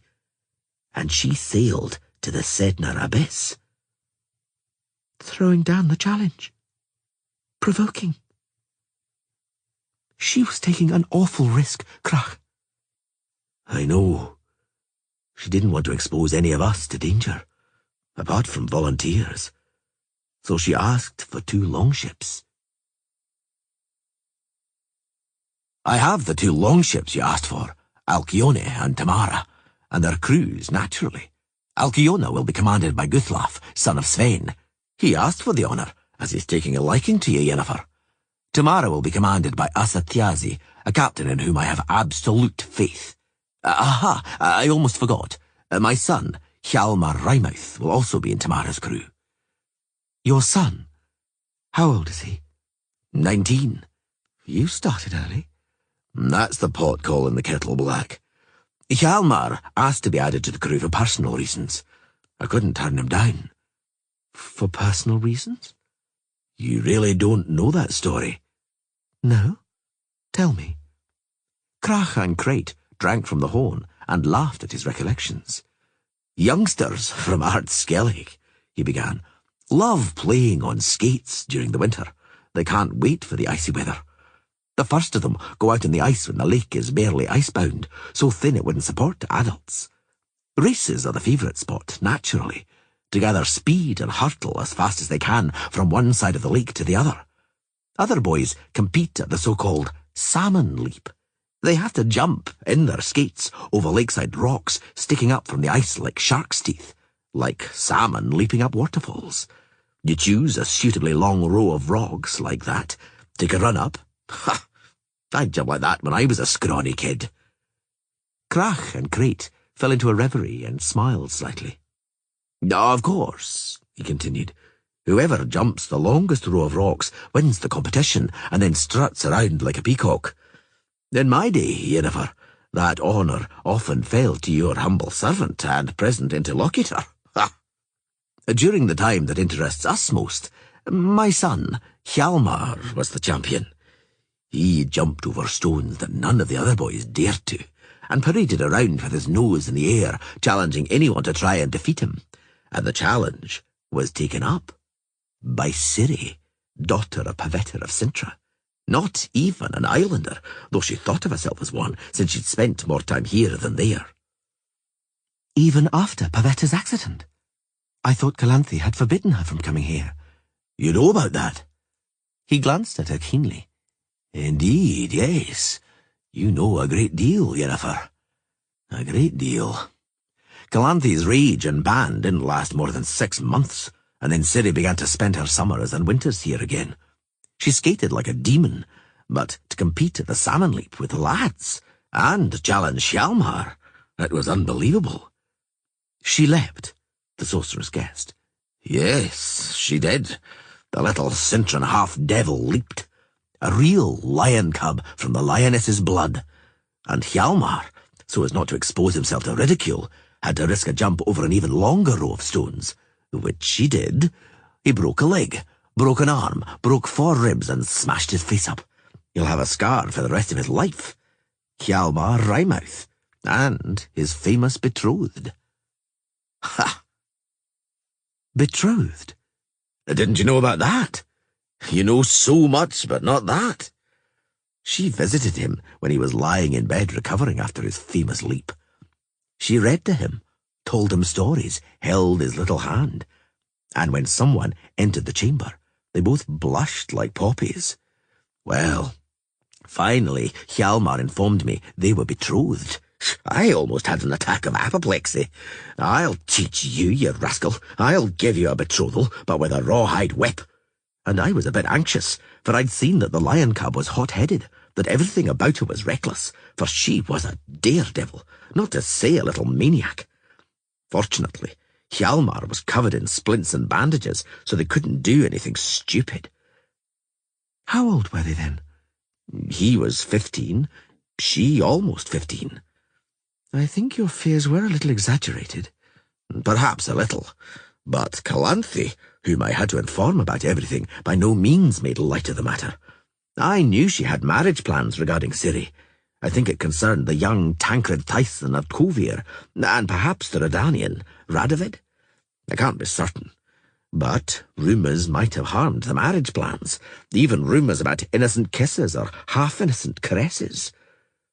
Calanthe took Ciri back to Cintra without a moment's delay. The girl kicked up a row, yelled and sobbed, but nothing helped. There was no arguing with the lioness of Cintra. Afterwards, Hjalmar lay for 2 days with his face turned to the wall and didn't say a word to anyone. As soon as he had recovered, he planned to steal a skiff and sail to Cintra by himself. For that, he was strapped, and he put it behind him. But later... Crach and Crate went silent, fell into a reverie. Later, the summer came, then the autumn, and the entire Nilfgaardian might struck Cintra's southern wall, through the Marnadal stairs, and Hjalmar found another opportunity to become a man. In Marnadal, at the Battle of Cintra, and later at the Battle of Sodden, he faced the Blackcloaks valiantly. Later, too, when the longships sailed for the Nilfgaardian coasts, Hjalmar avenged his make-believe betrothed with sword in hand, even though people thought she was dead by then. I didn't believe it, because those phenomena I told you about didn't occur. Well, and now, when Hjalmar learned of the possible rescue expedition, he volunteered. Thanks for the story, Crach. It was restful for me to listen. I could forget about my cares. When do you set off, Yennefer? In the coming days. Perhaps even tomorrow. It remains to me to perform one more final telecommunication.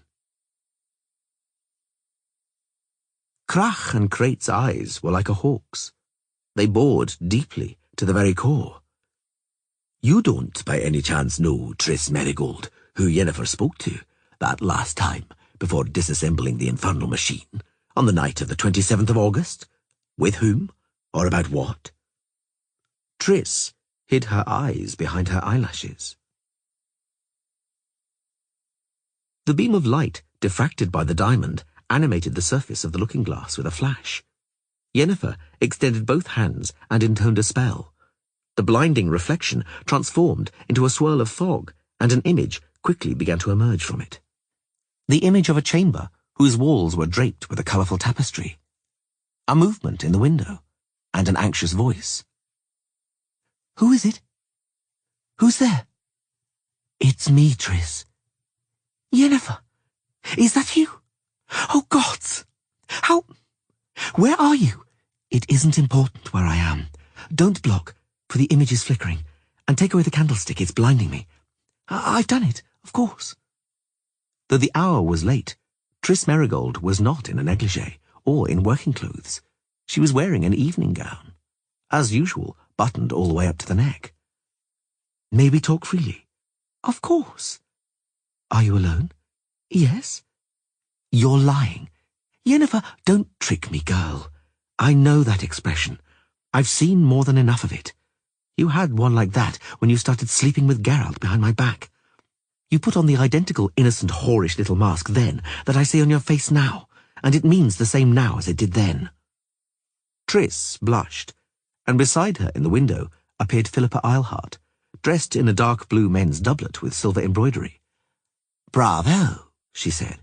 "Sharp as usual, acute as usual, difficult to comprehend and fathom. I'm glad to see you in good health, Yennefer. I'm glad that the crazy teleportation from Monte Calvo didn't end tragically." "Let's assume you are indeed glad," Yennefer grimaced, "although that's a most bold assumption. But we'll leave it. Who betrayed me?" "Is it important?" Philippa shrugged.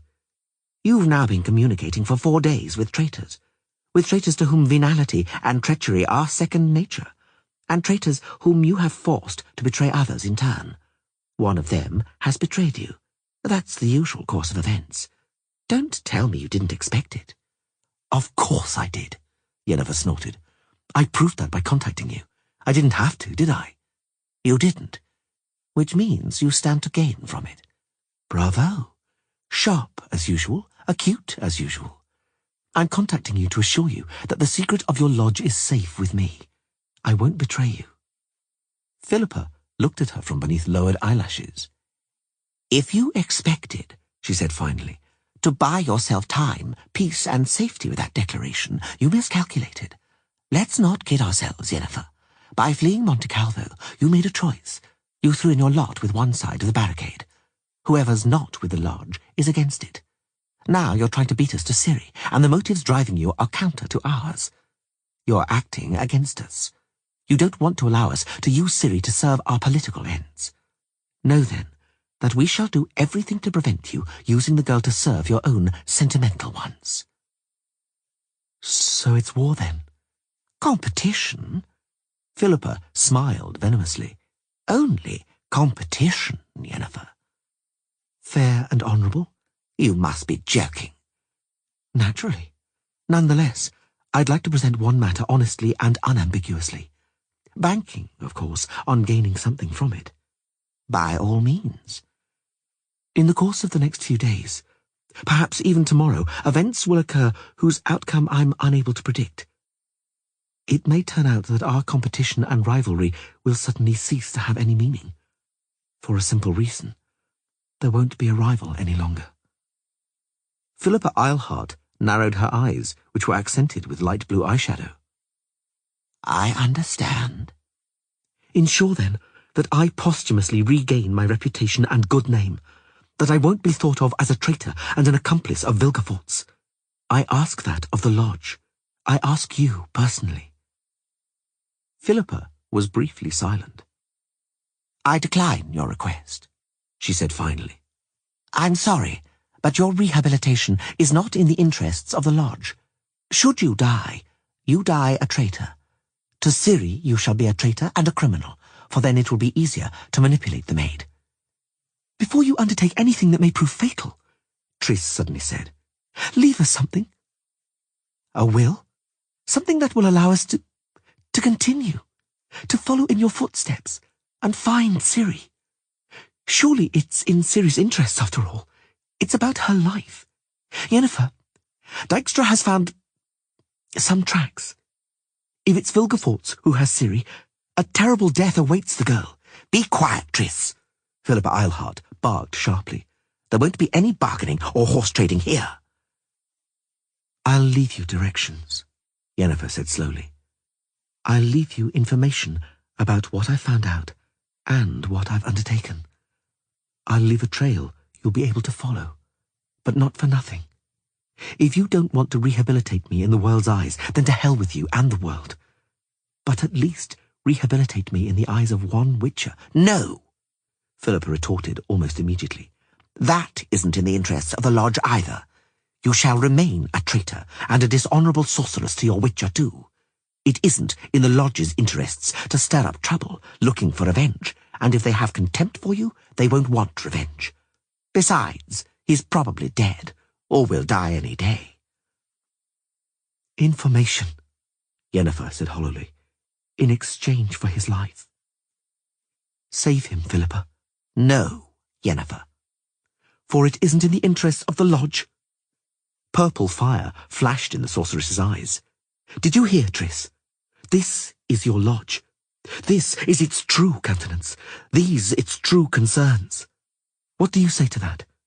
You are the maid's mentor, almost an older sister, as you yourself said. And Geralt, don't beguile Triss with romance, Yennefer. Now Philippa's eyes blazed in turn.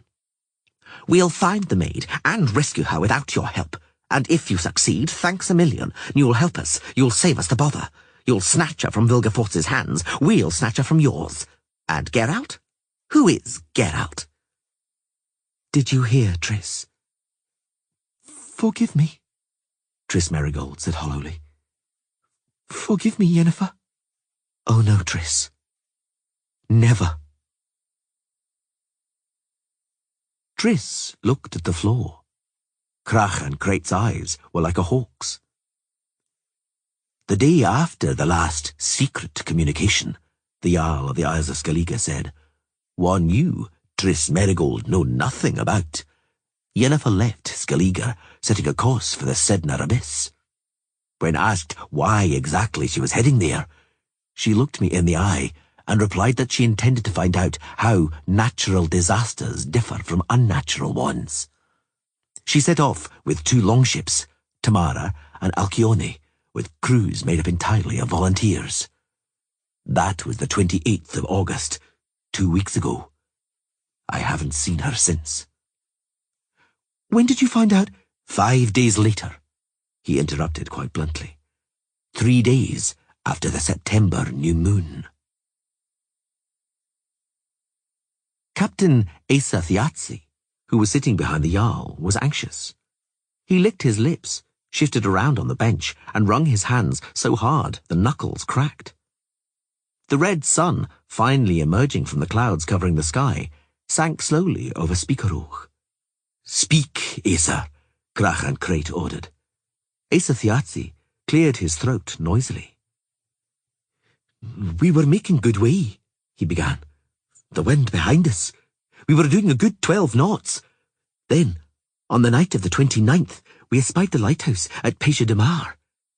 We struck out a little westwards so as not to chance on any Nilfgaardians, and at dawn, one day before the September new moon, we reached the region of the Sedna Abyss. Then, the sorceress summoned myself and Guthlav. I need volunteers, Yennefer said. Only volunteers. No more than is necessary to steer a longship for a short time. I don't know how many men are needed for that. I'm not an expert. But please, don't leave even 1 man more on Alcyone than is absolutely necessary. And I repeat, only volunteers. What I plan to do is very dangerous, more so than a sea battle." "I understand," the old seneschal nodded, "and I volunteer first. I, Guthlav, son of Svein, request that honour, madam."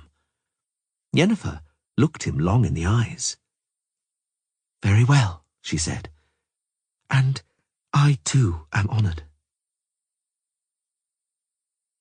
"I also volunteered," said Asa Thiazi, "but Guthlav disagreed. Someone, he said, must keep command on Tamara.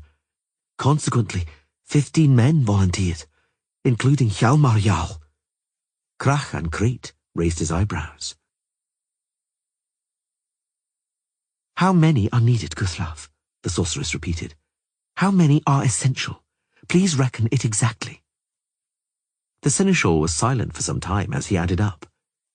"8 of us can cope," he said finally. "If it's not for long, why, but everyone here is a volunteer. No one's being forced." "Select 8 from that 15, she interrupted sharply. "Choose them yourself, and order those selected to transfer to Alcyone. The rest are staying on Tamara." "Aha, I shall choose one of those who stays." "Hjalmar?" "No, madam. You can't do that to me. I volunteered and will be at your side. I want to be silent. You're staying on Tamara. That's an order. One more word and I'll have you tied to the mast." "Go on, Isa."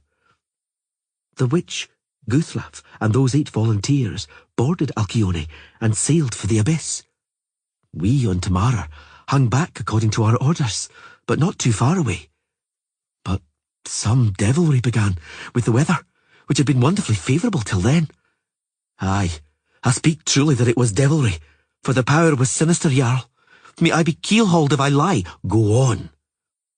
"Where we were, I mean Tamara, the sea was calm, though the wind whistled some, and clouds darkened the horizon, so day almost became night. But where Alcyone was, all hell suddenly broke loose.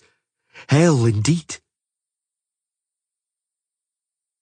Alcyone's sail suddenly fluttered so violently that they heard the flapping in spite of the distance separating the longships. The sky turned black and the clouds swirled. The sea, which seemed completely calm around Tamara, churned up and foamed white by Alcyone's sides. Someone suddenly yelled, someone chimed in, and a moment later everybody was yelling. A cone of black clouds was striking Alcyone, making it bob on the waves like a cork. The ship twisted, spun, its bow and stern rising and falling into the waves. At times, the longship almost completely vanished from sight. At times, they could only see the striped sail. "It's magic!" bawled someone behind Ace's back. "It's devil magic!" The whirlpool spun Alcyone around faster and faster.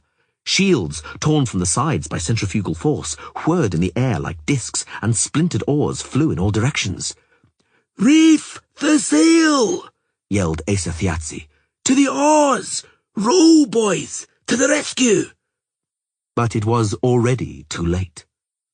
The sky above Alcyone turned black, and the blackness suddenly exploded in zigzags of lightning, which entwined the longship like a Medusa's tentacles. The clouds, swirling in fantastic shapes, writhed up into a horrendous funnel. The longship spun around with incredible speed. The mast snapped like a match, the torn sail dashed over the breakers like a huge albatross. "Row, men!" Over their own yells, over the all-deafening roar of the elements, they nonetheless heard the cries of the men from Alcyone. Cries so extraordinary they made their hair stand on end.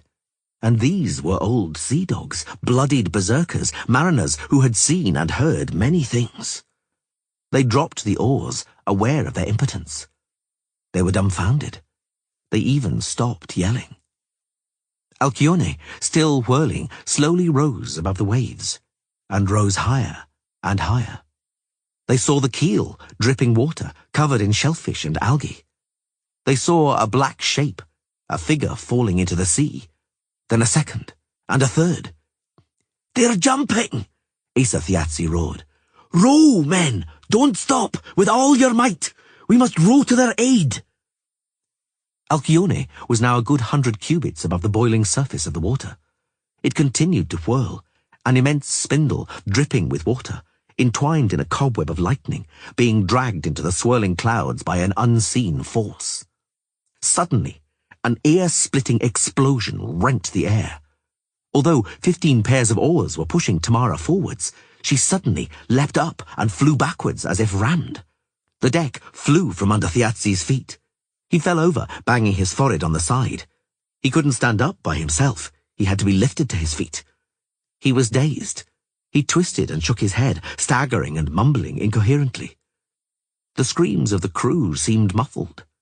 He went over to the side, tottering like a drunkard, and clung onto the rail. The wind had dropped, and the sea was calm, but the sky was still black from the billowing clouds. There wasn't a single trace of Alcyone.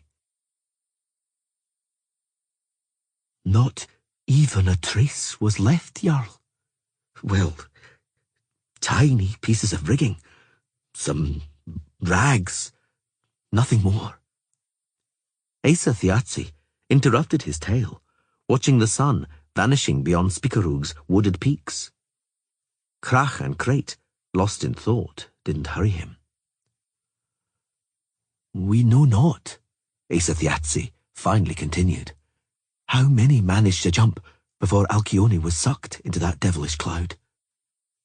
But no matter how many jumped, none survived.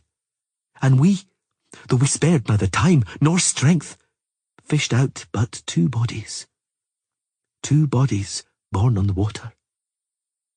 Only 2. Was the sorceress, the Jarl asked in an altered voice, not among them? No. Crach and Crate was silent a long while. The sun was completely hidden behind Spikarug. Old Guthlaf, son of Sven, is lost. Asa Thiazi spoke again. The crabs on the bottom of the abyss have surely ate him till the last little bone. And the witch is certainly lost. Jarl, folk are beginning to talk. That it's all her fault, and punishment for her crimes. Foolish nonsense. She's perished, Asa muttered, in the Sidner abyss, in the same place as Pavetta and Dooney did back then. It was an accident. It was no accident, Crach and Crate said with conviction. It was certainly no accident then, and nor was it now. It is proper for a hapless one to suffer. His pain and humiliation result from the laws of nature, and to carry out the aims of nature, both the existence of the suffering one is necessary, as is that of those who, causing him suffering, enjoy their successes. That very truth ought to stifle the pang of conscience in the heart of a tyrant or malefactor. He must not bridle himself. He ought to commit all the deeds that arise in his imagination, since it is the voice of nature which suggests them. If the secret inspirations of nature lead us to evil, it is evidently essential to nature. Donatien Alphonse François de Sade. Chapter 10. The clank and thud of the cell door, first opening and then closing, awoke the younger of the 2 Skara sisters. The elder was sitting at a table, busy scraping dried porridge from the bottom of a tin bowl. Well, how was it in court, Kenna? Without a word, Joanna Selborne, also known as Kenna, sat down on her plank bed with her elbows resting on her knees and her forehead on her hands. The younger Skara yawned, belched and farted loudly. Crowwood, crouching on the opposite bed, muttered something indistinct and turned his head away. He was furious at Kenna, the sisters, and the whole world. In normal jails, the inmates were still traditionally separated according to sex. In military citadels, it was different. Emperor Fergus var Emrys, confirming women's equality in the imperial army by special decree, had already ruled that if it was to be emancipation, then let it be emancipation. Equality ought to be complete and outright, without any exceptions or special privileges for either sex. Since then, Inmates had been serving time in mixed cells in the strongholds and citadels. Well, the older Scarra repeated. Are they letting you out? Like hell they are, said Kenna bitterly, head still resting on her hands. I'll be lucky if they don't hang me. Sod it! I told the truth, hid nothing. Well, almost nothing. But when those horsens started grilling me, first they made a fool out of me in front of everyone. Then it turned out I wasn't a credible person, but a criminal element. And right at the end, they brought out my complicity in a plot aimed at subversion with the aim of an insurrection. Subversion? The older Scarra nodded, as though she understood exactly what it was about.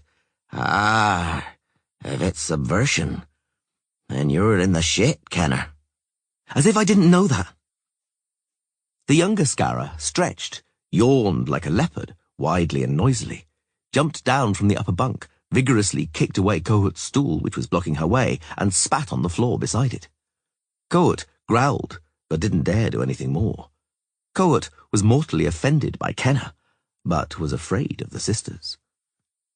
When Kenna had been assigned to the cell 3 days earlier, it soon turned out that Kohut, if he tolerated the emancipation and equality of women at all, had his own views on the subject.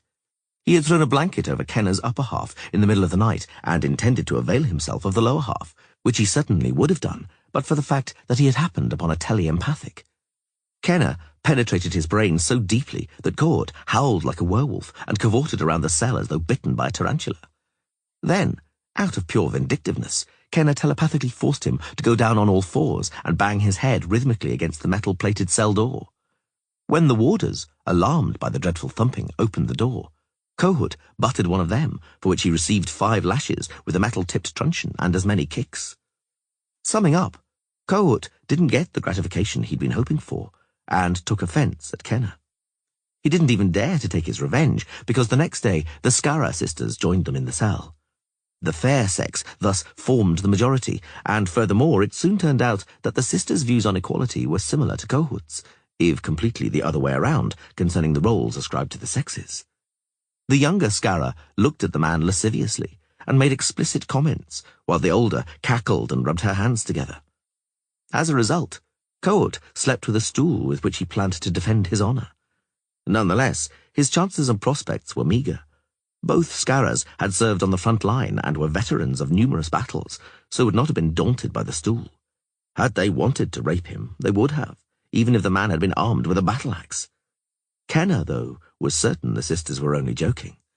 Well, almost certain. The Scarra sisters were in the slammer for assaulting an officer, while in the case of Kohut, who had served as a quartermaster, an investigation was ongoing into a notorious major scandal regarding the theft of army bows, which was creating ever-widening ripples. In the shit, Kenner, the older Scarra repeated. You've got yourself in a fine pickle, or rather, they got you into it. How come you never bloody caught on it was a political game? Humph. Scarra glanced at her, not quite knowing how to interpret her monosyllabic response. Kenna looked away. I'm not going to tell you something I kept quiet about in front of the judges, am I? She thought. That I knew what kind of game I was getting tangled up in, or when and how I found out. You've landed yourself in a sorry mess, said the younger Scarra solemnly.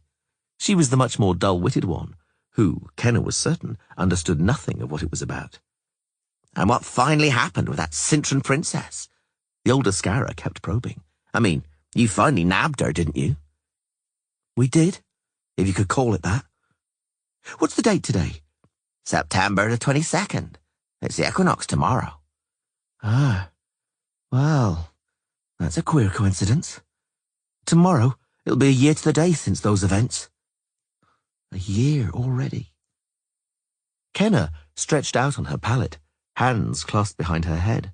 The sisters remained silent, hoping it had been an introduction to a story. Nothing doing, sisters dear, thought Kenna, looking at the obscene drawings and even more obscene comments scrawled on the planks of the upper bunk. There won't be any story.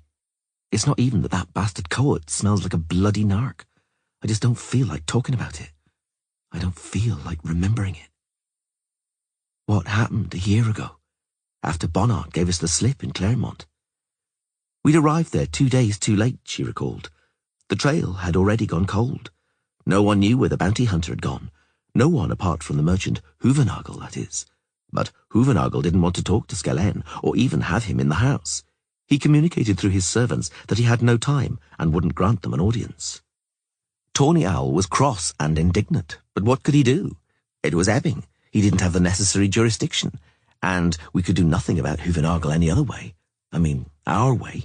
For he had a private army down in Claremont, and we couldn't exactly declare war. Boreas Munn sniffed around. Dacre Silliphant and Ola Harsheim tried bribery. Till Ekrada, elven magic. I used telepathy and listened to his thoughts, but it wasn't much use. All we learned was that Bonnart had left the town through the southern gate. But before he left... In Claremont, there was a tiny little temple with larches by the southern gate and the small marketplace. Before leaving Claremont, Bonnart had cruelly beaten Falca with a knout in the square in front of the temple. Before everybody's eyes, including the temple priests. He yelled that he'd prove to her who her lord and master was, that he was flogging her with a knout as he wished, and if he so wished, he'd flog her to death, because no one would stand up for her. No one would come to her aid, neither people nor gods. The younger Skara was looking out of the window, hanging onto the grating. The older one was eating porridge from the bowl. Code took the stool, lay down and covered himself with a blanket. The bell in the guardhouse tolled. The guards on the walls yelled out their presence. Kenna turned her face to the wall. We met several days later, she thought. Me and Bonnart, face to face. I looked into his inhuman fish-like eyes, thinking only of one thing, how he'd beaten the girl. And I looked into his thoughts, for a moment, and it was like sticking my head into a dug-up grave. That was at the equinox. And the day before, the 22nd of September, I'd realized that an invisible spy had wormed his way among us. Stefan Skellen, the imperial coroner, listened without interrupting, but Kenna saw his face changing. "Again, Selborn," he drawled. "Say it again, for I don't believe my own ears." "Cautiously, my lord coroner," she murmured. "Pretend to be angry. That I've come to you with a request, and you won't grant it. For the sake of appearances, I mean. I'm not mistaken. I'm certain. An unseen guest has been hanging around us for 2 days. An invisible spy." Tawny Owl, to give him his due, was clever and understood at once. "No, Selborn, I refuse," he said loudly, but without overdramatizing his tone or expression. "Discipline applies to everyone. There are no exceptions." "Please, at least listen, Lord Coroner." Kenna didn't have Tawny Owl's talent, failed to avoid awkwardness, but in the scene being played out, awkwardness and embarrassment by the petitioner were permissible. "Please, at least see fit as to listen." "Speak, Selborn, but be brief and to the point." "He's been spying on us for 2 days," she muttered, pretending she was humbly presenting her argument. "Since Claremont. He has to ride behind us secretively, and when we're camped, he approaches unseen, moves around among people, and listens." "He listens, the sodding spy." Skellen didn't have to pretend to be stern and angry. The fury was trembling in his voice. "How did you uncover him?" "Yesterday, when you were giving Lord Silliphant his orders outside the tavern, the tomcat, sleeping on the bench, hissed and flattened its ears. It seemed suspicious to me because there wasn't anyone on that side. And then I picked up something, a thought, kind of, an unfamiliar thought, and well, when there are familiar, ordinary thoughts all around, an unfamiliar thought like that, Lord Coroner, is as if someone were shouting. I started taking heed intensely. I doubled my efforts, and now I can sense him." "Can you always sense him?" "No, not always. He has some kind of magical protection. I only sense him from very close, and even then, not every time. So I have to be vigilant, because I never know if he's not hiding nearby." "Just don't scare him away," Tawny Owl muttered. "Don't scare him away. I want him alive, Selborn. What do you suggest?" "We'll give him the pancake treatment." "The pancake treatment? Quiet, Lord Coroner." "But... oh, never mind. Very well. I'm giving you a free hand." Tomorrow, make sure we stop and billet in some village or other. I'll sort out the rest.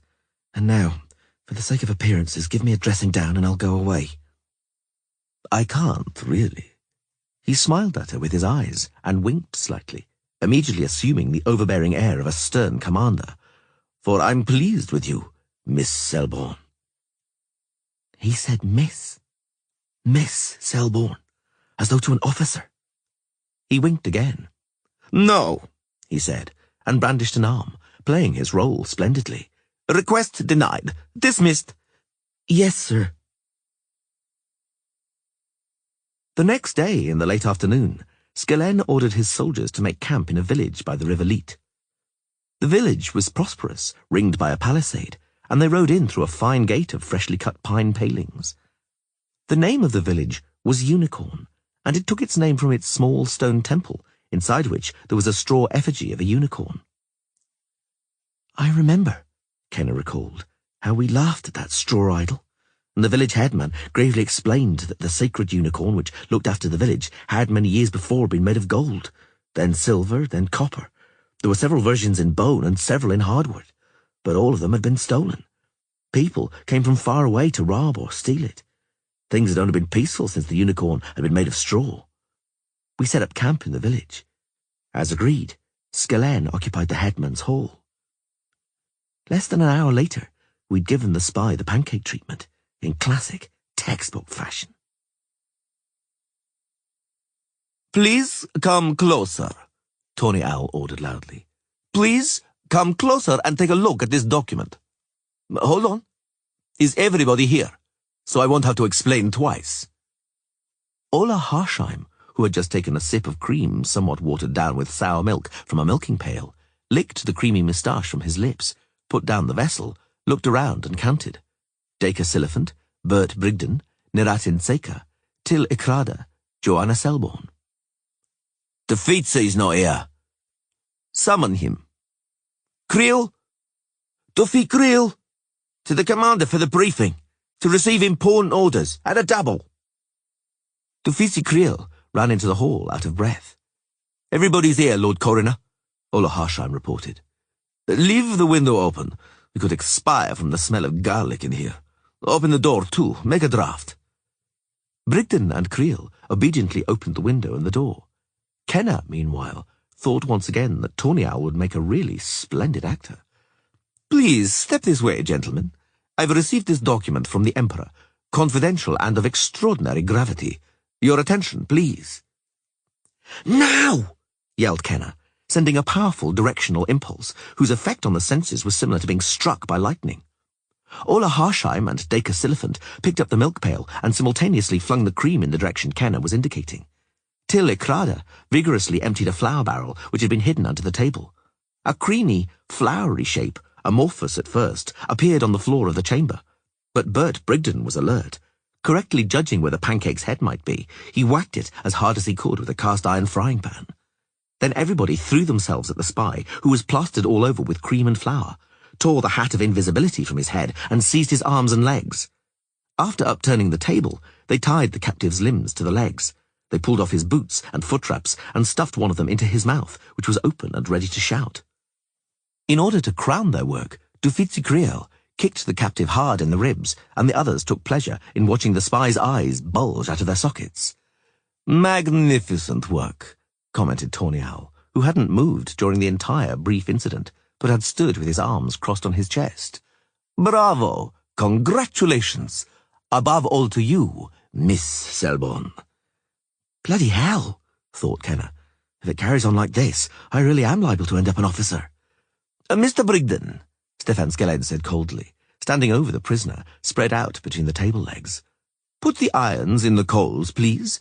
Mr. Ikrada, please make sure no children are hanging around outside. He leaned over and looked into the bound man's eyes. You haven't shown your face for ages, Ryance, he said. I was beginning to think some misfortune had befallen you. The bell in the guardhouse, the signal for the changing of the guard, struck. The Skara sisters snored euphoniously. Kohut, hugging the stool, smacked his lips in his sleep. He played the hero, Kenna recalled, pretending to be brave, that foolhardy Rience. The sorcerer, Rience, given the pancake treatment and tied to the legs of a table with his bare feet sticking up. He was playing the hero, but wasn't fooling anybody, least of all me.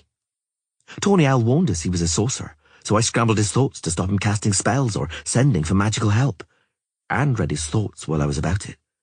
He was blocking my way in, but when he caught a whiff of the smoke from the coal of the brazier where the irons were heating up, his magical protection and blockades burst along all their seams like old breeches, and I was able to read him freely. His thoughts didn't differ from those of other people I've read in like situations. The thoughts of people who are about to be tortured. Chaotic, trembling thoughts full of fear and despair. Cold, slimy, wet, foul-smelling thoughts like a corpse's entrails. In spite of that, when the gag was removed, the sorcerer Rience tried to play the hero. Well, well, Skellen, you've caught me. You win. Congratulations. A deep bow to your technique, expertise, and professionalism. Splendidly trained operatives. Truly, it's enviable. And now please release me from this unseemly position. Tawny Owl drew up a chair and straddled it, resting his clasped fingers and chin on the backrest. He looked down at the captive and said nothing. Have me released, Skellen, Rience repeated, and then order your subordinates to leave. What I have to say is meant for your ears only. Mr. Brigden, Tawny Owl said, without turning his head, what colour are the irons? A bit longer, sir. Miss Selborne? I'm having difficulty reading him now, Kenna shrugged. He's too afraid. The fear's drowning out all other thoughts, and there are lots of those thoughts, including a few he's trying to hide, behind magical screens. But it's not hard. That won't be necessary. We'll try the classic method, a red-hot iron. Bloody hell, the spy howled. Skellen, you surely don't mean... Tawny Owl leaned over, his face a little changed. First, it's Mr. Skellen, he hissed. Secondly, yes, absolutely, I plan to order your soul scorched, Rience. I shall do it with the utmost satisfaction, for I shall treat it as an expression of historical justice. I'll wager you don't understand. Rience remained silent, so Skellen continued. You see, Rience, I advised Vathier de Rideau to scorch your heels back then, 7 years ago, when you were fawning to the Imperial Intelligence Service like a cur, begging for mercy and the privilege to be a traitor and a double agent. I repeated that advice 4 years ago when you shamelessly kissed Emir's ass, mediating in contacts with Vilgefortz. When, during the hunt for the Sintren wench, you were promoted from a humble little turncoat to being virtually first resident spy, I wagered Vathier that when burned, you'd say who you serve. No, I've got that wrong. That you'd name everyone you serve, and everyone you betray. And then I said, you'll see, you'll be astonished, Vathier, how many points on the two lists correspond. But well, Vathier de Rideau didn't listen to me, and now surely regrets it. But nothing's lost. I'll only toast you a little, and when I know what I want to know, I shall leave you to Vathier's disposal. And he'll flay you, slowly, one piece at a time. Tawny Owl removed a handkerchief and a vial of perfume from his pocket. He sprinkled the perfume liberally on the handkerchief and pressed it to his nose. The perfume smelled pleasant, but nonetheless, Kenna felt like vomiting. The iron, Mr. Brigden. I'm tracking you on Vilgefort's orders, Rience roared. It concerns the girl. By tracking your troop, I hope to get ahead of you, reach that bounty hunter before you did. I was going to try to negotiate the wench away from him, not from you, because you want to kill her and Vilgefortz needs her alive. What else do you want to know? I'll tell you everything. Whoa there, Tawny Owl called. Not so fast. Why, a fellow's head could ache from such a racket and mass of information. Can you imagine, gentlemen, what will happen when we burn him? He'll scream us to death. Creel and Siliphant cackled raucously. Kenna and Naratin Seika didn't join in the merriment. Neither did Bert Brigden, who had just then removed the iron from the coals and was examining it critically. The iron was so hot it seemed to be transparent, as though it wasn't iron, but a glass tube full of molten fire. Rience saw it and shrieked. "I know how to find the bounty hunter and the girl," he yelled. "I know! I'll tell you." "I'm certain of that." Kenna, still trying to read his thoughts, grimaced, picking up a wave of desperate, impotent fury. Something snapped in Riance's brain. Yet another partition.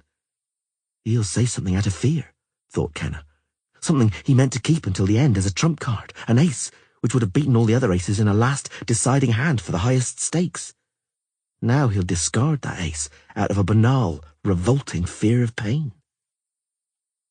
Suddenly, something popped in her head, and she felt heat in her temples, and then suddenly cold.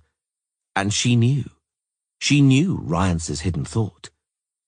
By the gods, she thought, what a pickle I'm in. "I'll talk," howled the sorcerer, reddening and staring goggle-eyed in the coroner's face. "I'll tell you something genuinely important, Skellen. That here the rideau." Kenna suddenly heard another thought, belonging to someone else. She saw Naratin Seka, with a hand on his dagger, moving towards the door.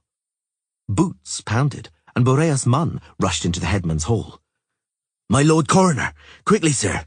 You'll never believe who's here!" Skellen gestured to Brigden, who was bending over towards the spy's heels with the iron, to stop. "You ought to play the lottery, Riance," he said, looking out of the window. "I've never met anyone in my life with such luck." Through the window, they could see a crowd and two people on horseback in the midst of it. Kenna knew at once who it was. She knew who the bony giant was, with the pale fish-like eyes, riding a powerful bay. And who the ashen-haired girl on the splendid black mare was, with hands bound and a collar around her neck, and a bruise on her swollen cheek. Visogota returned to his cottage in a foul mood, dejected, taciturn, even angry. The reason was a conversation with a peasant who had rowed over in a dugout canoe to collect some pelts. "Perhaps for the last time before the spring," said the peasant. "The weather is getting worse by the day. The rain and wind are so bad I'm afraid to venture onto the water. Ice on the puddles in the morning, blizzards are nigh, and after that frosts. The river will rise in the flood at any time. Then it's away with the dugout and out with the sleigh. But even a sleigh's no use on Periplot, naught but bogs as far as the eye can see." The peasant was right. Towards the evening it became overcast, and white flakes fell from the dark blue sky. A stiff easterly wind flattened the dry reeds, whipping up white crests over the surface of the wetland.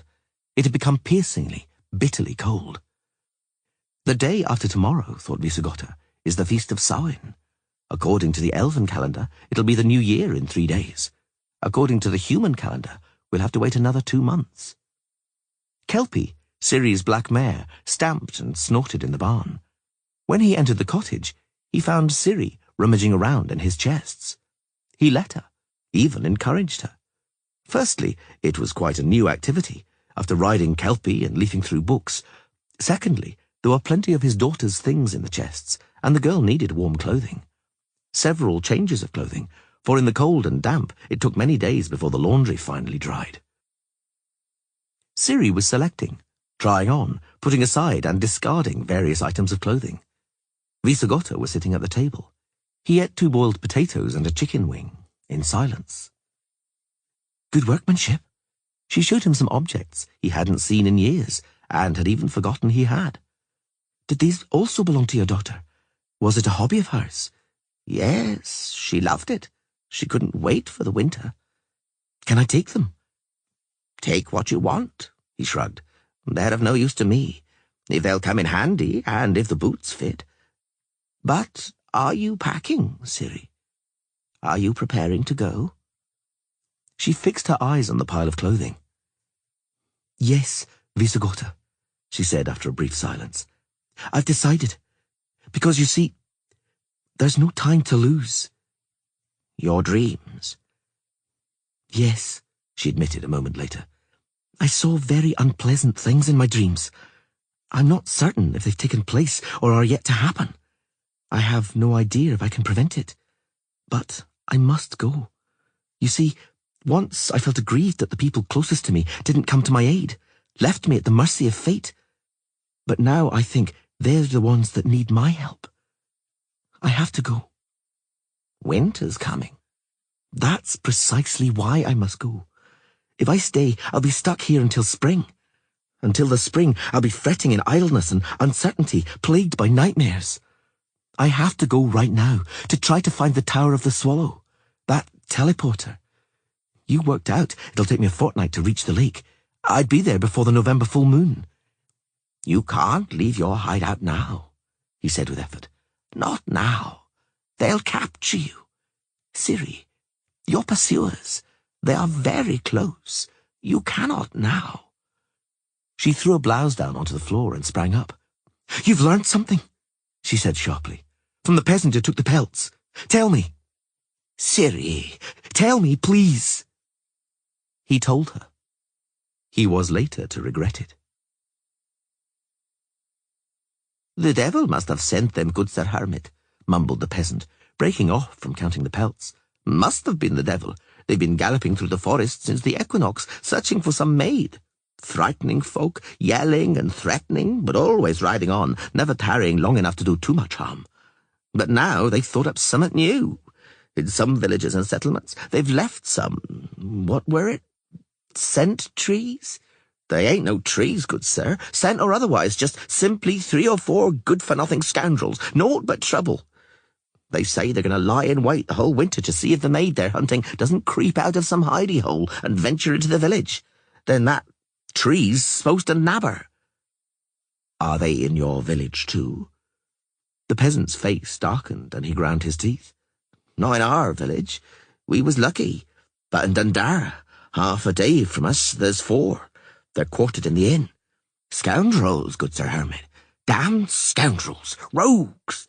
They took their pleasure with the village wenches, and when the menfolk stood out to them, they killed them, good sir, without mercy. Killed them, dead. They killed people. 2. The headman and 1 other. And is there a punishment for such ne'er-do-wells, good sir? And is there a law? There's no punishment or law.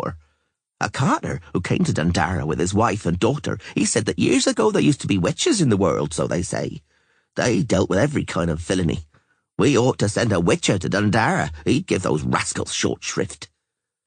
Witches killed monsters, not people.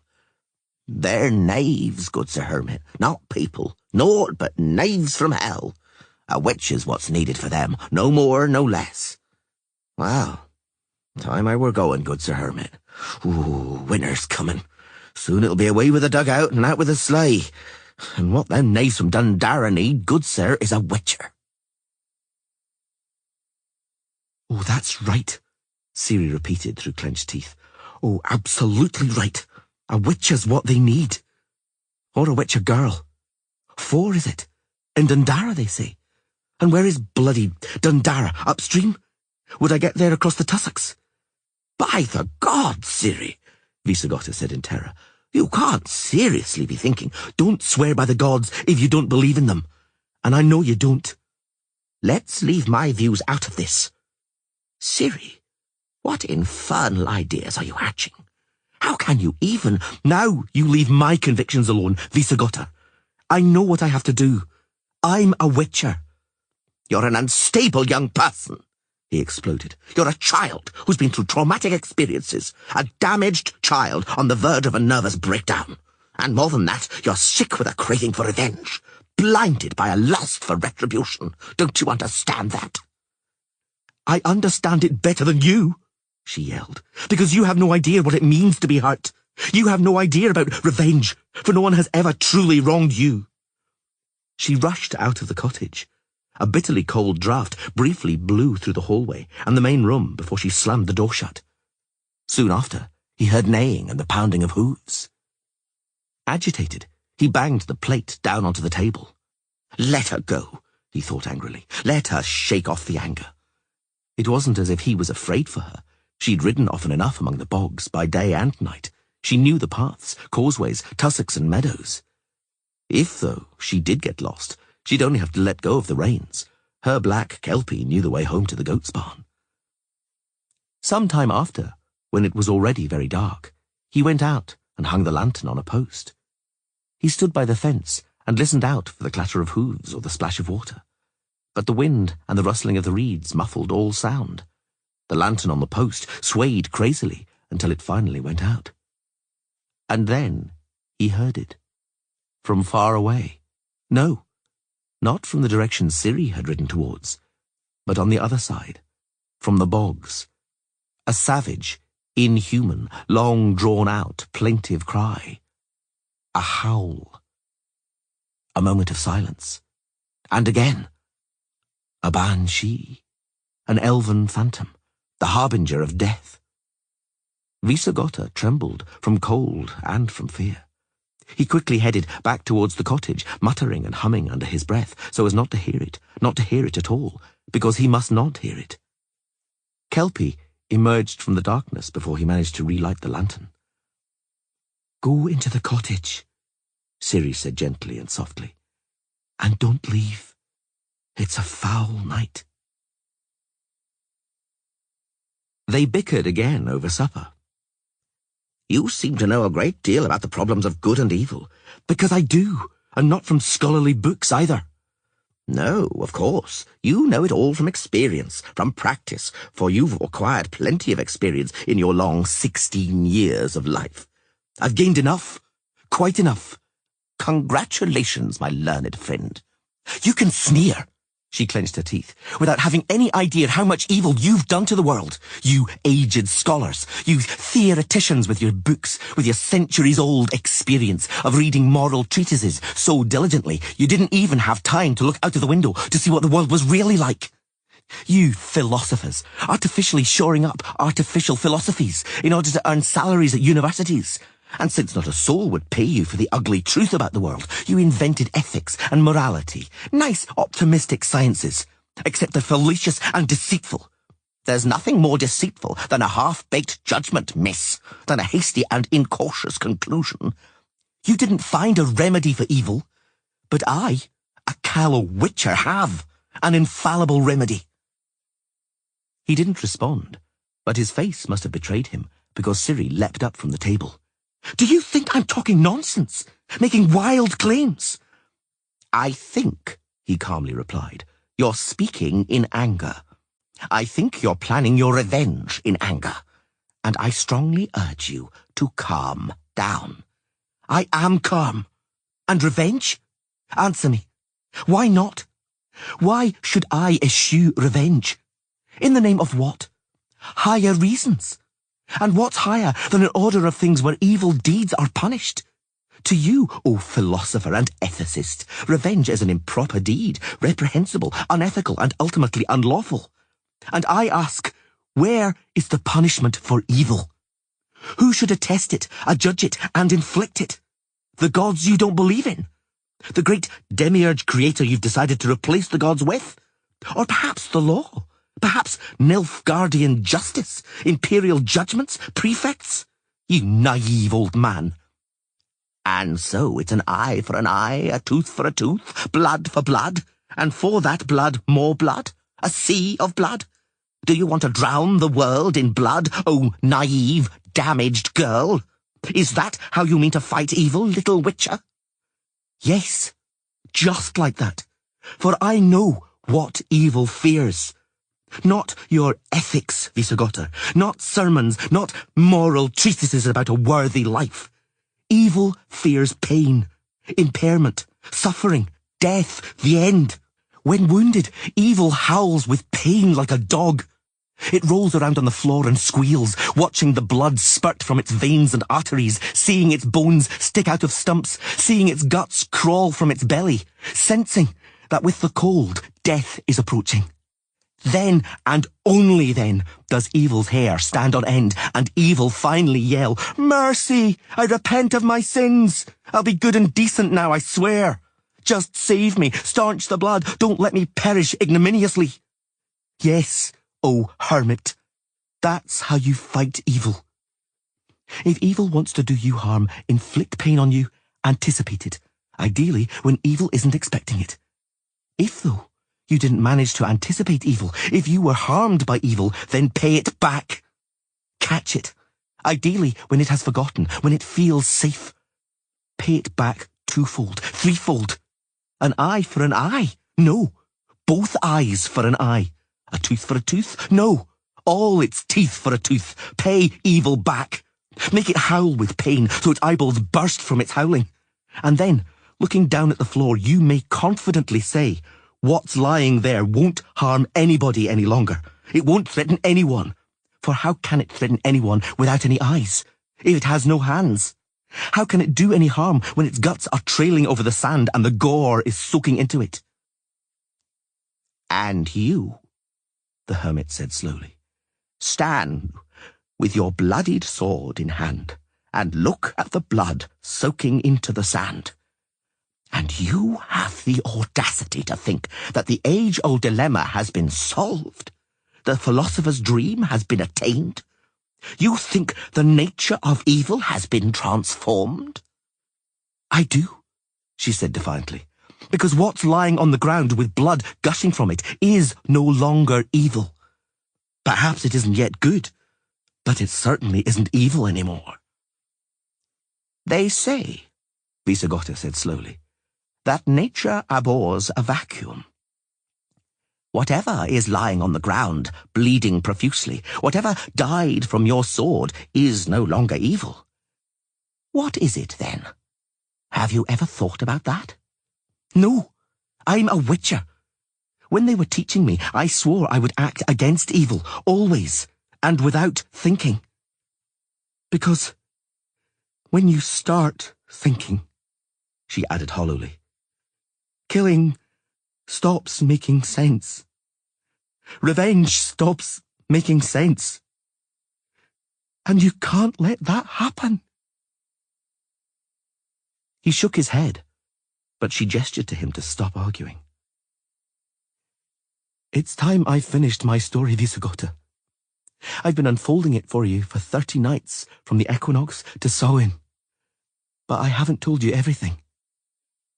Before I leave, you have to learn what happened on the day of the equinox in the village called Unicorn. She groaned when he pulled her from the saddle. The hip he had kicked her in the day before was hurting. He tugged on the chain attached to the collar and pulled her towards a light-coloured building. Several armed men were standing in the doorway, and one tall woman. "Bonnard," said one of the men, slim and brown-haired, with a thin face, holding a brass-tipped knout. "It has to be said that you're full of surprises." "Greetings, Skellen." The man addressed as Skellen looked her straight in the eye for some time. She trembled under his gaze. "Well?" He addressed Bonnard again. "Will you explain at once, or perhaps bit by bit?" "I don't like explaining things in the courtyard, for you get a mouthful of flies. May we go inside?" "By all means." Bonnard yanked the chain. Another man was waiting in the main room. He was dishevelled and pale, and was probably the cook, because he was busy cleaning traces of flour and cream from his clothing. His eyes lit up at the sight of Ciri. He came closer. He wasn't the cook. She recognized him at once, remembered those hideous eyes and the ugly mark on his face. He was the one who had pursued her on Thanedd with the squirrels. She'd escaped him by jumping out of a window, and he had ordered the elves to jump after her. What had that elf called him? Rents? "Well, well," he said mordantly, jabbing a finger hard and painfully into her breast. "Miss Ciri, we haven't seen each other since Thanedd. I've been looking for you a long, long time, miss, and I finally found you." "I don't know, sir, who you are," Bonnard said coldly, "but what you've claimed to find is actually mine, so keep your mitts off if you value your fingers." "My name's Ryance." The sorcerer's eyes flashed unpleasantly. "Kindly condescend to commit that to memory, Mr. Bounty Hunter, sir, and who I am will soon be revealed. Whom the maid belongs to will also soon be revealed. But let's not get ahead of ourselves. For now, I want to give her my regards and make a pledge. You don't have anything against that, I trust." "You are free to trust." Ryance approached Ciri and looked into her eyes from close up. "Your guardian, the hag Yennefer," he said slowly and scornfully, "once fell into disfavour with me. And so when I got my hands on her, I, Ryance, taught her pain. with these hands, with these fingers. And I promised her that should you fall into my hands, princess, I would also teach you pain, with these hands, with these fingers. Risky, Bonnard said softly. You're taking a great risk, Mr. Ryans, or whatever your name is, bothering my little girl and threatening her. She is vengeful, liable to hold it against you. I repeat, keep your hands, fingers, and all other parts of your body well away from her. Enough! Skellen cut them off without taking his curious eyes off Ciri. Stop it, Bonnard. And you too, Ryans. Calm yourself. I've shown you mercy, but I may change my mind and order you bound to the table legs again. Sit down, both of you. Let's talk like cultured people. Just the three of us, and no one else. For we have, it seems to me, much to talk about. But for now, we'll put the subject of our conversations under guard. Mr. Silliphant? Just guard her well. Bonnard handed Silliphant the end of the chain. Guard her with your life. Kenna stayed on the sidelines. Granted, she wanted to observe the wench whom everybody had recently been talking about, but she felt a strange aversion to pushing in amongst the small crowd surrounding Harsheim and Silliphant, who were taking the mysterious captive over to a post in the courtyard. Everybody was crowding around, jostling, peering. They were even trying to touch her, shove her, pull her. The girl trod stiffly, limping slightly, but held her head high. He's beaten her, thought Kenna, but he didn't break her. So she must be Falker. The maid's barely grown. A maid, eh? A cutthroat. I heard she slayed 6 men, the brute, in the arena in Claremont. And before that, how many others? The she-devil? She-wolf? And the mare. What a mare, look. A horse of marvellous blood. And here, by Bonnart's saddle flap, what a sword. Ah, a marvel. Leave it alone, Dacre Silliphant growled. Don't touch. Get your hands off other people's things. Don't touch the girl either. Don't paw her, don't hinder or insult her. Show some charity. We know not that we shan't be executing her before dawn. May she at least know peace until that time. If the wench is to go to her death, grinned Cyprian Fripp the younger, perhaps we could sweeten the remainder of her life and satiate her well? Throw her on the hay and bed her? Aye, Cabernet Couturant cackled. We could. Let us till the hell if it's allowed. I tell you it's not allowed.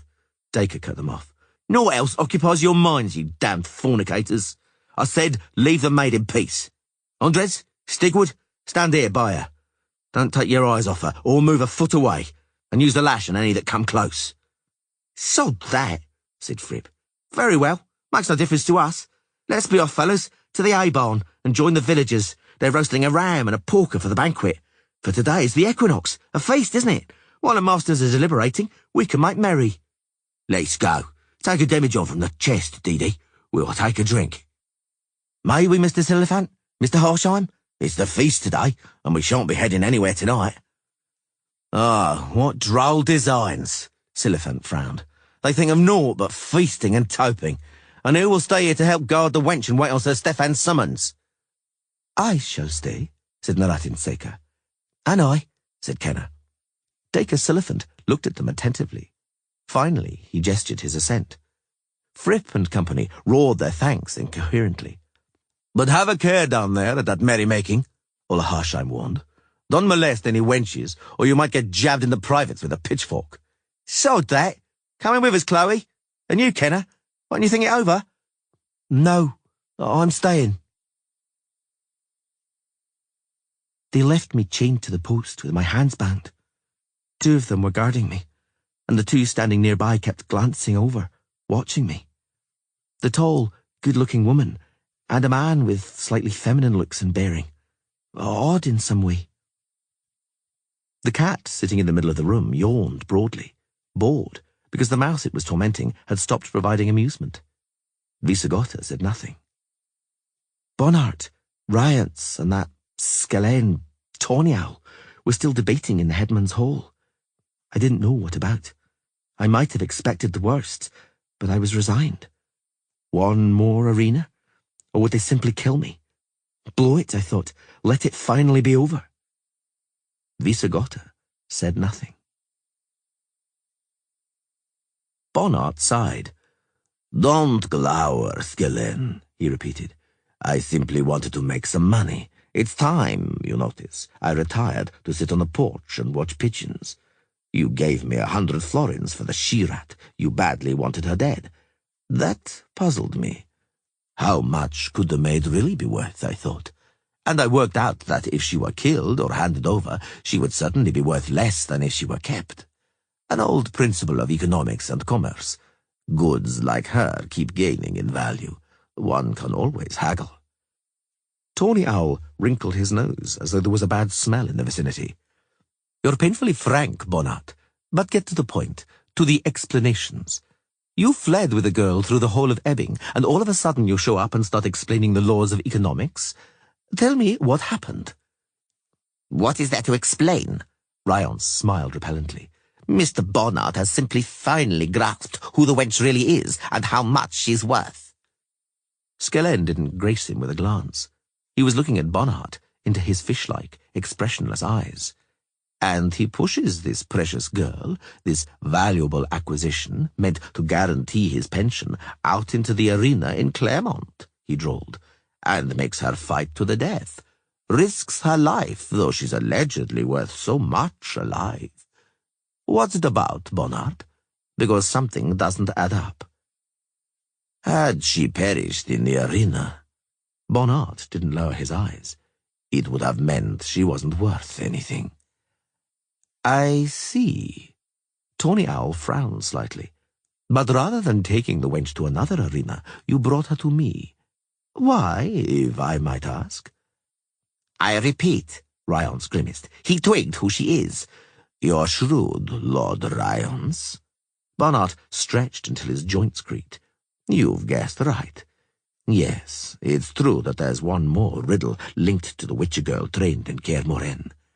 In Giso, when the noblewoman was robbed, the wench's tongue wagged that she was apparently so important and titled that the baron's daughter was such small beer and so low-ranking she ought to bow down before her. In that case, this Falca, I think to myself, must at least be the daughter of a count. Curious. Firstly, a witcher girl. Are there so many of them? Secondly, in the rat's gang. Thirdly, the imperial coroner is chasing around after her, in person, from Korath to Ebbing, and ordering her killed. And on top of all that, she's a high-born noblewoman. I think to myself, someone ought to ask that wench who she really is.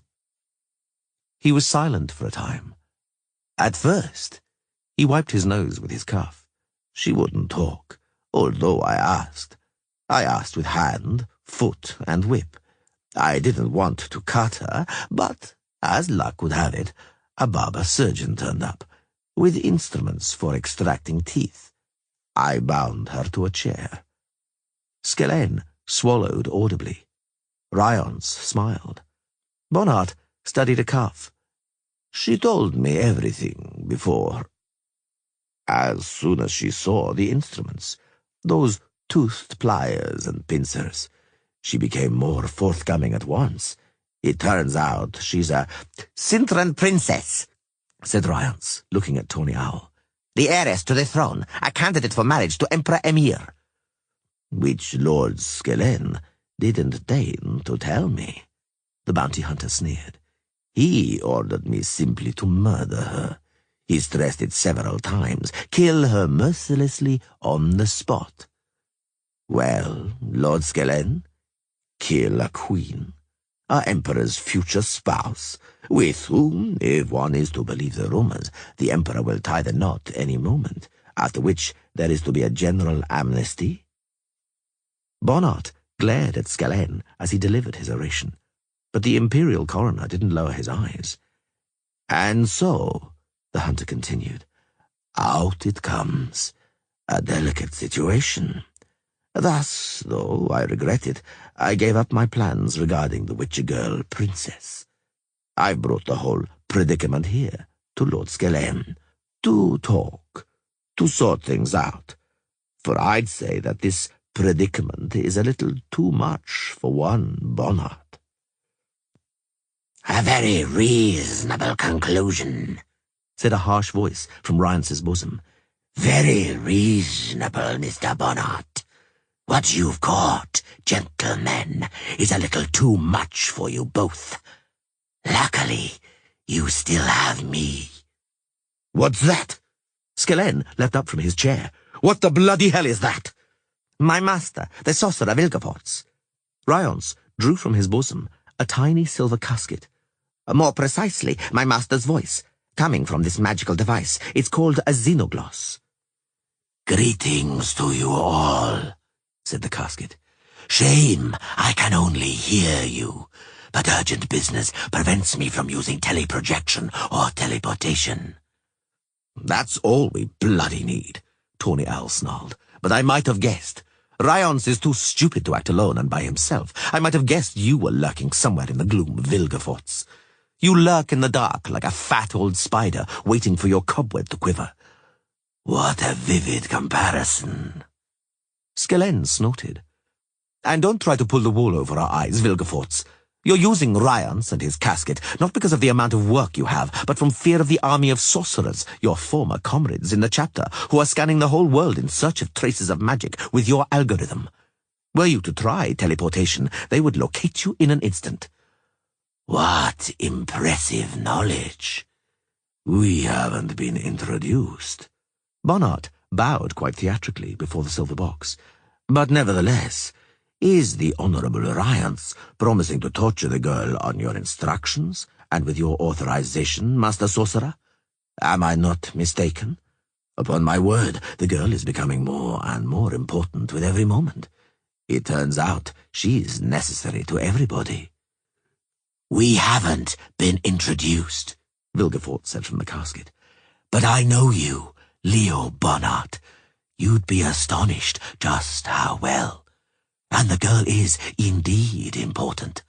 After all, she's the lion cub of Sintra, the elder blood.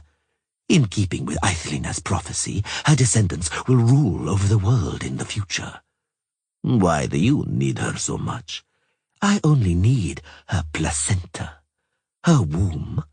Once I've removed it, you can take the rest." What do I hear there? Some kind of snorting? Some kind of disgusted sighing and puffing? Whose? Bonnard's, who physically and psychologically maltreats the girl every day in intricate ways? Or Stefan Skellen's, who intends to kill her on the orders of traitors and plotters? Eh? "I eavesdropped on them," recalled Kenna, lying on her pallet with her hands behind her head. "I stood around the corner and heard their thoughts, and my hair stood on end over my entire body. All of a sudden, I understood the extent of the predicament I got myself into." "Yes, yes," said the voice from the xenogloss. "You've betrayed your emperor, Skellen, without hesitation, at the first opportunity." Tawny Owl snorted disdainfully. "The charge of treachery from the lips of such an arch-traitor as you, Vilgefortz, is indeed a great matter. I'd feel honoured if it didn't smack of a cheap, vulgar joke." "I'm not accusing you of treachery, Skellen. I'm mocking your naivety and inability to betray. Who are you betraying your emperor for? For Ardal Epdai and Yvette? Princelings, their morbid pride piqued, insulted because the emperor rejected their young daughters by planning a marriage with the Sintran?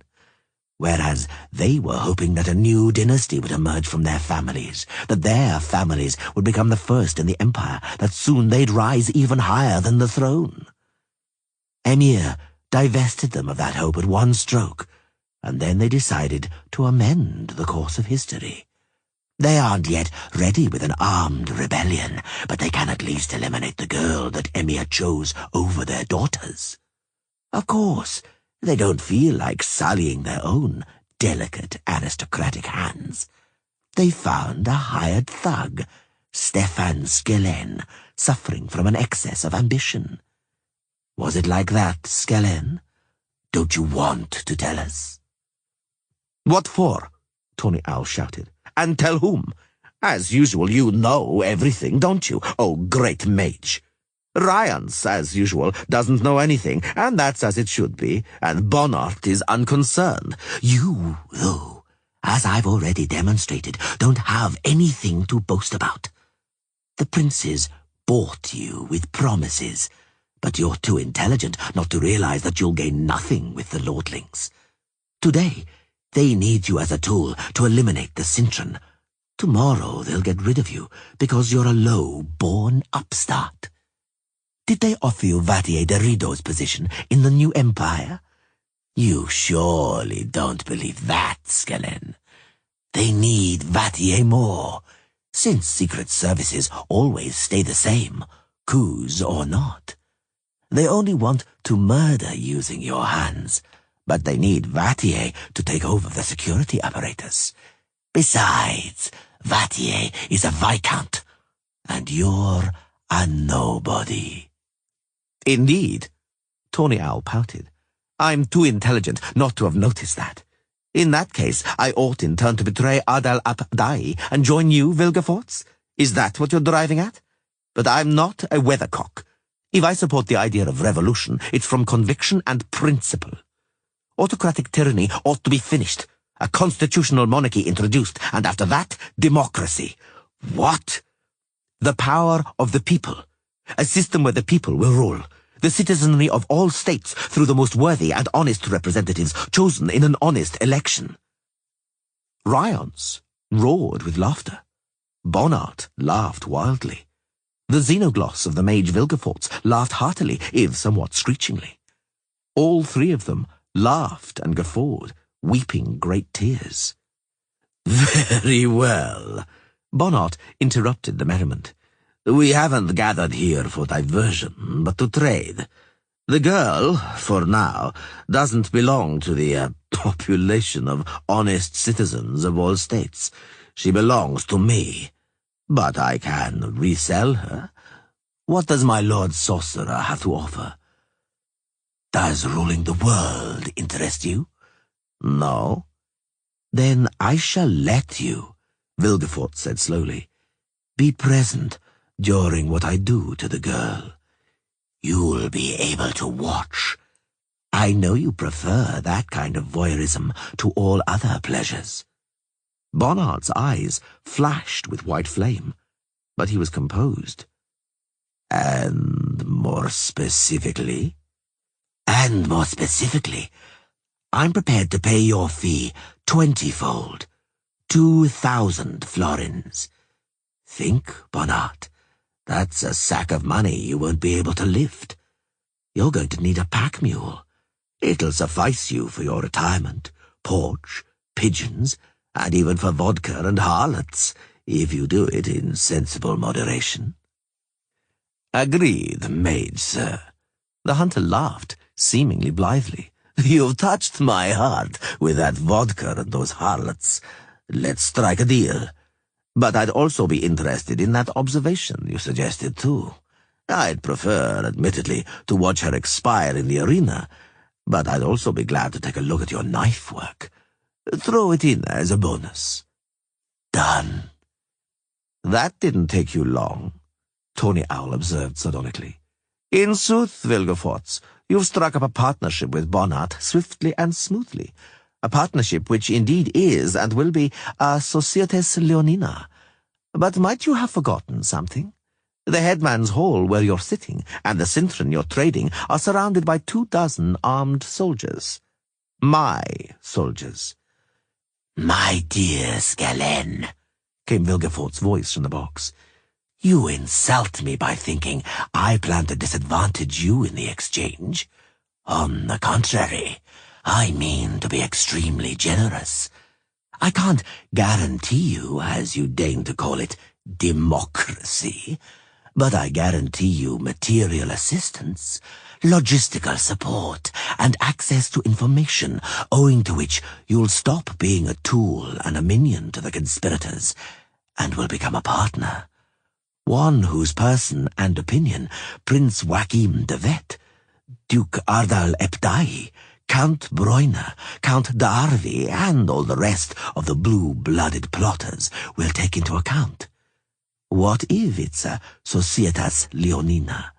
Certainly, if Cirilla is the loot, then I shall take the lion's share.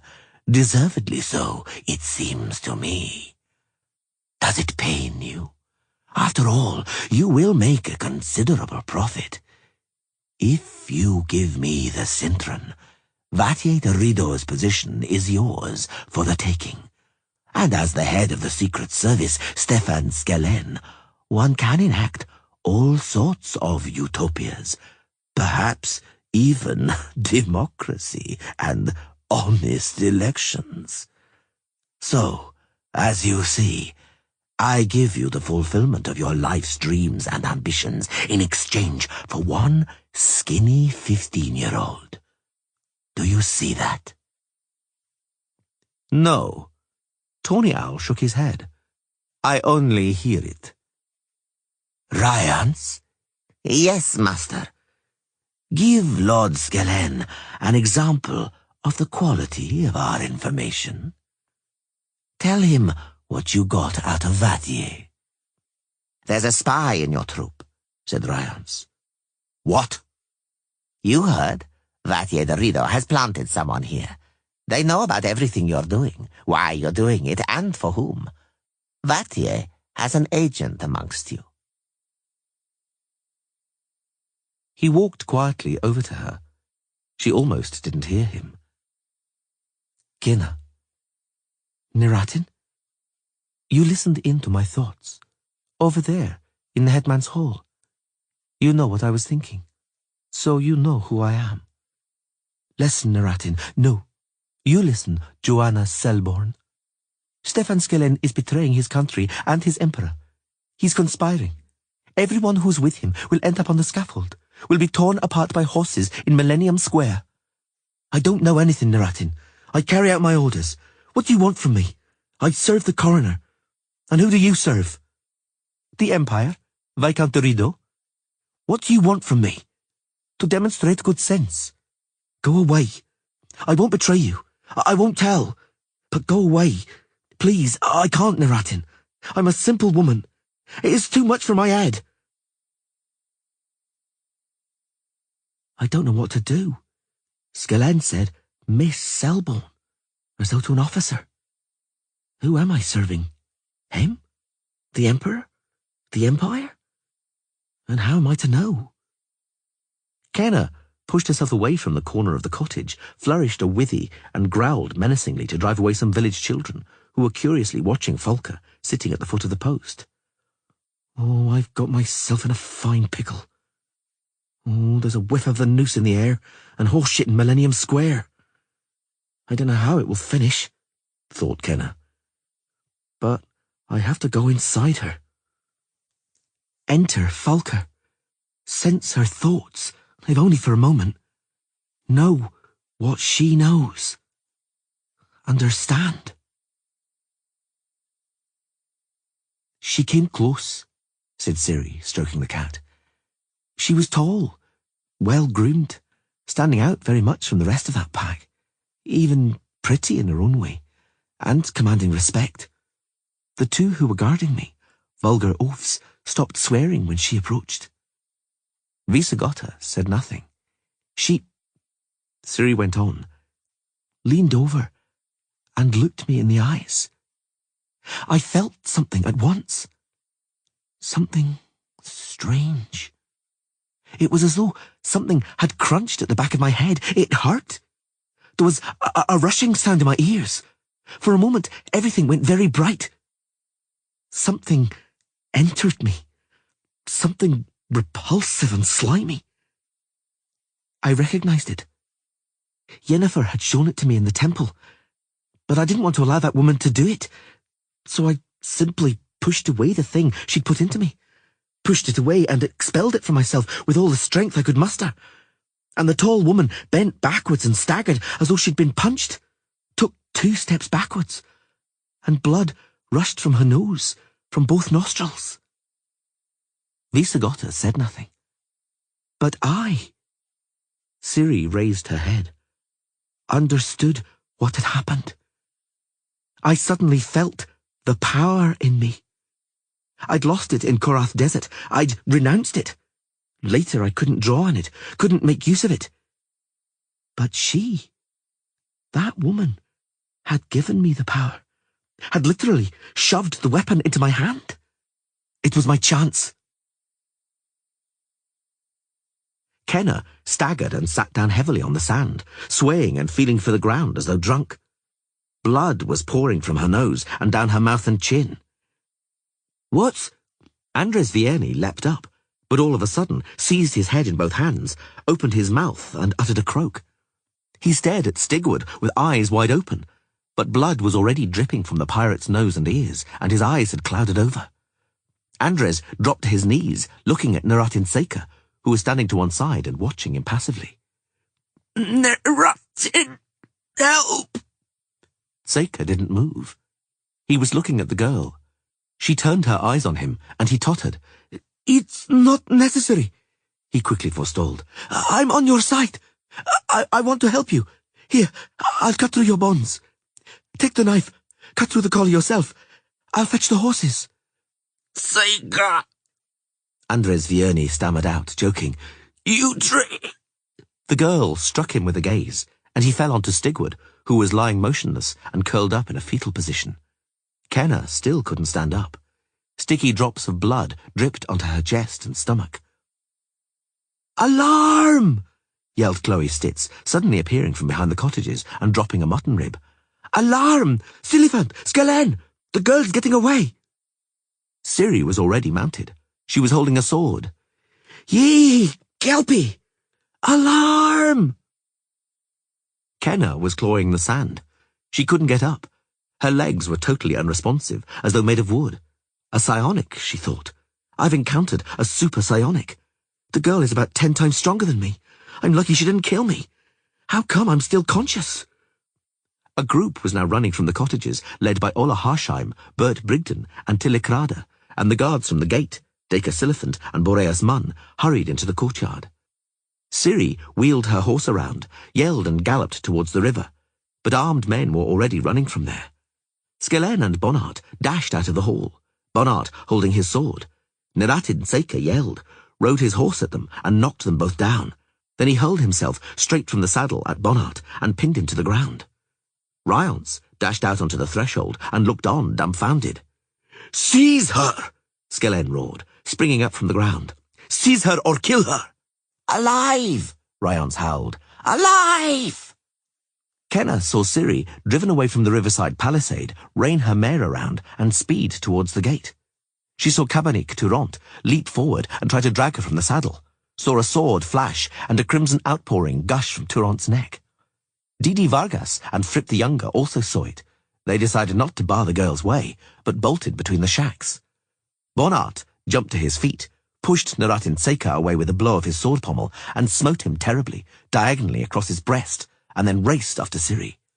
Neratin, slit open and spurting blood, managed to catch him by the legs and only released him when he was skewered to the sand with the point of a sword. But those few seconds of delay were sufficient. The girl spurred her mare, fleeing from Silifant and Munn. Skellen came up stealthily and wolf-like from the left and swung an arm. Kenna saw something sparkle in flight, saw the girl writhe and sway in the saddle, and a fountain of blood erupt from her face. She leaned back so far that for a moment she was lying on the mare's croup. She didn't fall, but straightened up and remained in the saddle, then pressed herself to the horse's neck. The black mare jostled the armed men and raced straight for the gate. Behind her ran Munn, Silifant, and Chloe Stitz with a crossbow. She won't jump it. She's ours, Munn yelled triumphantly. No horse can clear 7 feet. Don't shoot, Chloe. Chloe Stitz didn't hear in the general uproar. She stopped, put the crossbow to her cheek. It was widely known that Chloe never missed. She's dead meat, she cried. Dead meat. Kenna saw a man whose name she didn't know run forward, raise a crossbow, and shoot Chloe point blank in the back. The bolt passed right through her in an explosion of blood. Chloe dropped without a sound. The mare reached the gate and drew back its head a little. and jumped. It soared, and quite simply scaled the gate, gracefully gathered up its forehooves, and streamed over it like a black silk ribbon. Its curled hindhooves didn't even brush the upper bar. "Ye gods!" screamed Dacus Elephant. "Ye gods, what a horse! Worth its weight in gold!" "The mare goes to whoever catches her," Skellen screamed. "To horse! Mount up and after her!" The search party galloped through the finally open gate, kicking up dust. Bonnart and Boreas Munn galloped ahead of everyone. Kenna stood up with effort and immediately staggered and sat down heavily on the sand. Her legs were tingling painfully. Cabernet Turant wasn't moving, but lay in a red puddle with arms and feet splayed apart. Andrzej Vieni tried hard to lift the still unconscious Stigwood. Chloe Stitz, huddled up on the sand, seemed as tiny as a child. Ola Harsheim and Bert Brigden dragged the short man, the one who'd killed Chloe before Skellen. Tawny Owl was panting and trembling with fury. From the bandolier slung across his chest, he took out another Orion, the same kind of steel star he had wounded the girl's face with a moment earlier. "May you rot in hell, Skellen," said the short man. Kenna recalled his name. Makessa. Jediah Makessa. A Gemarian. She had first met him in Rocane. Tawny Owl stooped and swung his arm vigorously. The six-toothed star whined in the air and plunged deeply into Makessa's face, between his eye and nose.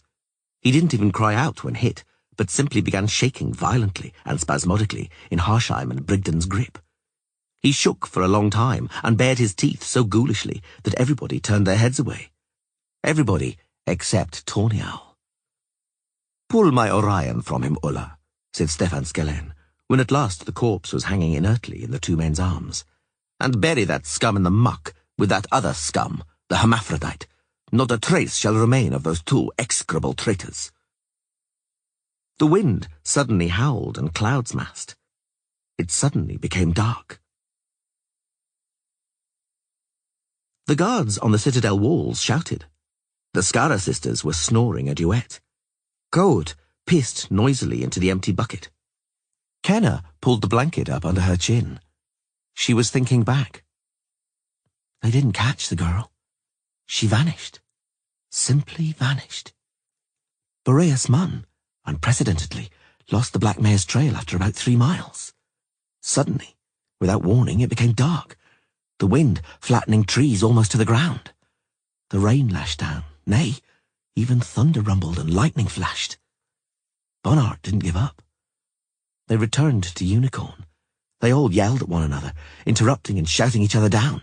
Bonnart, Tawny Owl, Ryance, and the fourth, mysterious, inhuman, croaking voice. Then they ordered the entire Hansa to mount up, unlike those, like me, who were unable to ride. They banded together peasants with torches and drove them into the forests. They returned just before dawn, with nothing, if you didn't count the horror in their eyes. The tales, Kenna recalled, only began a few days later. In the beginning, everyone was too afraid of Tawny Owl and Bonnart. They were so furious it was better to get out of their way. Even Bert Brigden, an officer, was hit across the head with the handle of a knout for some imprudent word. But later, people talked about what had happened during the chase, about the tiny straw unicorn from the little chapel that suddenly grew to the size of a dragon and scared the horses so much the riders fell from them, only miraculously avoiding breaking their necks. About the cavalcade of fiery-eyed apparitions galloping across the sky on skeleton horses, led by a terrible skeleton king, ordering his phantom servants to wipe out the Black Mare's hoofprints with their ragged cloaks. About the macabre choir of goat-sucker nightjars calling, "Liquor of blood, liquor of blood." About the horrific wailing of the ghastly Bian-Shi, the harbinger of death. The wind, rain, clouds, bushes, and fantastically shaped trees. And fear, which turns everything into nightmares, commented Boreas Munn, who had been there after all. That's the whole explanation. But the nightjars were screaming, as nightjars always do, he added. And the trail, the hoofprints which suddenly vanish as though the horse had flown up into the heavens. The face of Boreas Munn, A tracker able to track down a fish in water stiffened at the question. The wind, he answered. The wind covered the tracks with sand and foliage. There's no other explanation. Some people even believed, Kenner recalled. Some people even believed that they were all natural or predictable phenomena, and even laughed at them. But they stopped laughing after Dundara. No one laughed after Dundara.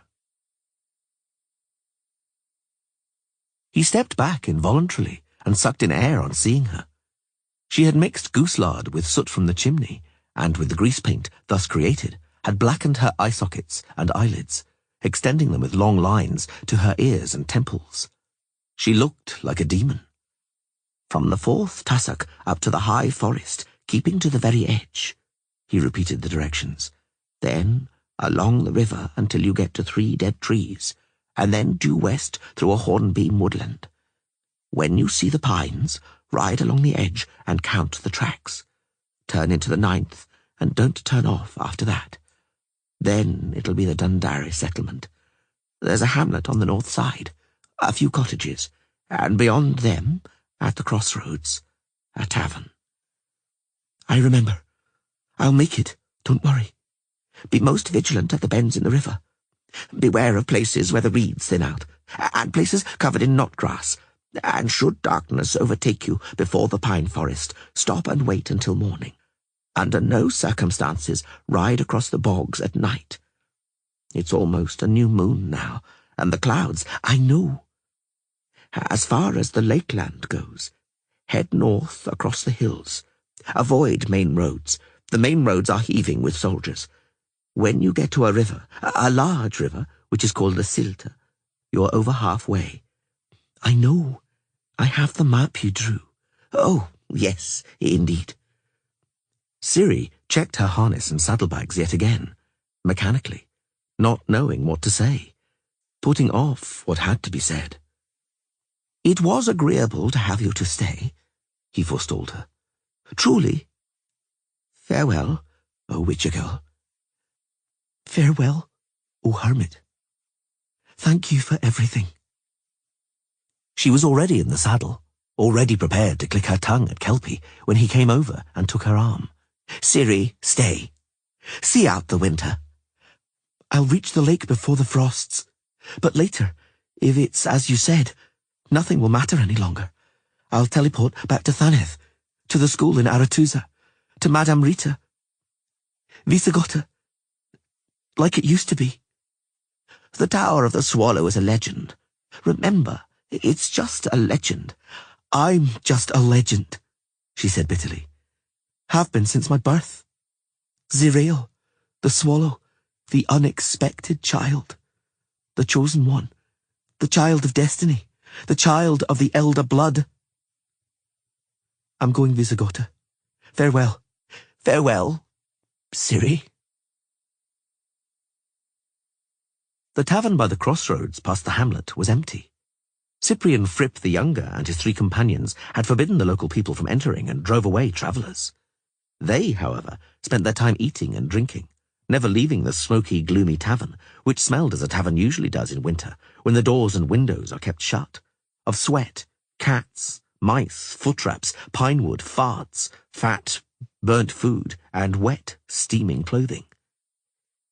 Sod this rotten place, Centurion Yutz Yanovitz, a Gemarian, said, for probably the 100th time, gesturing towards the serving wenches to bring him vodka. Damn that tornell, ordering us to hunker down in this mangy hole. I'd sooner be riding through forests with the patrols. Then you must be stupid, replied Didi Vargas. It's bloody freezing outside. I'd rather be here in the warm, with the maid close at hand. He slapped the wench hard on the bottom. She squealed, not very convincingly, and with evident apathy. She was slow-witted, to tell the truth.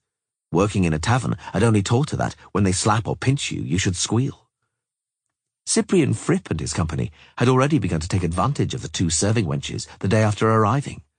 The innkeeper was afraid to complain, and the wenches too dim-witted to think about protesting. Life had taught them that if a wench protested, she got hit. It was more judicious, usually, to wait till they get bored. That there Falker, Rispat Lepointe, bored, took up another stock topic of their bored evening conversations. Croaked somewhere in the forests, I tell you. I saw Skellen slice a face open with the Orion and the blood shooting out in the fountain. She can't have come through that, I tell you. Tawny owl, mister, Yutsyanovitz stated. He barely scratched her with the Orion. Granted, he carved her face up good and proper, saw it for myself. But did it stop the wench jumping the gate? Did she fall from her horse? Not a chance. And we measured the gate afterwards. 7 foot effing 2. And she jumped it. And then what? You couldn't have stuck a knife blade between the saddle and her little arse. Blood was pouring from her, protested Rispat Lepointe. She rode away, I'm telling you. Rode off and then fell and croaked in a hollow somewhere. Wolves and birds at the carcass. Martins finished it off, and ants. That's the end. Derayav. So, we're sitting here in vain, drinking our money away. Our money it is, for I don't seem to see any pay. It can't be that no traces or signs of a corpse are left, said Didi Vargas with conviction. Something's always left. The skull, pelvis, or one of the bigger bones. Ryans, that saucer, will eventually find Folker's remains.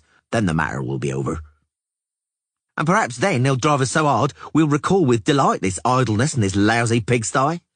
Cyprian Fripp the Younger threw a bored glance at the tavern's walls, on which he already knew every nail and every damp patch. And that poxy booze. And those too. What smell of onions. And when you rat them, they lie like calves, staring at the ceiling and picking their teeth. Everything's better than this tedium, Yutsyanovitz stated. I feel like howling. Let's fucking do something. Anything. Shall we torch the village or what? The door creaked. The sound was so unexpected that all 4 of them leapt up from their seats. Scram, Didi Vargas roared. Get out, old man, beggar, filthy bastard. Get back outside. Leave him. Fripp, bored, waved an arm. See, he's lugging some pipes. He's just a beggar. Probably an old soldier who earns a crust by playing and singing in taverns. It's cold and rainy outside. Let him stay. Just well away from us. Yutsyanovitz showed the beggar where to sit. Or we'll be crawling with lice. I can see from here what specimens are crawling over him. You'd think they were tortoises, not lice. Give him some victuals, landlord. Fripp the Younger beckoned imperiously. And us some hooch. The beggar took off his bulky fur hat and solemnly gave off a stench that filled the room. Thanks be to you, my lord, he said, for today is Samhain's Eve, a holy day. It doesn't befit to drive anyone away on a holy day, to be soaked and frozen in the rain. It befits to regale a body on a holy day. In truth, Rispat Lepointe slapped himself in the forehead. Today is Samhain's Eve, the end of October. A night of witchcraft. The beggar slurped the watery broth he was brought. A night of ghosts and horrors. Ho, ho, said Yutsyanovitz. The old gimmer, he Jew, is about to divert us with beggarly tales. Let him divert us, Didi Vargas yawned. Anything's better than this boredom. Sawing, repeated Cyprian Fripp the Younger. It's already 5 weeks since Unicorn, and 2 weeks that we've been here. 2 whole weeks. Sawing! Ha! A night of portents. The beggar licked the spoon, fished something out of the bowl with a finger and ate it. A night of dread and witchcraft. What did I say? Yutsyanovitz grinned. We'll have a beggar's tale. The beggar sat up straight, scratched himself and hiccuped. Samhain Eve, he began with emphasis. The last night before the November new moon is the last night of the old year to the Elves, and when the new day dawns, it'll be their new year. Thus, there is among the Elves a custom that on the night of Samhain, every fire in the homestead and yard should be lit with a single pitch taper, and the rest of the taper stowed well away until May, when Beltane is kindled with the same flame. Then, they say, there will be prosperity. Not only Elves do thus, some of our folk do likewise, to protect themselves from evil spirits. Ghosts? Yut snorted. Just listen to the old fart. It's Samhain night, the beggar said in an excited voice. On this night, spirits walk the earth. The spirits of the dead knock on the windows. Let us in, they moan. Let us in.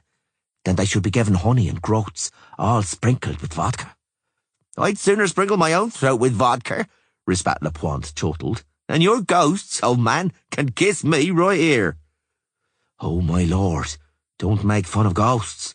They're liable to hear, and they're vengeful. Today, it's Samhain Eve, a night of dread and witchcraft. Prick up your eyes. Do you hear something rustling and tapping all about?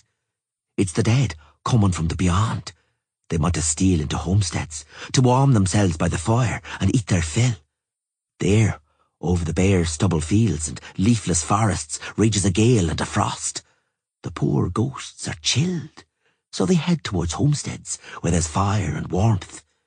Then one mustn't forget to put out food for them in a bowl on the step or on the threshing floor, for if the phantoms find nothing there, they go into cottages themselves after midnight to search for— "Oh my!"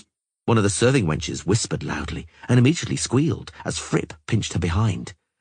"Not a bad tale," he said, "but a long way off being a good one. Pour the old man a mug of mulled wine, landlord, and perhaps he'll tell a good one. The test of a good ghost story, boys, is when you goose the wenches and there's something gross they don't even notice." The men cackled, and the two girls, whose degree of attentiveness was being tested, squealed. The beggar quaffed the mulled wine, slurping loudly and burping. "Just don't get drunk or fall asleep here," Didi Vargas warned menacingly. "We aren't giving you drink for nothing. Tell a tale, sing, play the pipes. We want merriment." The beggar opened his mouth, where a single tooth stood like a white milepost in a dark step. It a Sarwin, my lord. What music? What playing? 'Tis not allowed. Sarwin's music is the gale outside. It's the howling of werewolves and vampires, the wailing and moaning of vengeful ghosts and ghouls grinding their teeth. The Banshee howls and cries, and whoever hears her cry is destined to die soon. Every evil spirit leaves its hideaway. Witches fly to their last coven before winter. Samhain is a night of frights, of marvels and visions. Don't venture into the forest, or a leshy will maul you to death.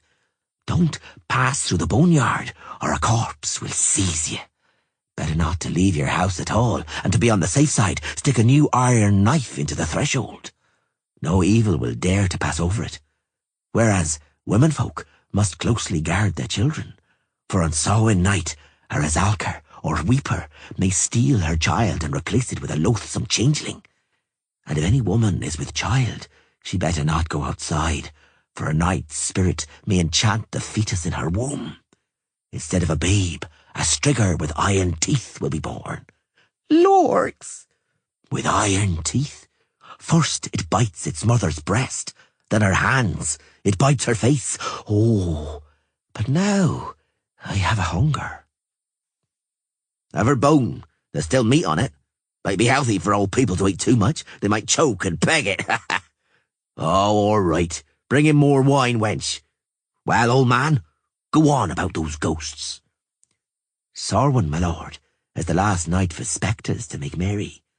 Later, the frost takes their strength away, so they sink into the chasm beneath the earth, from where they don't stick their noses out the whole winter. For that reason, from Samhain right until February, to the holy day of Imolach, is the best time for an expedition to haunted places to search for treasure. If, when it's warm, someone pokes around by a white sparrow, for example, the white will awake as sure as eggs, jump out annoyed and devour the rummager. But from Samhain to Imolach, poke and dig around as much as you're able.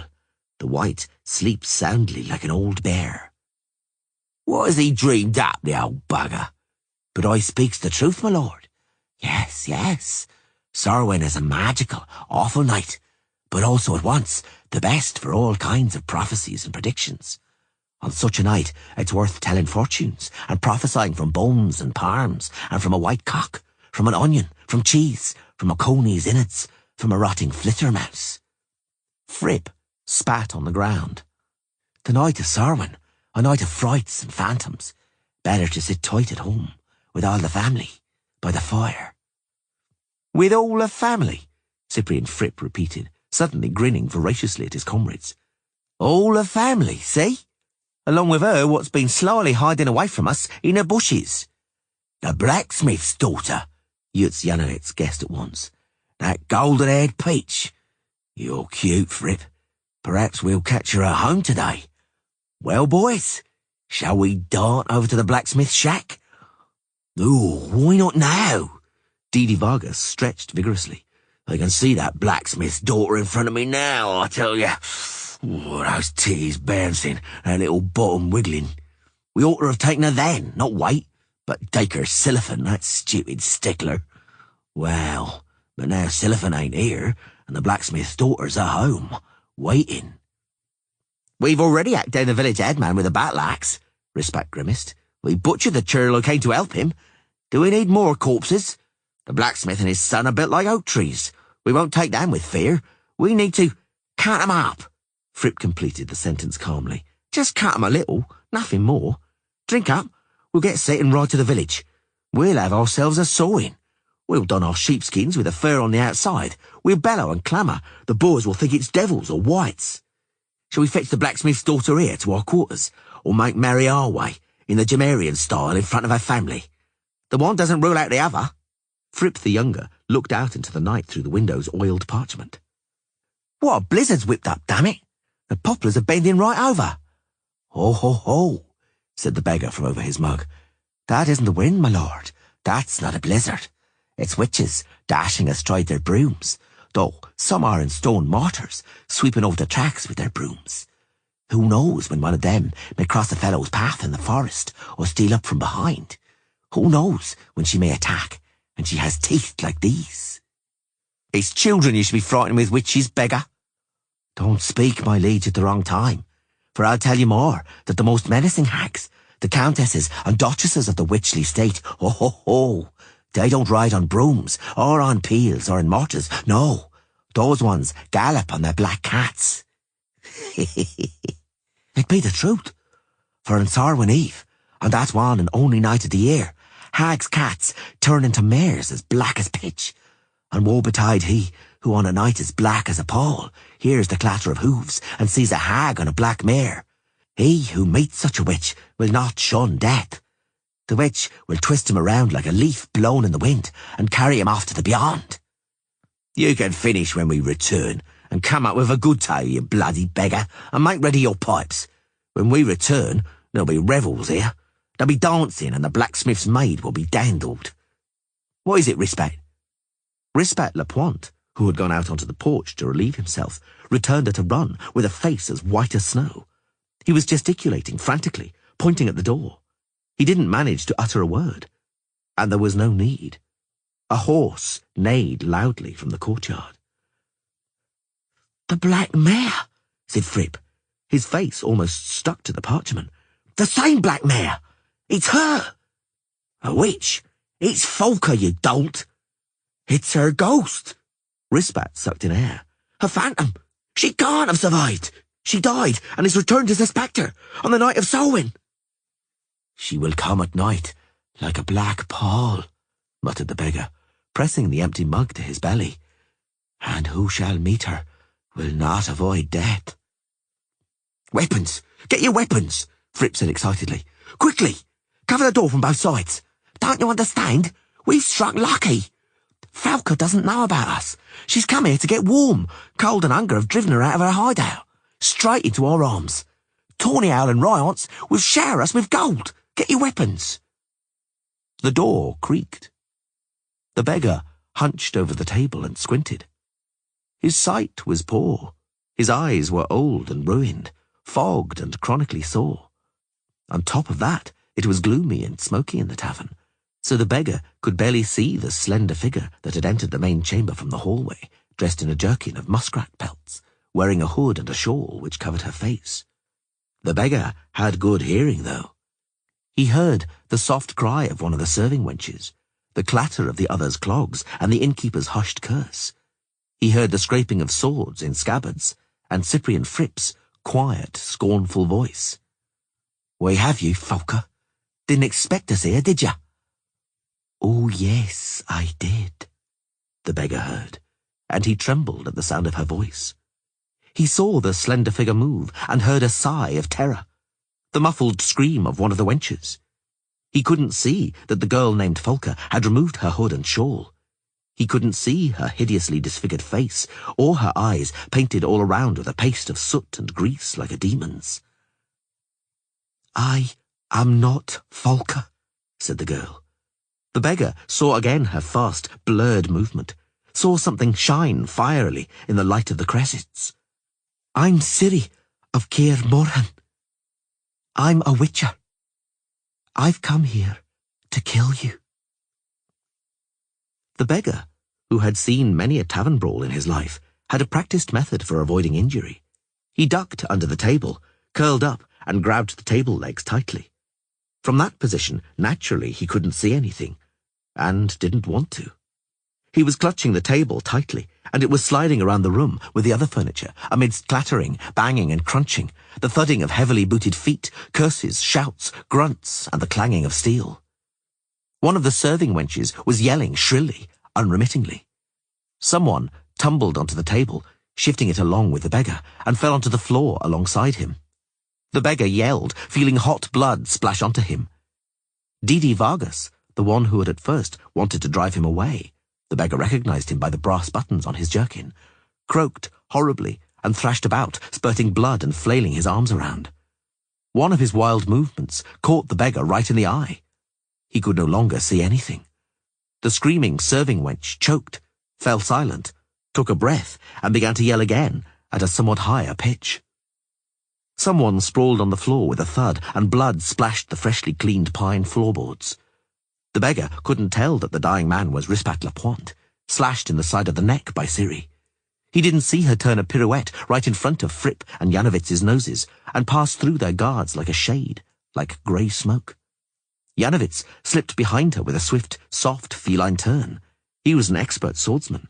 Standing firmly on his right foot, he struck out with a long, extended thrust, aiming at the girl's face, straight at her hideous scar. He couldn't miss, but he did. He was too slow to shield himself.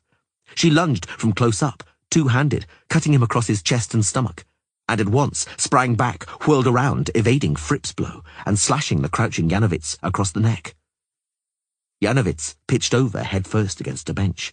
Fripp leapt over the bench and the corpse and struck powerfully. Ciri parried obliquely, made a half-turn, and jabbed him in the side above his hip. Fripp staggered, sprawled onto the table, and instinctively extended his arms in front of himself to keep his balance. The moment he rested his hand on the table, Ciri hacked it off in a swift slash.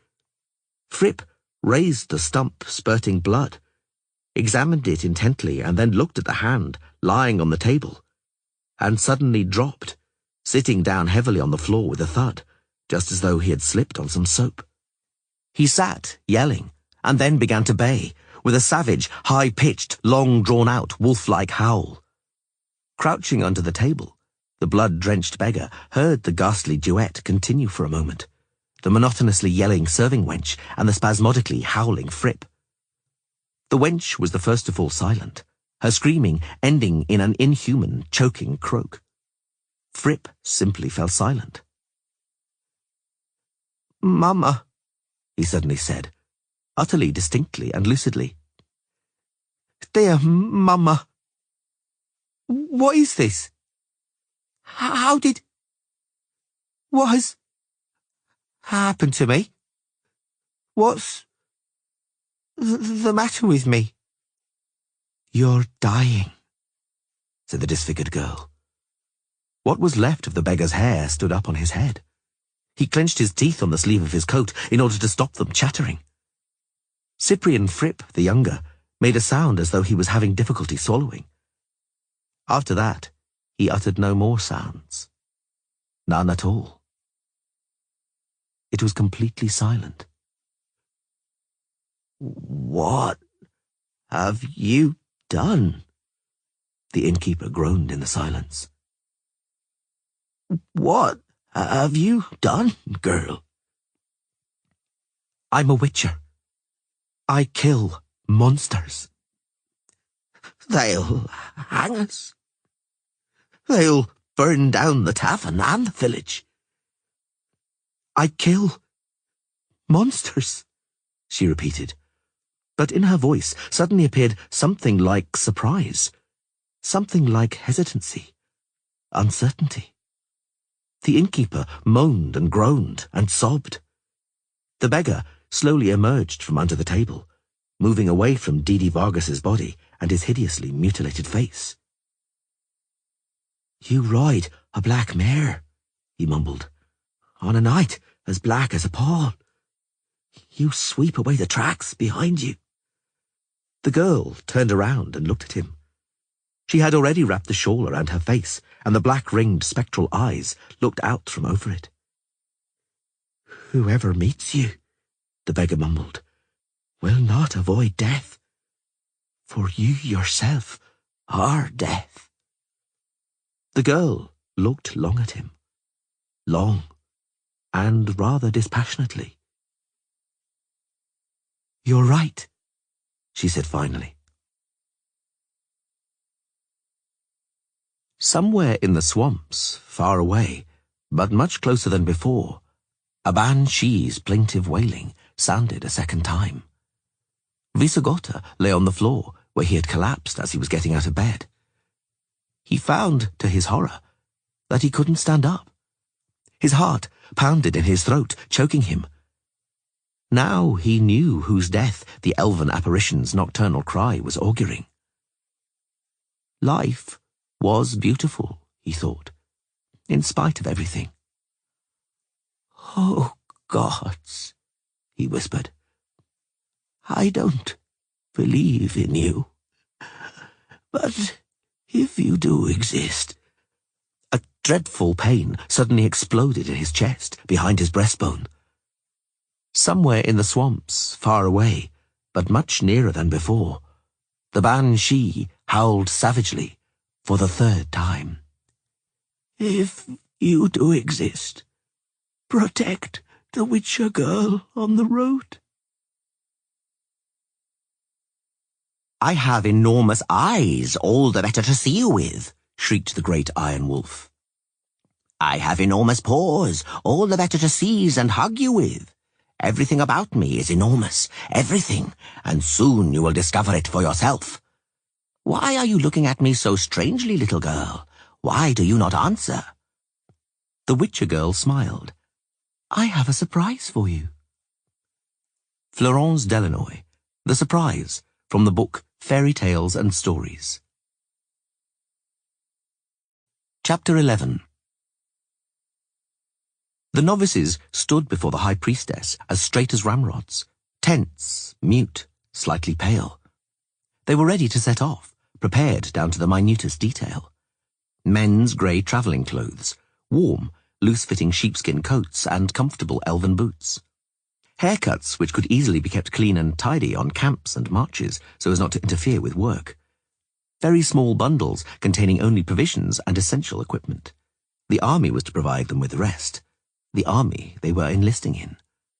The faces of the two girls were composed, seemingly. Triss Merigold could see that the hands and lips of the two girls were quivering faintly. The wind tugged at the bare branches of the trees in the temple grounds, swept dead leaves across the flagstones of the courtyard. The sky was a deep blue. A blizzard was in the air. You could feel it. Nenneker broke the silence. Do you have your postings? I don't, Unade mumbled. For the moment, I'll be in winter quarters in a camp outside Vitsima. The recruiting officer said that in the spring, mercenary units from the north will be stopping there. I'm to be a nurse in one of them. But I, said Yola II, already have my posting, to Mr. Milo Vanderbeck, field surgeon. Mind you don't disgrace me. Nenneker gave the novices a menacing look. Mind you dishonour neither myself nor the temple, nor the name of great Melitele. Certainly not, O mother. And look after yourselves. Yes, O mother. You'll be dead tired, attending the wounded. You will not know sleep. You'll be frightened and have doubts as you gaze on pain and death. And then it's easy to misuse narcotics or stimulants. Be careful of that. We know, O mother. War, fear, slaughter and blood. The high priestess's eyes, drilled into the two girls, mean a slackening of morals, and for some are also a powerful aphrodisiac. How they will act on you, my girls, you do not and cannot know at present. Please be careful about that, too. If, though, it comes to it, take preventative measures. Should one of you get into trouble, in spite of that, stay well away from shady quack-solvers and village wisewomen. Search for a temple, or better yet, a sorceress. We know, O mother. That's everything. Now, come closer to receive my blessing. She placed her hands on their heads in turn, embraced and kissed them in turn. Euneid sniffed. Yola II simply burst into tears. Nenneke, although her eyes were shining a little more than usual, snorted. "Don't make a scene," she said, seemingly crossly and sharply. "You're going to a normal war. People return from them. Take your things, and I bid you goodbye." "Goodbye, O mother." They walked briskly towards the temple gate, without looking back. The High Priestess Nenneke, the sorceress Tris Merigold, and the scribe Yara watched them go. Yara drew attention to himself by grunting intrusively. "What's the matter?" Nenneke glared at him. "You let them?" The boy exploded bitterly. "You allowed them girls to sign up? And me? Why am I not allowed? Am I to continue leafing through dusty parchments here, behind these walls? I'm neither a cripple nor a coward. It's a disgrace for me to stay in the temple when even girls—" "Those girls," the High Priestess interrupted, "have spent their whole young lives learning to treat and heal illnesses and to care for the sick and wounded. They're going to war not out of patriotism or a hankering after adventure, but because there are countless wounded and sick people there. Piles of work, day and night. Euneid and Yola, Mira, Katya, Prina, Deborah, and the other girls are the temple's contribution to this war. The temple, as part of society, is repaying its debt to society. It's giving the army and the war its contribution. Experts and specialists. Do you understand that, Yara? Specialists, not arrow fodder. Everybody's joining the army. Only cowards are staying at home. You're talking nonsense, Yara, Tris said sharply. You don't understand anything. I want to go to war. The boy's voice broke. I want to rescue Ciri. My, Nenneke said mockingly. The knight-errant wants to ride out to rescue his sweetheart on a white horse. She fell silent under the sorceress's gaze. In any case, enough of this, Yara. She shot the boy a black look. I said I'm not letting you. Return to your books. Study. Your future is scholarship. Come, Tris. Let's not waste time. A bone comb, a cheap ring, a book with a tattered binding, and a faded light blue sash lay spread out on a cloth before the altar. Yola I, a priestess with prophetic powers, was kneeling over the objects. Don't hurry, Yola, Nenneke, standing beside her, warned.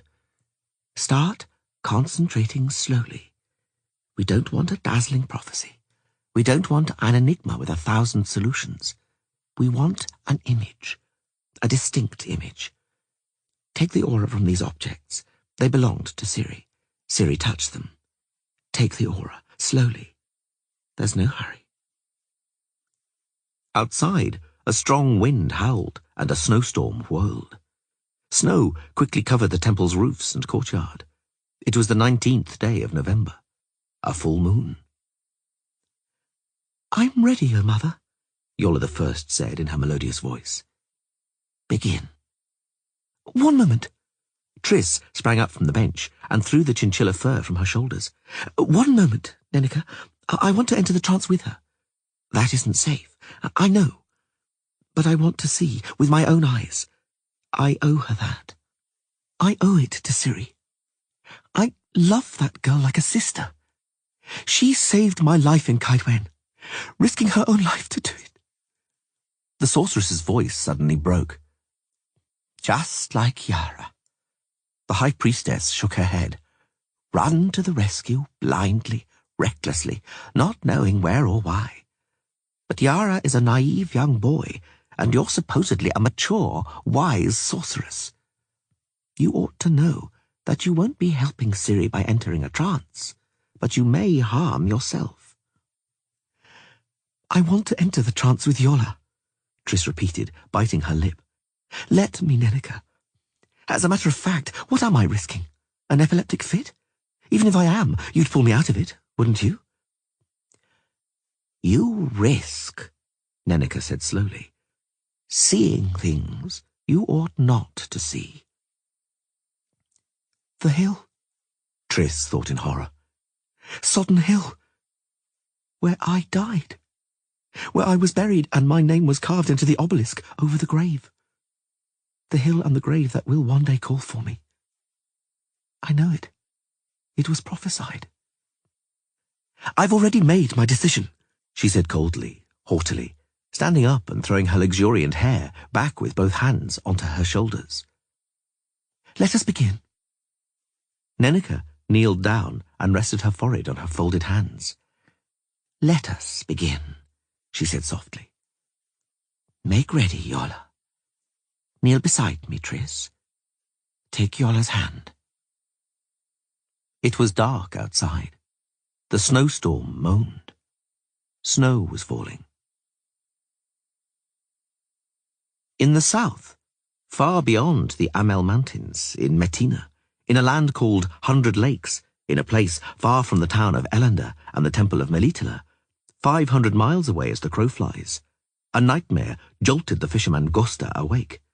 After waking, Gosta could remember nothing of the dream, but an eerie anxiety kept him awake for a long time. Every experienced angler knows you must wait for the first ice to land a perch. That year, the winter, although unexpectedly early, played tricks and was as fickle as a pretty, popular girl. The first frost and snowstorm came as an unpleasant surprise, like a brigand from an ambush at the beginning of November, right after Samhain, when no one had been expecting snow or frost, and there was still plenty of work to do. By the middle of November, the lake was already glazed over with a very thin layer of ice, which seemed just about able to bear the weight of a man, when the fickle winter suddenly subsided. Autumn returned.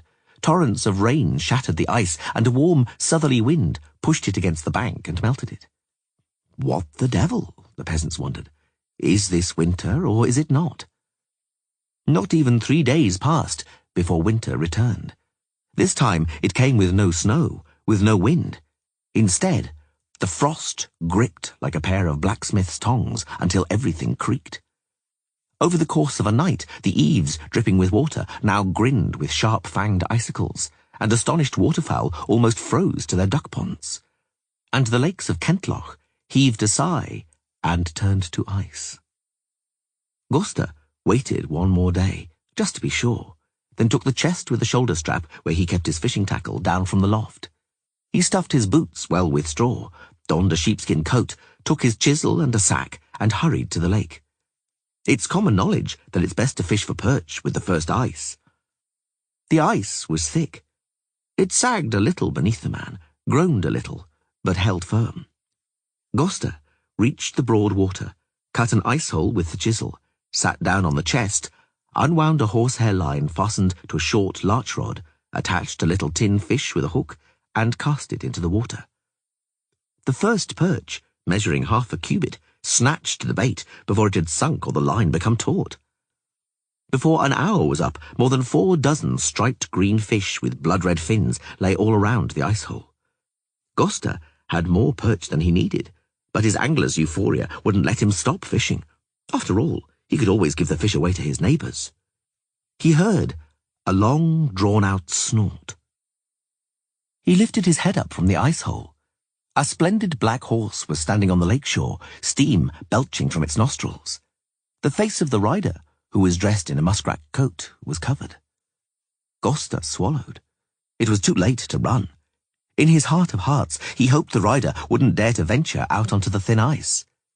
He was still mechanically moving his rod as another perch jerked the line. The angler hauled it out, removed the hook, and tossed it down on the ice. Out of the corner of his eye, he saw the rider dismount, toss the reins onto a leafless bush, and walk towards him, treading gingerly on the slippery surface. The perch flapped about on the ice, flexing its spined dorsal fin and moving its gills. Gosta stood up and reached for his chisel, which, as a last resort, might serve as a weapon. "Fear not." It was a girl. Now the scarf was removed, he could see her face, disfigured by a hideous scar. On her back was a sword. He saw a hilt of exquisite workmanship sticking up above her shoulder. "I won't do you any harm," she said quietly. "I only want to ask the way." "Course you do," thought Gosta. "Pull the other one. Now, in winter, in the frost, who treks or travels? Only a brigand or an outcast." "This land, is it Miltrachta?" "It is," he mumbled, staring into the ice hole, into the black water. "Miltrakta. But we says 100 Lakes. And Tarn Mira Lake? Do you know of such a place?" "Everyone does." He glanced at the girl, frightened. "We calls it Bottomless Lake, mind. It's enchanted. Awfully deep. Rosalkas live there. Drowned folk, they do. And phantoms live in the ancient enchanted ruins." He saw her green eyes light up. "There are ruins there. A tower, perhaps?" "What tower?" He couldn't suppress a snort. "Stone upon stone, covered over with stone, overgrown with weeds. A heap of rubble." The perch had stopped flopping and was lying, moving its gills amidst its colourful striped brothers. The girl stared at it, lost in thought. "Death on the ice," she said, "has something bewitching about it." "Eh?" "How far is it to the lake with the ruins? Which way should I ride?" He told her. He showed her. He even scratched it on the ice with the sharp end of the chisel. She nodded, trying to remember. The mare at the lakeside struck its hooves on the frozen ground and snorted, belching steam from its nostrils. He watched her move away along the western edge of the lake, gallop along the edge of the cliff against a background of leafless alders and birches, through a breathtaking fairy tale forest adorned with a white icing of hoarfrost.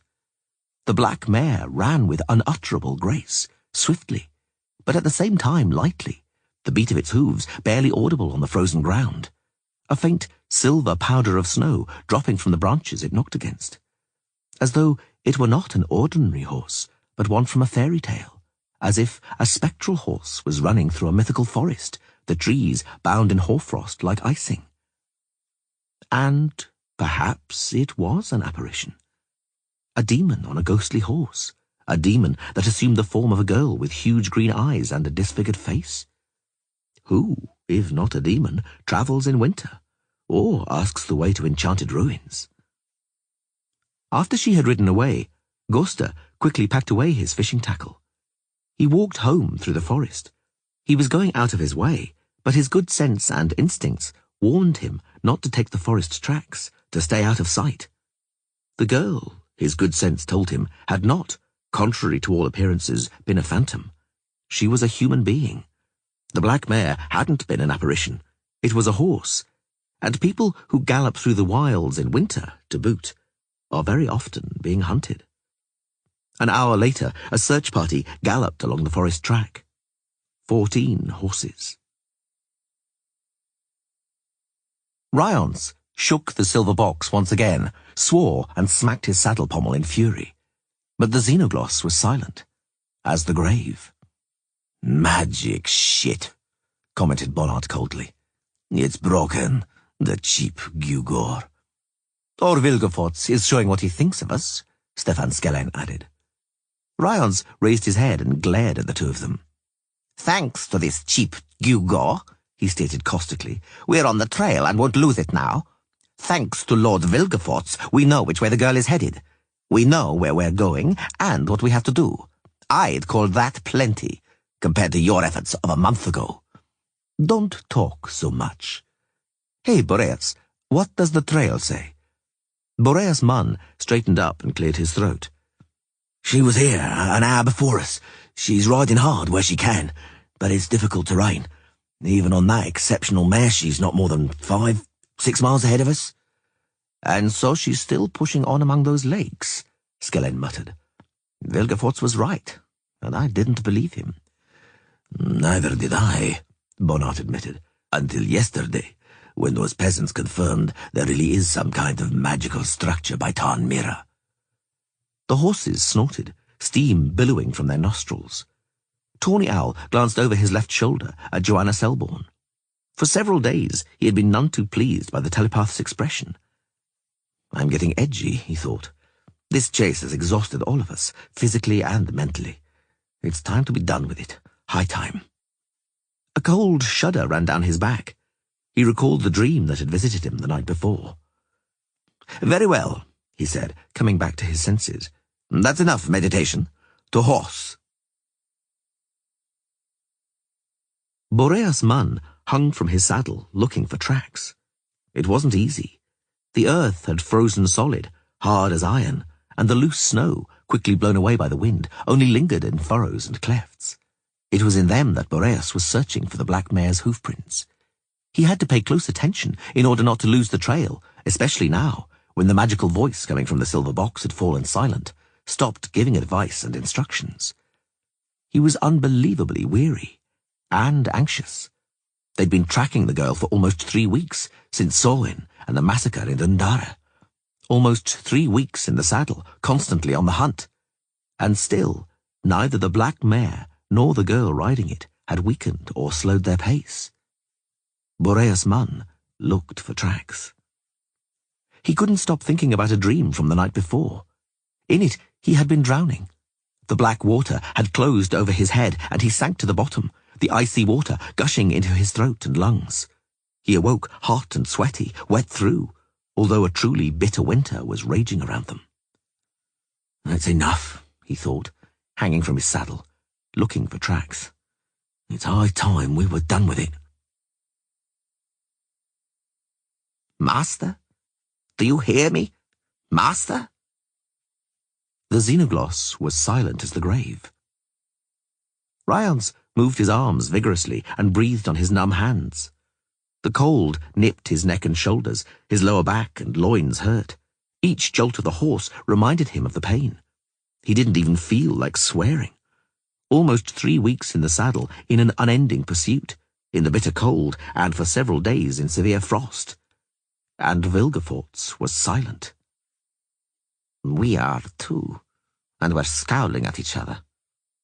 Ryance rubbed his hands and pulled down his sleeves. Skellen, he thought, looks at me strangely. Might he be plotting a betrayal? He came to an agreement with Vilgefortz too quickly and too easily back then. And that troop, those thugs, it's him they're loyal to. It's his orders they carry out. When we seize the maid, he is liable, heedless of the agreement, to kill or carry her away to those conspirators of his, in order to enact his insane ideas about democracy and civil government. But perhaps Skellen's got over his conspiracies by now. Perhaps that born conformist and opportunist is now thinking about delivering the maid to Emperor Emir. He looks at me strangely, that tawny owl, and that whole mob of his, that Kenna Selborn, and Bonnart. Bonnart is an unpredictable sadist. When he speaks of Ciri, his voice trembles with fury. Depending on his whims, if we capture the girl, he's liable to beat her to death, or kidnap her and make her fight in the arena. The agreement with Vilgefortz? He won't care about it, particularly now, when Vilgefortz... He removed the xenogloss from his bosom. Master, do you hear me? It's Ryance. The device was silent. Ryance didn't even feel like swearing. Vilgefortz remains silent. Skellen and Bonnart made a pact with him. Only in a day or two, when we catch up with the girl, it may turn out that there is no pact. And then I might have my throat cut. Or ride in fetters to Nilfgaard as proof of and as ransom against Tawny Owl's loyalty. Sod it! Vilgefortz remains silent. He isn't giving us any advice. He's not giving us directions. He isn't dispelling our doubts with his calm, logical voice which touches the depths of your soul. He's silent. The xenogloss has broken down. Perhaps because of the cold. Or maybe Skellen was right. Perhaps Vilgefortz really has turned his attention to something else and doesn't care about us or our fate. By all the devils, I never thought it would turn out like this. Had I wouldn't have been so enthusiastic about this mission. I would have gone and killed the Witcher instead of Skiru. Damn it. I'm freezing out here, and Skiru is probably nice and warm. To think that I insisted on going after Ciri and Skiru after the Witcher. I asked for it myself, back at the beginning of September, when Yennefer fell into our hands. The world, a moment ago, still an unreal, soft, and muddily sticky blackness, abruptly took on hard surfaces and contours. It became brighter and materialized. Yennefer opened her eyes, rocked by convulsive shivers. She lay on the stones among dead bodies and tarred planks, littered with the remains of the rigging of the longship Alcyone. She could see feet all around her, feet in heavy boots. One of the boots had just kicked her to bring her around. Get up, witch! Another kick, sending pain shooting right into the roots of her teeth. She saw a face bending over her. Get up, I said! On your feet! Recognize me? She blinked. Yes, she did. It was the man she had burned when he was fleeing from her using a teleporter. Ryance. We'll square accounts, he promised her. We'll square accounts for everything, you slut. I'll teach you what pain is. I'll teach you what pain is with these fingers and these hands. She tensed up, clenched and spread her fingers, ready to cast a spell, and immediately curled up in a ball, choking, wheezing and trembling. Ryance guffawed. Nothing doing, eh? She heard. You haven't even got a scrap of power. You're no match for Vilgefortz when it comes to sorcery. He squeezed the very last drop out of you, like whey from curds. You can't even... He didn't complete the sentence. Yennefer pulled out a dagger from a sheath, fastened to her inner thigh, sprang like a cat and thrust blindly. She missed. The blade merely brushed her target, tearing his trousers. Ryance leapt aside and fell over.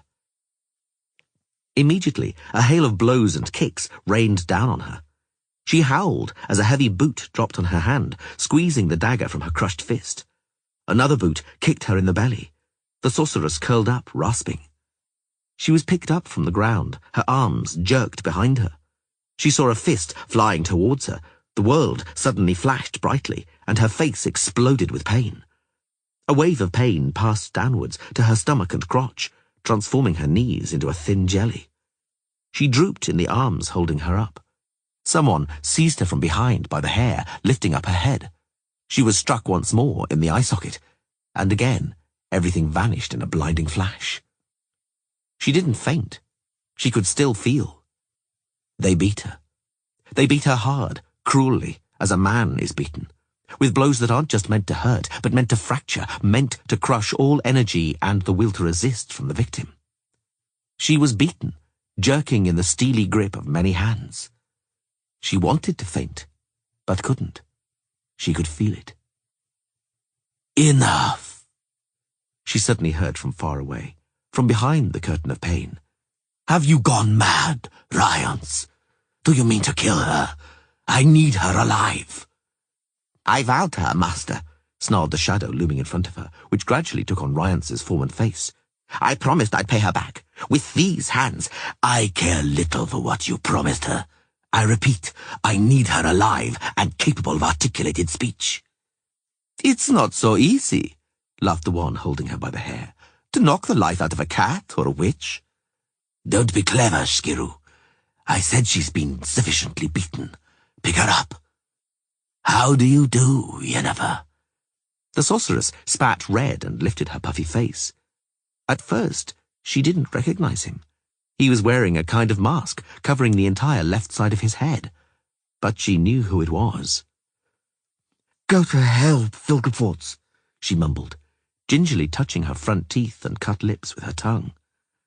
What did you make of my spell? Did you like it when I lifted you in that boat up from the sea? Did you enjoy the flight? What charms did you protect yourself with to survive the fall? Go to hell. Tear that star from her neck and to the laboratory with her. Let's not waste time. She was dragged, pulled, occasionally carried. A stony plain, with Alcyone lying smashed on it, amid numerous other wrecks with protruding ribs, like the skeletons of sea monsters. Krach was right, she thought. The ships that disappeared without trace on the Sedna abyss weren't victims of natural disasters. Ye gods! Pavetta and Dooney. Above the plain, in the distance, mountain peaks thrust up into the overcast sky. Then there were walls, gates, cloisters, floors, staircases. Everything somehow odd, unnaturally large. Still too few details to let her work out where she was, where she'd come to, where the spell had carried her. Her face was swelling up, making observations all the more difficult. Smell became the one sense supplying her with information. She smelled formalin, ether and spirits, and magic, the smells of a laboratory. She was brutally shoved down into a steel armchair. Cold, painfully tight clamps slammed shut on her wrists and ankles. Before the steel jaws of a vice tightened on her temples and immobilized her head, she managed to glance around the large and glaringly lit room. She saw one more armchair and a strange steel construction on the stone floor. Yes, indeed. She heard the voice of Vilgefortz from behind her. That little chair is for your Ciri. It's been here for ages. It can't wait. Neither can I. She heard him up close, literally felt his breath.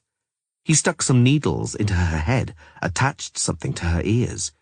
Then he stood before her and removed the mask. Yennefer sucked in air involuntarily. That's the work of your Ciri, he said, indicating his once classically beautiful, now hideously mutilated face, crisscrossed with golden clasps and fastenings, securing a multifaceted crystal in his left eye socket. I tried to catch her when she entered the Tower of the Gull, the sorcerer calmly explained. I meant to save her life, certain that the teleporter would kill her. How naive of me. She passed through smoothly, with such force that the portal exploded, blew up right in my face. I lost an eye and my left cheek, as well as a lot of skin from my face, neck, and chest. A very disagreeable, very bothersome, very complicated accident. And very ugly, isn't it? Ha! You ought to have seen me before I began to regenerate magically. If I believed in such things, he continued, pushing a bent copper tube into her nose, I'd have thought it was Lydia van Bredevoort's revenge from beyond the grave. I'm regenerating, but it's slow, time-consuming and heavy-going. It's particularly difficult with regeneration of the eyeball. The crystal in my eye socket plays its role splendidly. I can see in 3 dimensions, but yet it's a foreign body, and the lack of a natural eyeball occasionally makes me absolutely furious.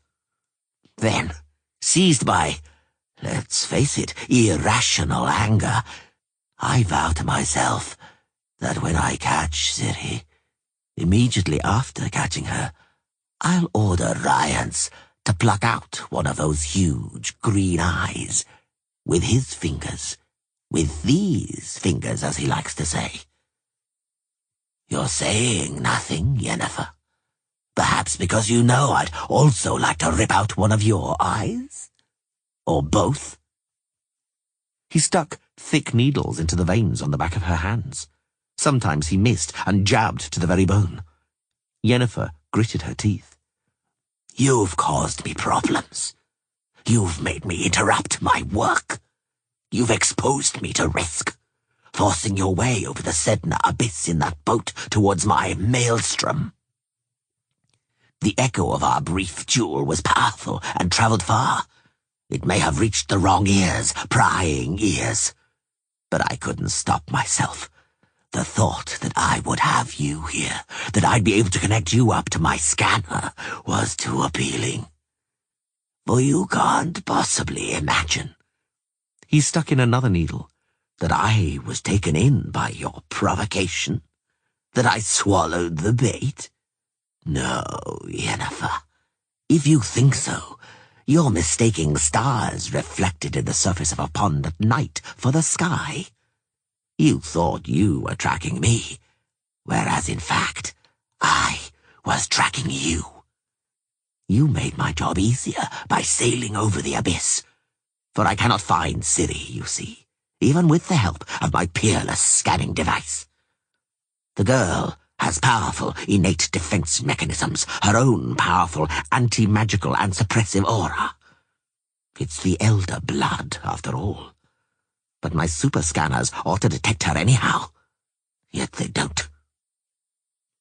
Yennefer was now completely entwined in a network of silver and copper wires, and encased in a scaffolding of silver and porcelain tubes. Glass vessels containing colourless liquids wobbled on racks placed by the chair. And so I thought. Vilgefortz thrust another tube into her nose, this time a glass one. That the only way of tracking Ciri was an empathic probe. For that, I needed someone who had a sufficiently strong emotional bond with the girl and had developed an empathic matrix, a kind of algorithm, to coin a phrase, of feelings and mutual affection. I thought about the Witcher, but he had disappeared, and besides, Witchers are poor mediums. I planned to order the kidnapping of Triss Merigold, our 14th from the hill. I pondered over abducting Nenneke of Elender, but when it turned out that you, Yennefer of Vengerberg, were literally forcing yourself into my hands, truly I couldn't have hoped for anything better. Once connected to the scanner, you will track down Ciri for me. Admittedly, the operation requires your cooperation, but there are, as you know, ways of making people cooperate. Of course, he went on, rubbing his hands, you deserve a few explanations. For example, how did I find out about the Elder Blood? About Lara Doran's legacy? What that gene actually is? How Ciri ended up having it? Who passed it on to her? How will I take it from her? And what will I use it for? How does the Sedna Maelstrom work? Who have I sucked into it? What did I do with them and why? Plenty of questions, aren't there? It's such a pity there's no time to tell you everything, explain everything. Nay, even astonish you, for I'm certain several of the facts would astonish you, Yennefer. But, as has been said before, there's no time. The elixirs are beginning to take effect, so it's time you started concentrating. The sorceress clenched her teeth, stifling the deep groan shooting from her guts. I know, Vilgefortz nodded, drawing closer a professional-looking megascope, a screen and a great crystal ball on a tripod, wrapped around by a web of silver wires. I know it's most disagreeable and very painful. The sooner you set about scanning, the sooner it'll be over. Well, Yennefer, I want to see Ciri here, on this screen. Where she is, who she's with, what she's doing, what she eats, where and with whom she sleeps. Yennefer screamed shrilly and wildly, in despair. It hurts, Vilgefortz guessed, staring at her with his living eye and his dead crystal. Well, of course it hurts. Start scanning, Yennefer. Don't resist. Don't play the hero. You know full well it's impossible to endure this. The result of resistance may be pitiful. A stroke will follow. You'll suffer paraplegia or simply turn into a vegetable. Start scanning. She clenched her jaw so hard her teeth creaked. Why not, Yennefer? The mage said kindly. If only out of curiosity. You're surely curious about how your darling's coping. Perhaps danger is hanging over her. Perhaps she's in need. You know, after all, how many people wish Ciri ill and desire her death. Start scanning. When I find out where the girl is, I'll bring her here. She'll be safe. No one will find her here, ever. His voice was warm and velvety. Start scanning, Yennefer. Start scanning. I implore you. I give you my word. I'll only take what I need from Ciri, and then I'll give both of you your freedom. I swear. Yennefer gritted her teeth even harder. Blood trickled down her chin. Vilgefortz suddenly stood up and beckoned. Riles? Yennefer felt some kind of device tightening over her hands and fingers.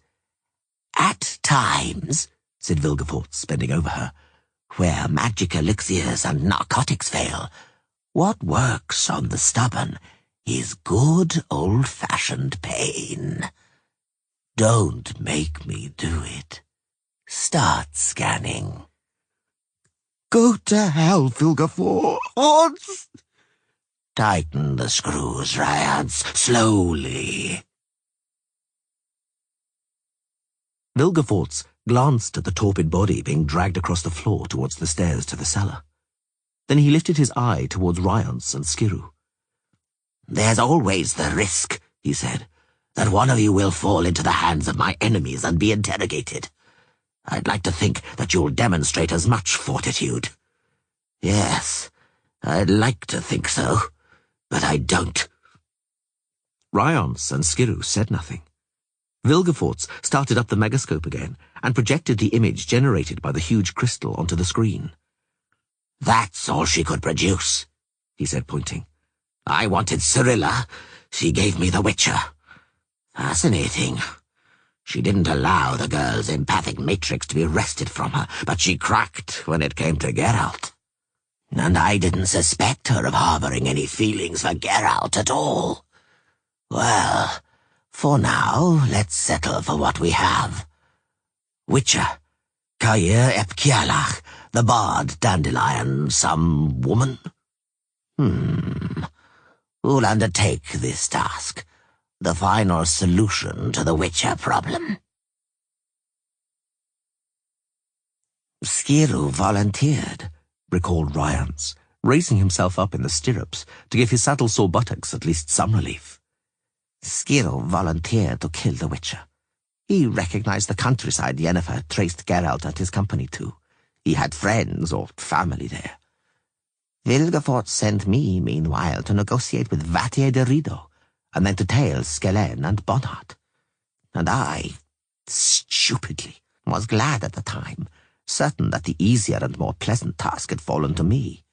One I would make short, easy, pleasant work of. If the peasants weren't lying, Stefan Skellen stood up in his stirrups.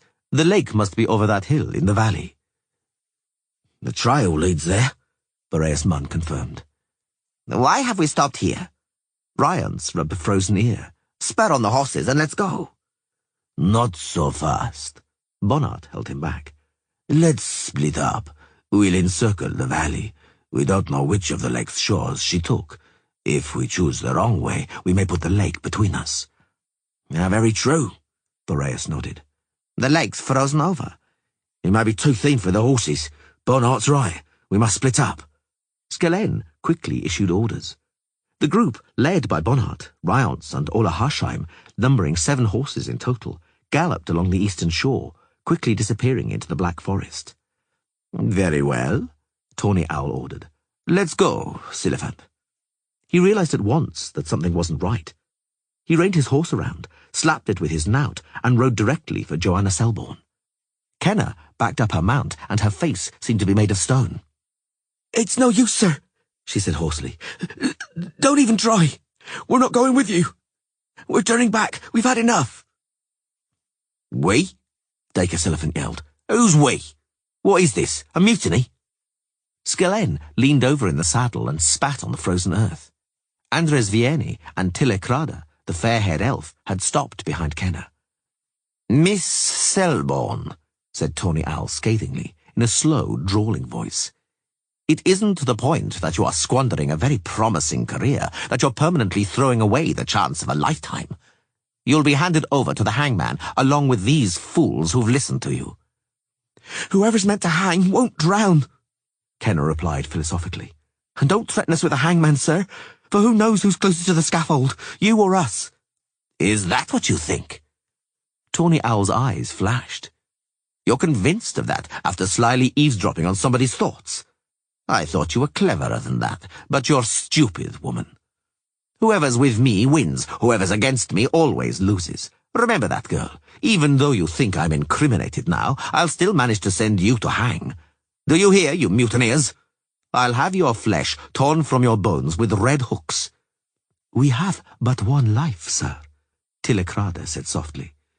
"You've chosen your way, and we've chosen ours.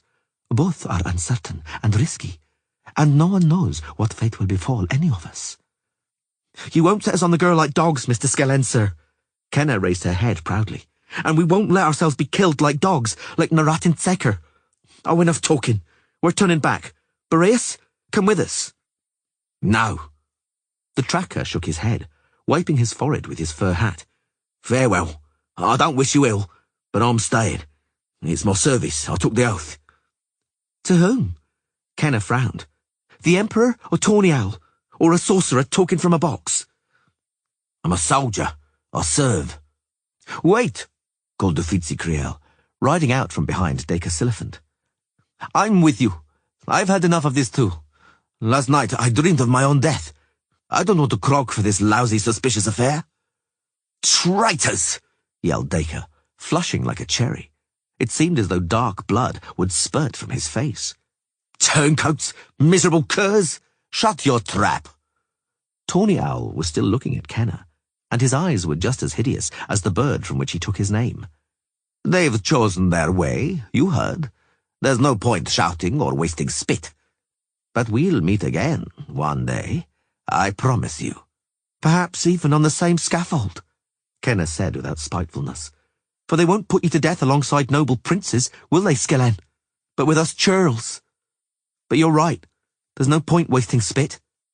Let's be going. Farewell, Boreas. Farewell, Mr. Siliphant." Dacre spat over his horse's ears.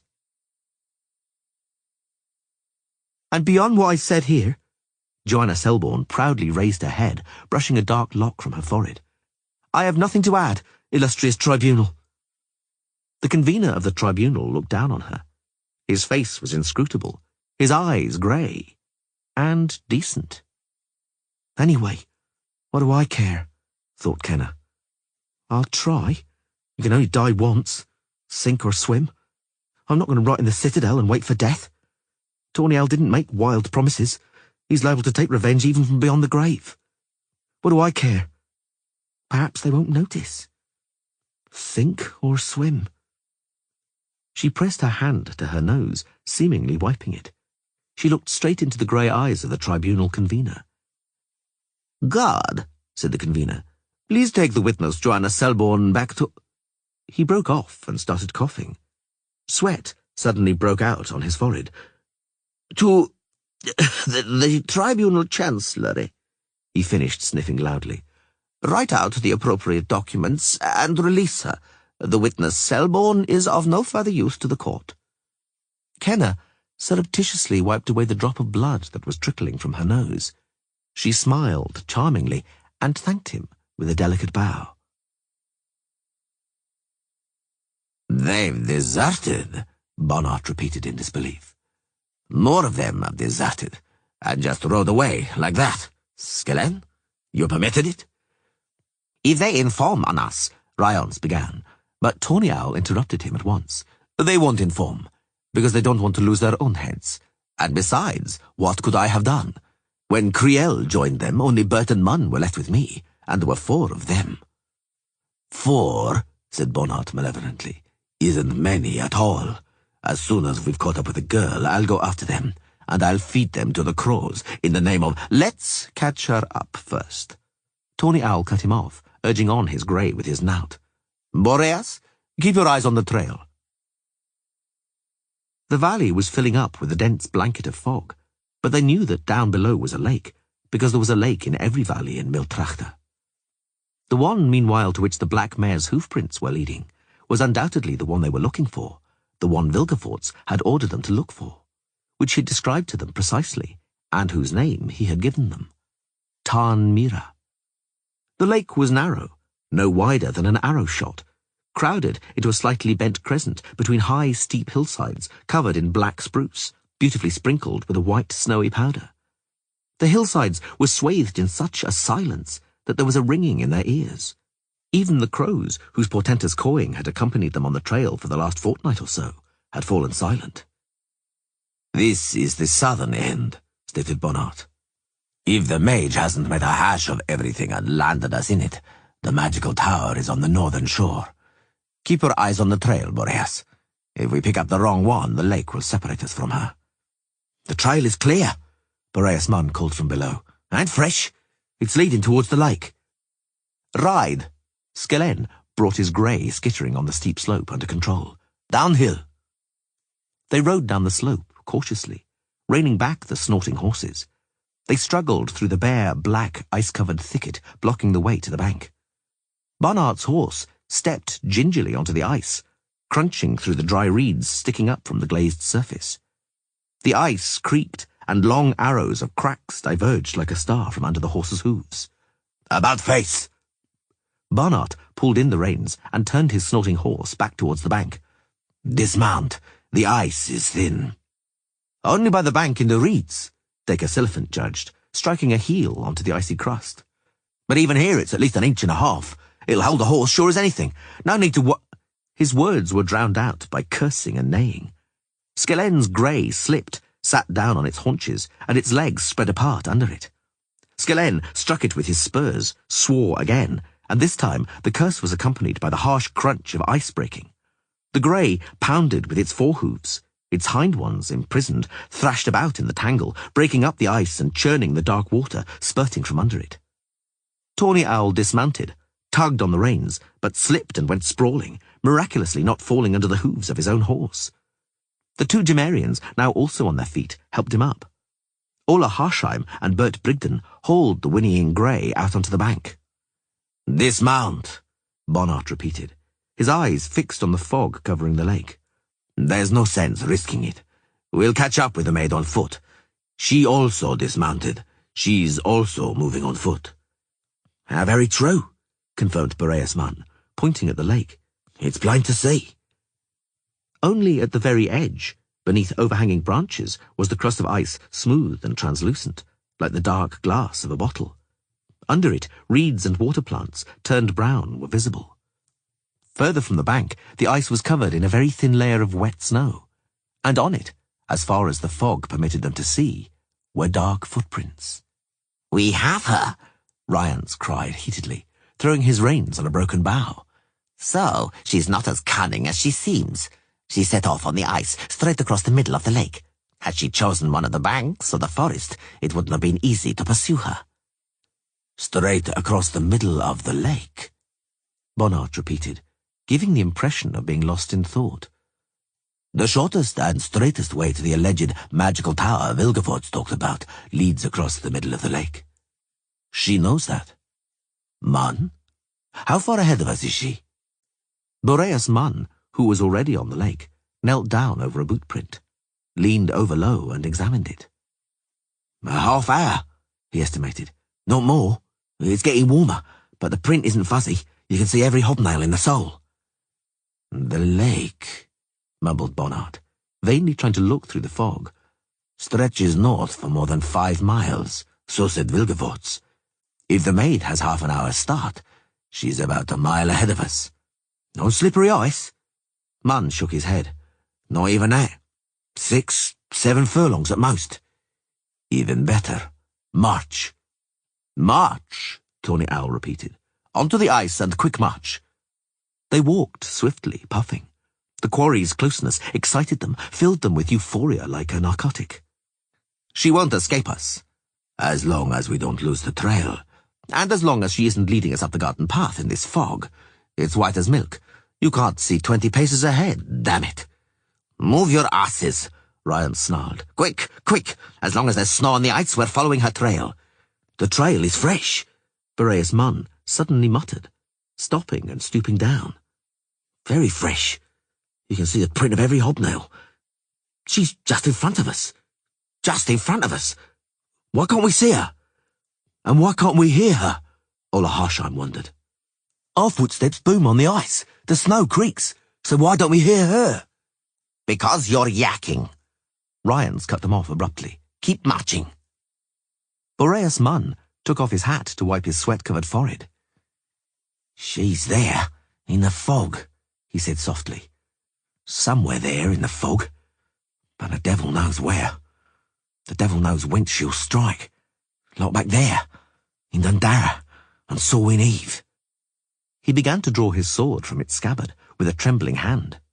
Tawny Owl leapt at him, seized him by the arm, and tugged him forcefully. "Shut your trap, you old fool," he hissed. But it was too late. The terror had spread to the others. They also drew their swords, involuntarily positioning themselves to have one of their companions behind them. "She's not a spectre," Ryan snapped loudly. "She isn't even a witch, and there are 10 of us. In Dundara, there were only 4, and they were all drunk."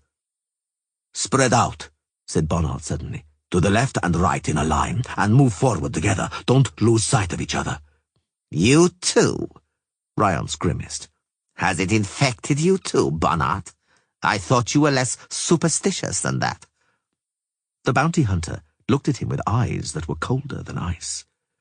"Spread out into a line," he repeated, ignoring the sorcerer. "Keep your distance. I'm going back for my horse." "What?" Bonnard didn't grace Ryans with an answer again. Ryans swore, but Tawny Owl quickly placed a hand on his shoulder. "Leave it," he snapped. "Let him go, and let's not waste time. In a line. Bert and Stigwood left. Ola, right." "What for, Skellen?" "The ice will break more easily under men walking in a group," Boreas Munn muttered. "Than spread out in a line. Furthermore, if we walk in a line abreast, there's less of a risk the wench will outflank us." "Outflank us?" Ryan snorted. "How could she? The tracks in front of us are plain as a pikestaff. The maid is going straight ahead. Were she to try to turn, the trail would betray it." "Enough chatter." Tawny Owl cut them off, looking back into the fog into which Bonnard had vanished as he left them. "Forward." They went on. "It's getting warmer," Boreas Munn panted. "The ice on top is melting. It'll form overflow ice. The fog's getting thicker, but the footprints can still be seen," said Dacus Elephant. "Moreover, it seems the girl has slowed down. Her strength is waning." "As is ours." Ryans tore off his hat and fanned himself with it. "Quiet!" Silliphant suddenly stopped. "Did you hear that?" "What was it?" "I didn't hear anything." "But I did. Like a scraping. A scraping on the ice. But not from there." Boreas Munn pointed at the fog into which the trail was fading. "He seems to be over on the left, to the side." "I heard it too," Tawny Owl confirmed, looking anxiously around. "But now it's gone quiet. Damn it, I don't like it. I don't like it." "The footprints," Ryan said with wearied emphasis. "We can still see her footprints. Don't you have eyes? She's walking straight ahead. If she took even a single step to one side, we'd know it from the trail. Quick march. We'll have her soon. I give my word we'll see her in a moment." He broke off. Boreas Munn sighed so hard his lungs groaned. Tawny Owl cursed. 10 paces in front of them, just before the limit of visibility bordered by the dense fog, the tracks ended. They vanished. "A pox on it! What is it? Has she taken flight or what?" "No," Boreas Munn shook his head. "She hasn't. It's worse." Ryance swore crudely, pointing at scratches in the icy crust. "Skates," he growled, involuntarily clenching his fists. "She has skates. Now she is darting across the ice like the wind. We won't catch her. What? Damn his eyes has become a Bonnard. We won't catch the maid without horses." Boreas Munn hawked loudly and sighed. Skellen slowly unbuttoned his sheepskin coat, uncovering a bandolier with a row of Orions slung across his chest. "We won't have to hunt her," he said coldly. "She'll be the one hunting us. I'm afraid we won't have long to wait." "Have you gone mad?" Bonnard anticipated this. That's why he went back for his horse. He knew the girl would lure us into a trap. "Beware! Listen for the grating of skates on ice." Dacus Elephant paled visibly, despite his cheeks being flushed from the cold. "Fellows," he yelled, "beware! Take heed, and gather together. Don't get lost in the fog." "Shut up!" Tawny Owl roared. "Keep quiet! Absolute silence, or we won't hear." They heard. A short, strangled cry reached their ears from the fog to the left, from the furthest end of the line. and the sharp, rough grating of skates, making the hair stand on end like iron scoring glass. "Bert!" Tawny Owl yelled. "Bert! What's happening over there?" They heard an unintelligible cry, and a moment later, Bert Brigden emerged from the fog, fleeing pell-mell. As soon as he was near, he slipped, fell over, and slid across the ice on his stomach. "She got Stigwood," he panted out, struggling to get up. "She cut him down as she flashed past. So swiftly. I barely saw her. She's a witch." Skellen swore. Silliphant and Munn, both with swords in hand, whirled around, staring goggle-eyed into the fog. Grating, grating, grating, quick, rhythmic, and more clearly, more and more clearly. "Where's it coming from?" roared Boreas Munn, spinning around, flourishing the blade of his sword two-handed. "Where's it coming from? Quiet!" screamed Tawny Owl, with an Orion in his raised hand.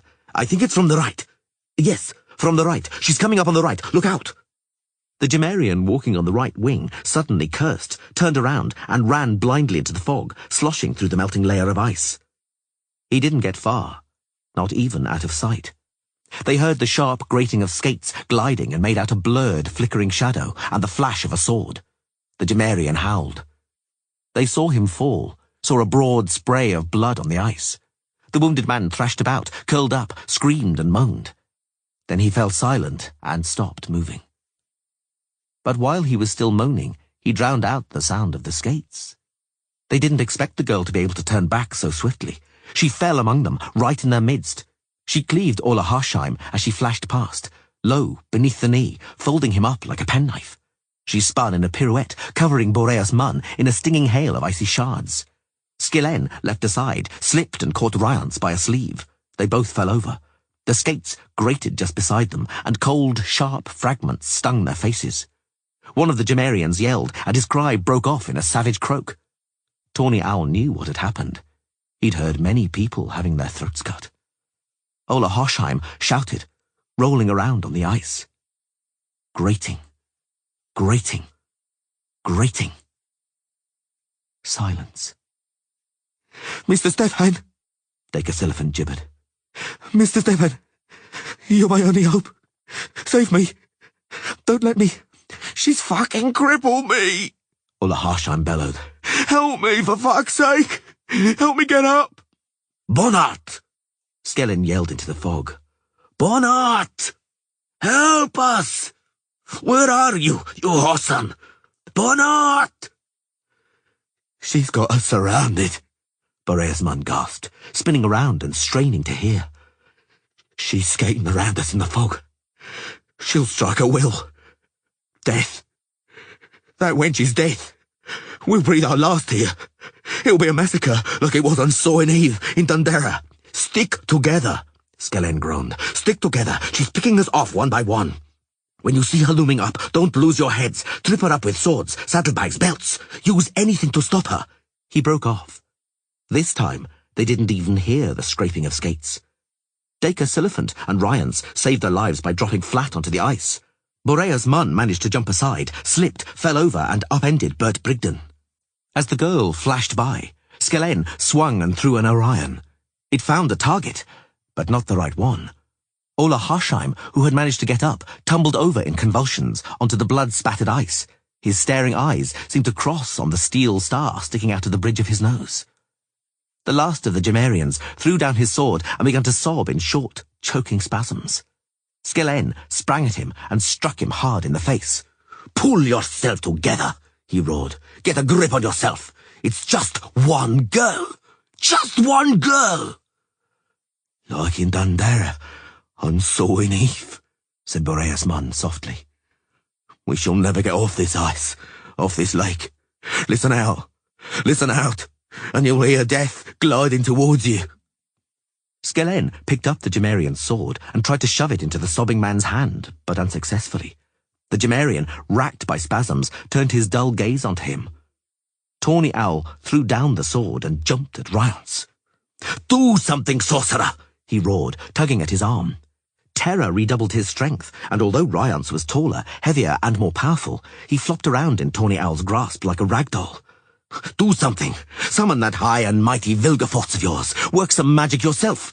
Work magic. Perform witchcraft. Invoke spirits. Conjure up demons. Do something. Anything, you little turd. Do something before that she-phantom kills us all. The echo of his cry boomed across the forested hillsides. Before it died away, the skates grated again. The sobbing Gemarian fell to his knees and covered his face in his hands. Bert Brigden howled, flung his sword away, and bolted. He slipped, fell over, and scampered for a few paces on all fours like a dog. Ryance! The sorcerer swore and raised a hand.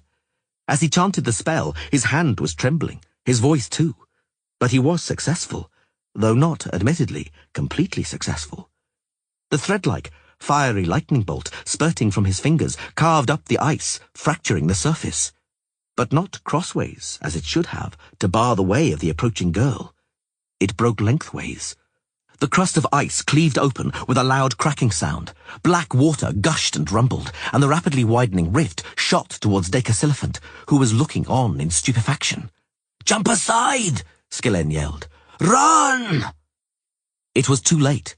The crack sped between Siliphant's legs and split open, the ice shattering like glass and breaking into huge slabs.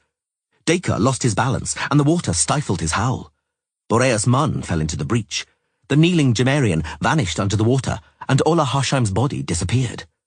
Ryance plopped after them into the black depths, followed by Skellen, who managed to catch hold of the edge at the last moment. Meanwhile, the girl pushed off powerfully and flew over the breach, landing so hard the melting ice splashed and darted after the fleeing Brigden. A moment later, a hair-raising scream reached the ears of Tawny Owl, who was hanging onto the edge of the ice floe. She'd caught up with him. "Sir," moaned Boreas Munn, who by some miracle had managed to crawl out onto the ice. "Give me your hand, my Lord Coroner." After being hauled out, Skellen turned blue and began to shiver violently. The edge of the ice was breaking under Siliphant, who was struggling to drag himself out. Dacre vanished beneath the water again, but he surfaced at once, choking and spitting, and dragged himself onto the ice with superhuman effort. He crawled out and collapsed, exhausted to the limits. A puddle spread out beside him. Boreas moaned and closed his eyes. Skellen was trembling. "Save me! Munn! Help!" Ryance hung onto the edge of the ice, submerged up to his armpits. His wet hair was plastered smoothly to his skull. His teeth were chattering like castanets, sounding like a ghoulish overture to some infernal danse macabre. The skates grated. Boreas didn't move. He waited. Skellen was trembling. She approached, slowly.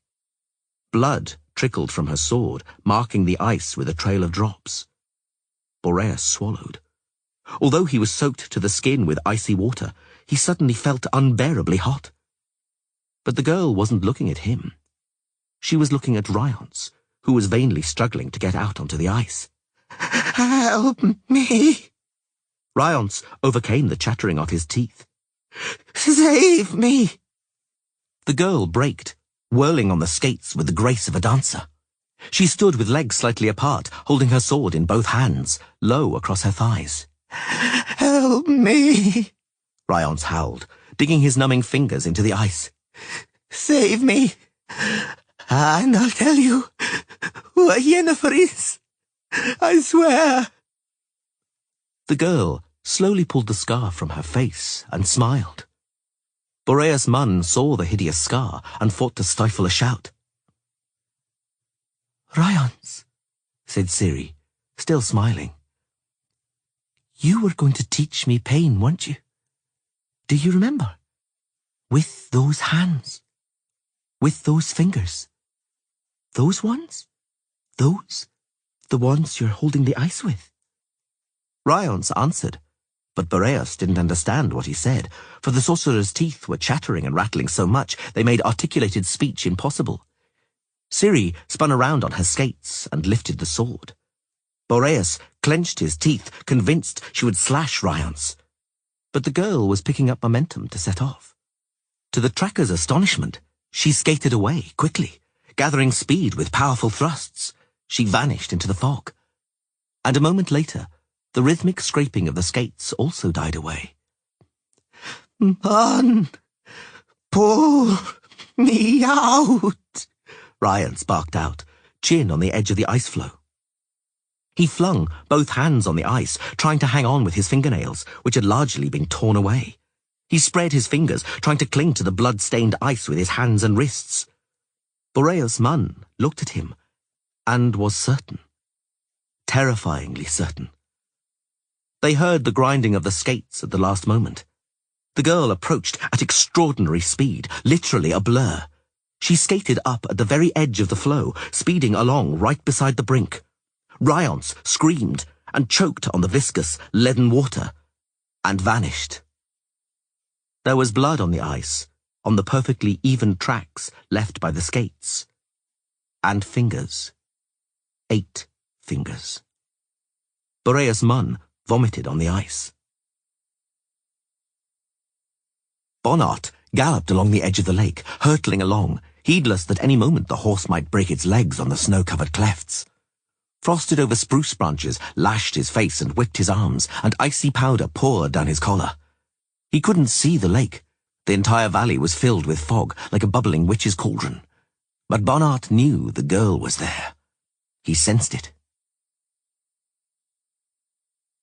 Deep under the ice, a school of striped perch curiously followed the silver, fascinatingly glimmering casket which had slipped out of the pocket of a corpse floating in the water. Before the casket had sunk to the bottom, raising a cloud of silt, the boldest of the perch even tried to nudge it with their snouts, but they suddenly took flight in terror. The casket was emitting strange, alarming vibrations. "Ryance, can you hear me? What's been going on? Why haven't you responded for 2 days? Give me a report. What about the maid? You can't let her into the tower. Do you hear? You can't let her into the Tower of the Swallow. Ryance, answer, damn it! Ryance!" Ryance, naturally, could not answer. The embankment came to an end. The shore flattened out. "It's the end of the lake," thought Bonnart. "I've done it. I've trapped the maid. Where is she? And where's that sodding tower?" The curtain of fog suddenly ruptured and lifted, and then he saw her. She was right in front of him, sitting on her black mare. "She's a witch," he thought. "She communicates with that beast. She sent it to the end of the lake and ordered it to wait for her. But that won't help her. I have to kill her. The devil take Vilgefortz. I have to kill her. First, I'll make her beg for her life, and then I'll kill her." He yelled, pricked his horse with his spurs, and launched into a breakneck gallop, and suddenly realized he had lost, that she'd deceived him. Not more than a furlong separated him from her, but over thin ice. She was on the other side of the lake. What's more, the crescent of open water now curved around the opposite way. The girl, riding along the bowstring, was much closer to the end of the lake than he was. Bonnart swore, tugged on the reins, and steered his horse onto the ice. "Ride, Kelpie!" Frozen earth shot from under the black mare's hooves. Ciri clung to the horse's neck. The sight of Bonnart pursuing her filled her with dread. She was afraid of him. An invisible fist tightened on her stomach at the thought of facing him in combat. No, she couldn't fight him, not yet. The tower. Only the tower could save her, and the portal. As on Thaneth, when the sorcerer Vilgefortz was upon her, was already reaching for her. The only hope was the Tower of the Swallow. The fog lifted. Ciri reined in her horse, suddenly feeling a dreadful heat. Unable to believe what she saw, what was in front of her. Bonnart saw it too, and yelled triumphantly. There was no tower at the end of the lake. There weren't even the ruins of a tower. There was nothing. Just a barely visible, barely outlined hillock. Just a mound of boulders covered in frozen, leafless stalks. "That's your tower," he roared. "That's your magical tower. That's your salvation. A heap of stones." The girl seemed not to hear or see. She urged the mare nearer the hillock, onto the stony mound. She raised both hands towards the sky, as though cursing the heavens for what had befallen her. "I told you that you were mine," roared Bonart, spurring on his bay, "that I'll do what I want with you, that no one will stop me from doing it, not people, not gods, not devils, nor demons, or enchanted towers. You're mine, witcher girl." The bay's shoes jangled on the icy surface of the lake. The fog suddenly swirled, boiled under the impact of a strong wind appearing as if from nowhere. The bay whinnied and danced, baring its teeth on the bit. Bonart leaned back in the saddle and tugged on the reins with all his might because the horse was frantic, tossing its head, stamping and slipping on the ice. In front of him, between him and the shore where Ciri was standing, a snowy white unicorn was dancing on the ice, rearing up as if on a heraldic shield. "Don't try tricks like that on me," roared the bounty hunter, fighting to get control of his horse. "You won't frighten me with sorcery. I'll catch you, Ciri. I'll kill you this time, witcher girl. You're mine." The fog swirled again and seethed, forming bizarre shapes. The shapes became clearer and clearer. They were horsemen, nightmarish silhouettes of eerie horsemen. Bonart stared goggle-eyed. Skeleton riders rode skeleton horses dressed in rust-riddled armor and chainmail, ragged cloaks, dented and corroded helmets decorated with buffalo horns and the remains of ostrich and peacock plumes. The spectres' eyes shined with a bluish light from under their visors. Ragged pennants swished. An armed man with a crown on his helmet and a necklace bumping against the rusty cuirass on his chest galloped at the head of the demonic cavalcade. "Begone," rumbled a voice in Bonart's head. "Begone, mortal. She is not yours. She is ours. Begone." There was no denying Bonart had one thing: courage. He did not take fright at the apparitions. He overcame his terror and did not give in to panic. But his horse turned out to be less resolute. The bay reared, danced ballet-like on its hind legs, whinnied frantically, kicked and pranced. The ice broke with a horrifying crunching sound under the impact of its hooves. The sheets of ice stood up vertically and water gushed out. The horse squealed and struck the edge with its forehooves, fracturing it. Bonart yanked his feet from the stirrups and jumped. Too late. The water closed over his head. There was a drumming and a ringing as though in a belfry. His lungs were full to bursting. He was lucky. His feet, kicking out in the water, struck something, probably his horse as it sank to the bottom. He pushed off, bursting from the water, spitting and gasping. He seized hold of the edge of the ice hole. Without yielding to panic, he drew a knife, drove it into the ice, and hauled himself out. He lay, panting heavily, the water trickling from him and splashing down. The lake, the ice, the snow-bound hillsides, the black and frost-encrusted spruce forest, all of a sudden everything was flooded with an unnatural, pallid light. Bonart struggled to his knees with immense effort.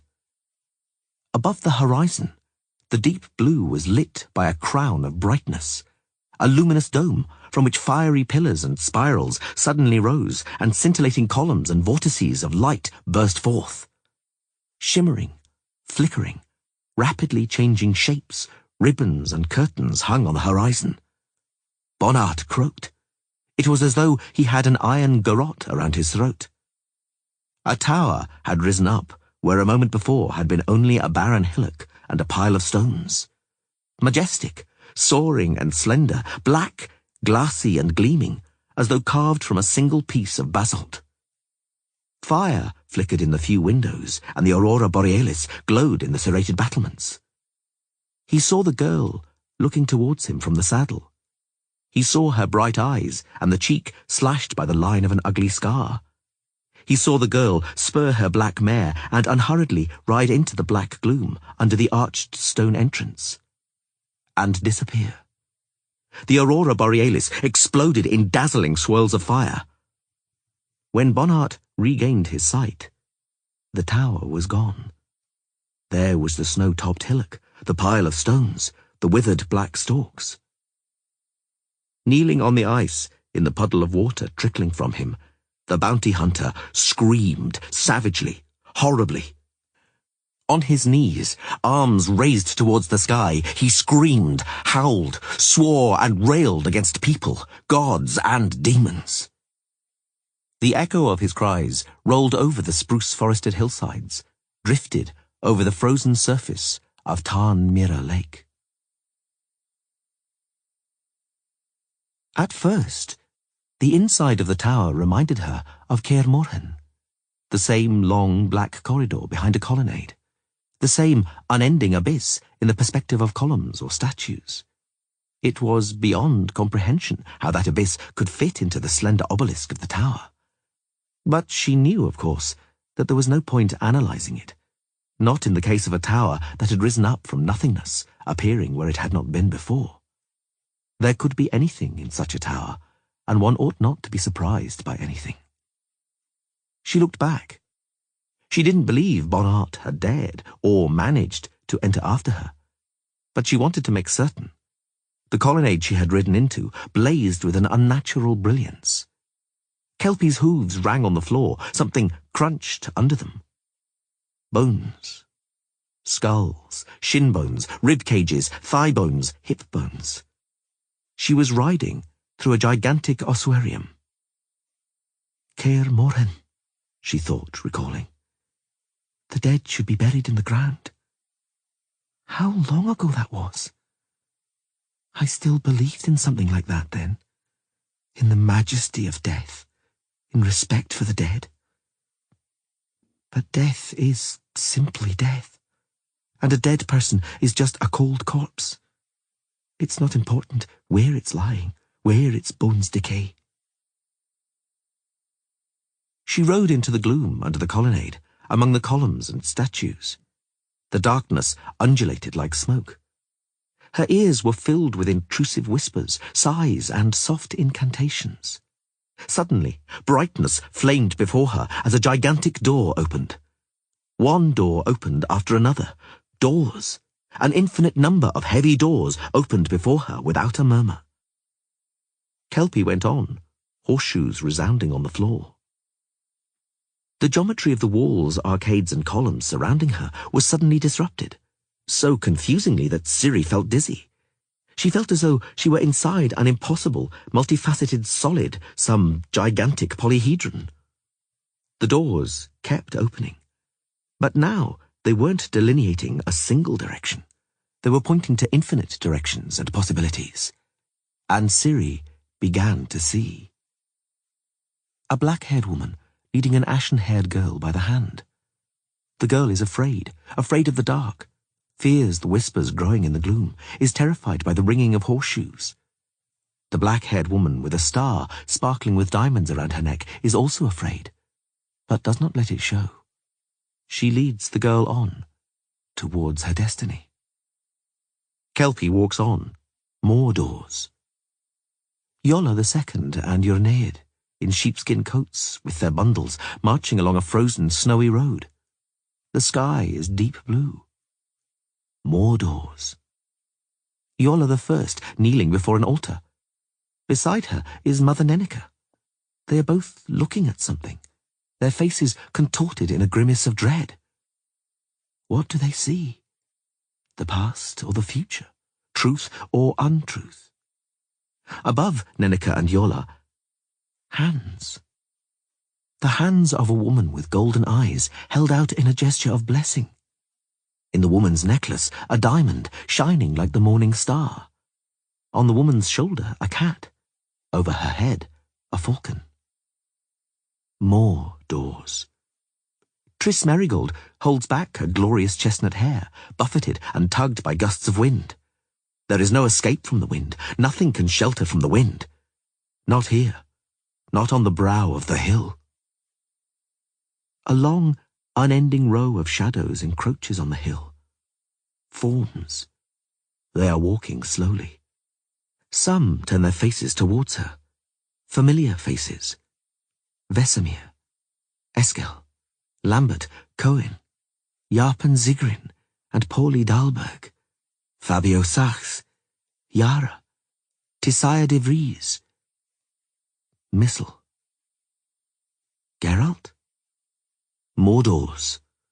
Yennefer in chains, fastened to a dungeon wall dripping with water. Her hands are a single mass of clotted blood. Her black hair is tousled and dishevelled. Her mouth is cut and swollen, but her will to fight and resistance are undampened in her violet eyes. Mummy, hold on. Don't give up. I'm coming to help you. More doors. Ciri turns her head away in distress and embarrassment. Geralt and a green-eyed woman with black, close-cropped hair, both naked, engrossed by and consumed with each other, with giving each other sensual pleasure. Ciri fights to overcome the adrenaline tightening her throat and spurs Kelpie on. Hooves clatter, whispers pulsate in the darkness. More doors. Welcome, Ciri. Visagota? I knew you would succeed. Oh, courageous maiden, my brave swallow. Did you emerge unharmed? I defeated them. On the ice. I had a surprise for them. Your daughter's skates. I meant psychological harm. I held back from vengeance. I didn't kill them all. I didn't kill Tawny Owl, even though he hurt and disfigured me. I controlled myself.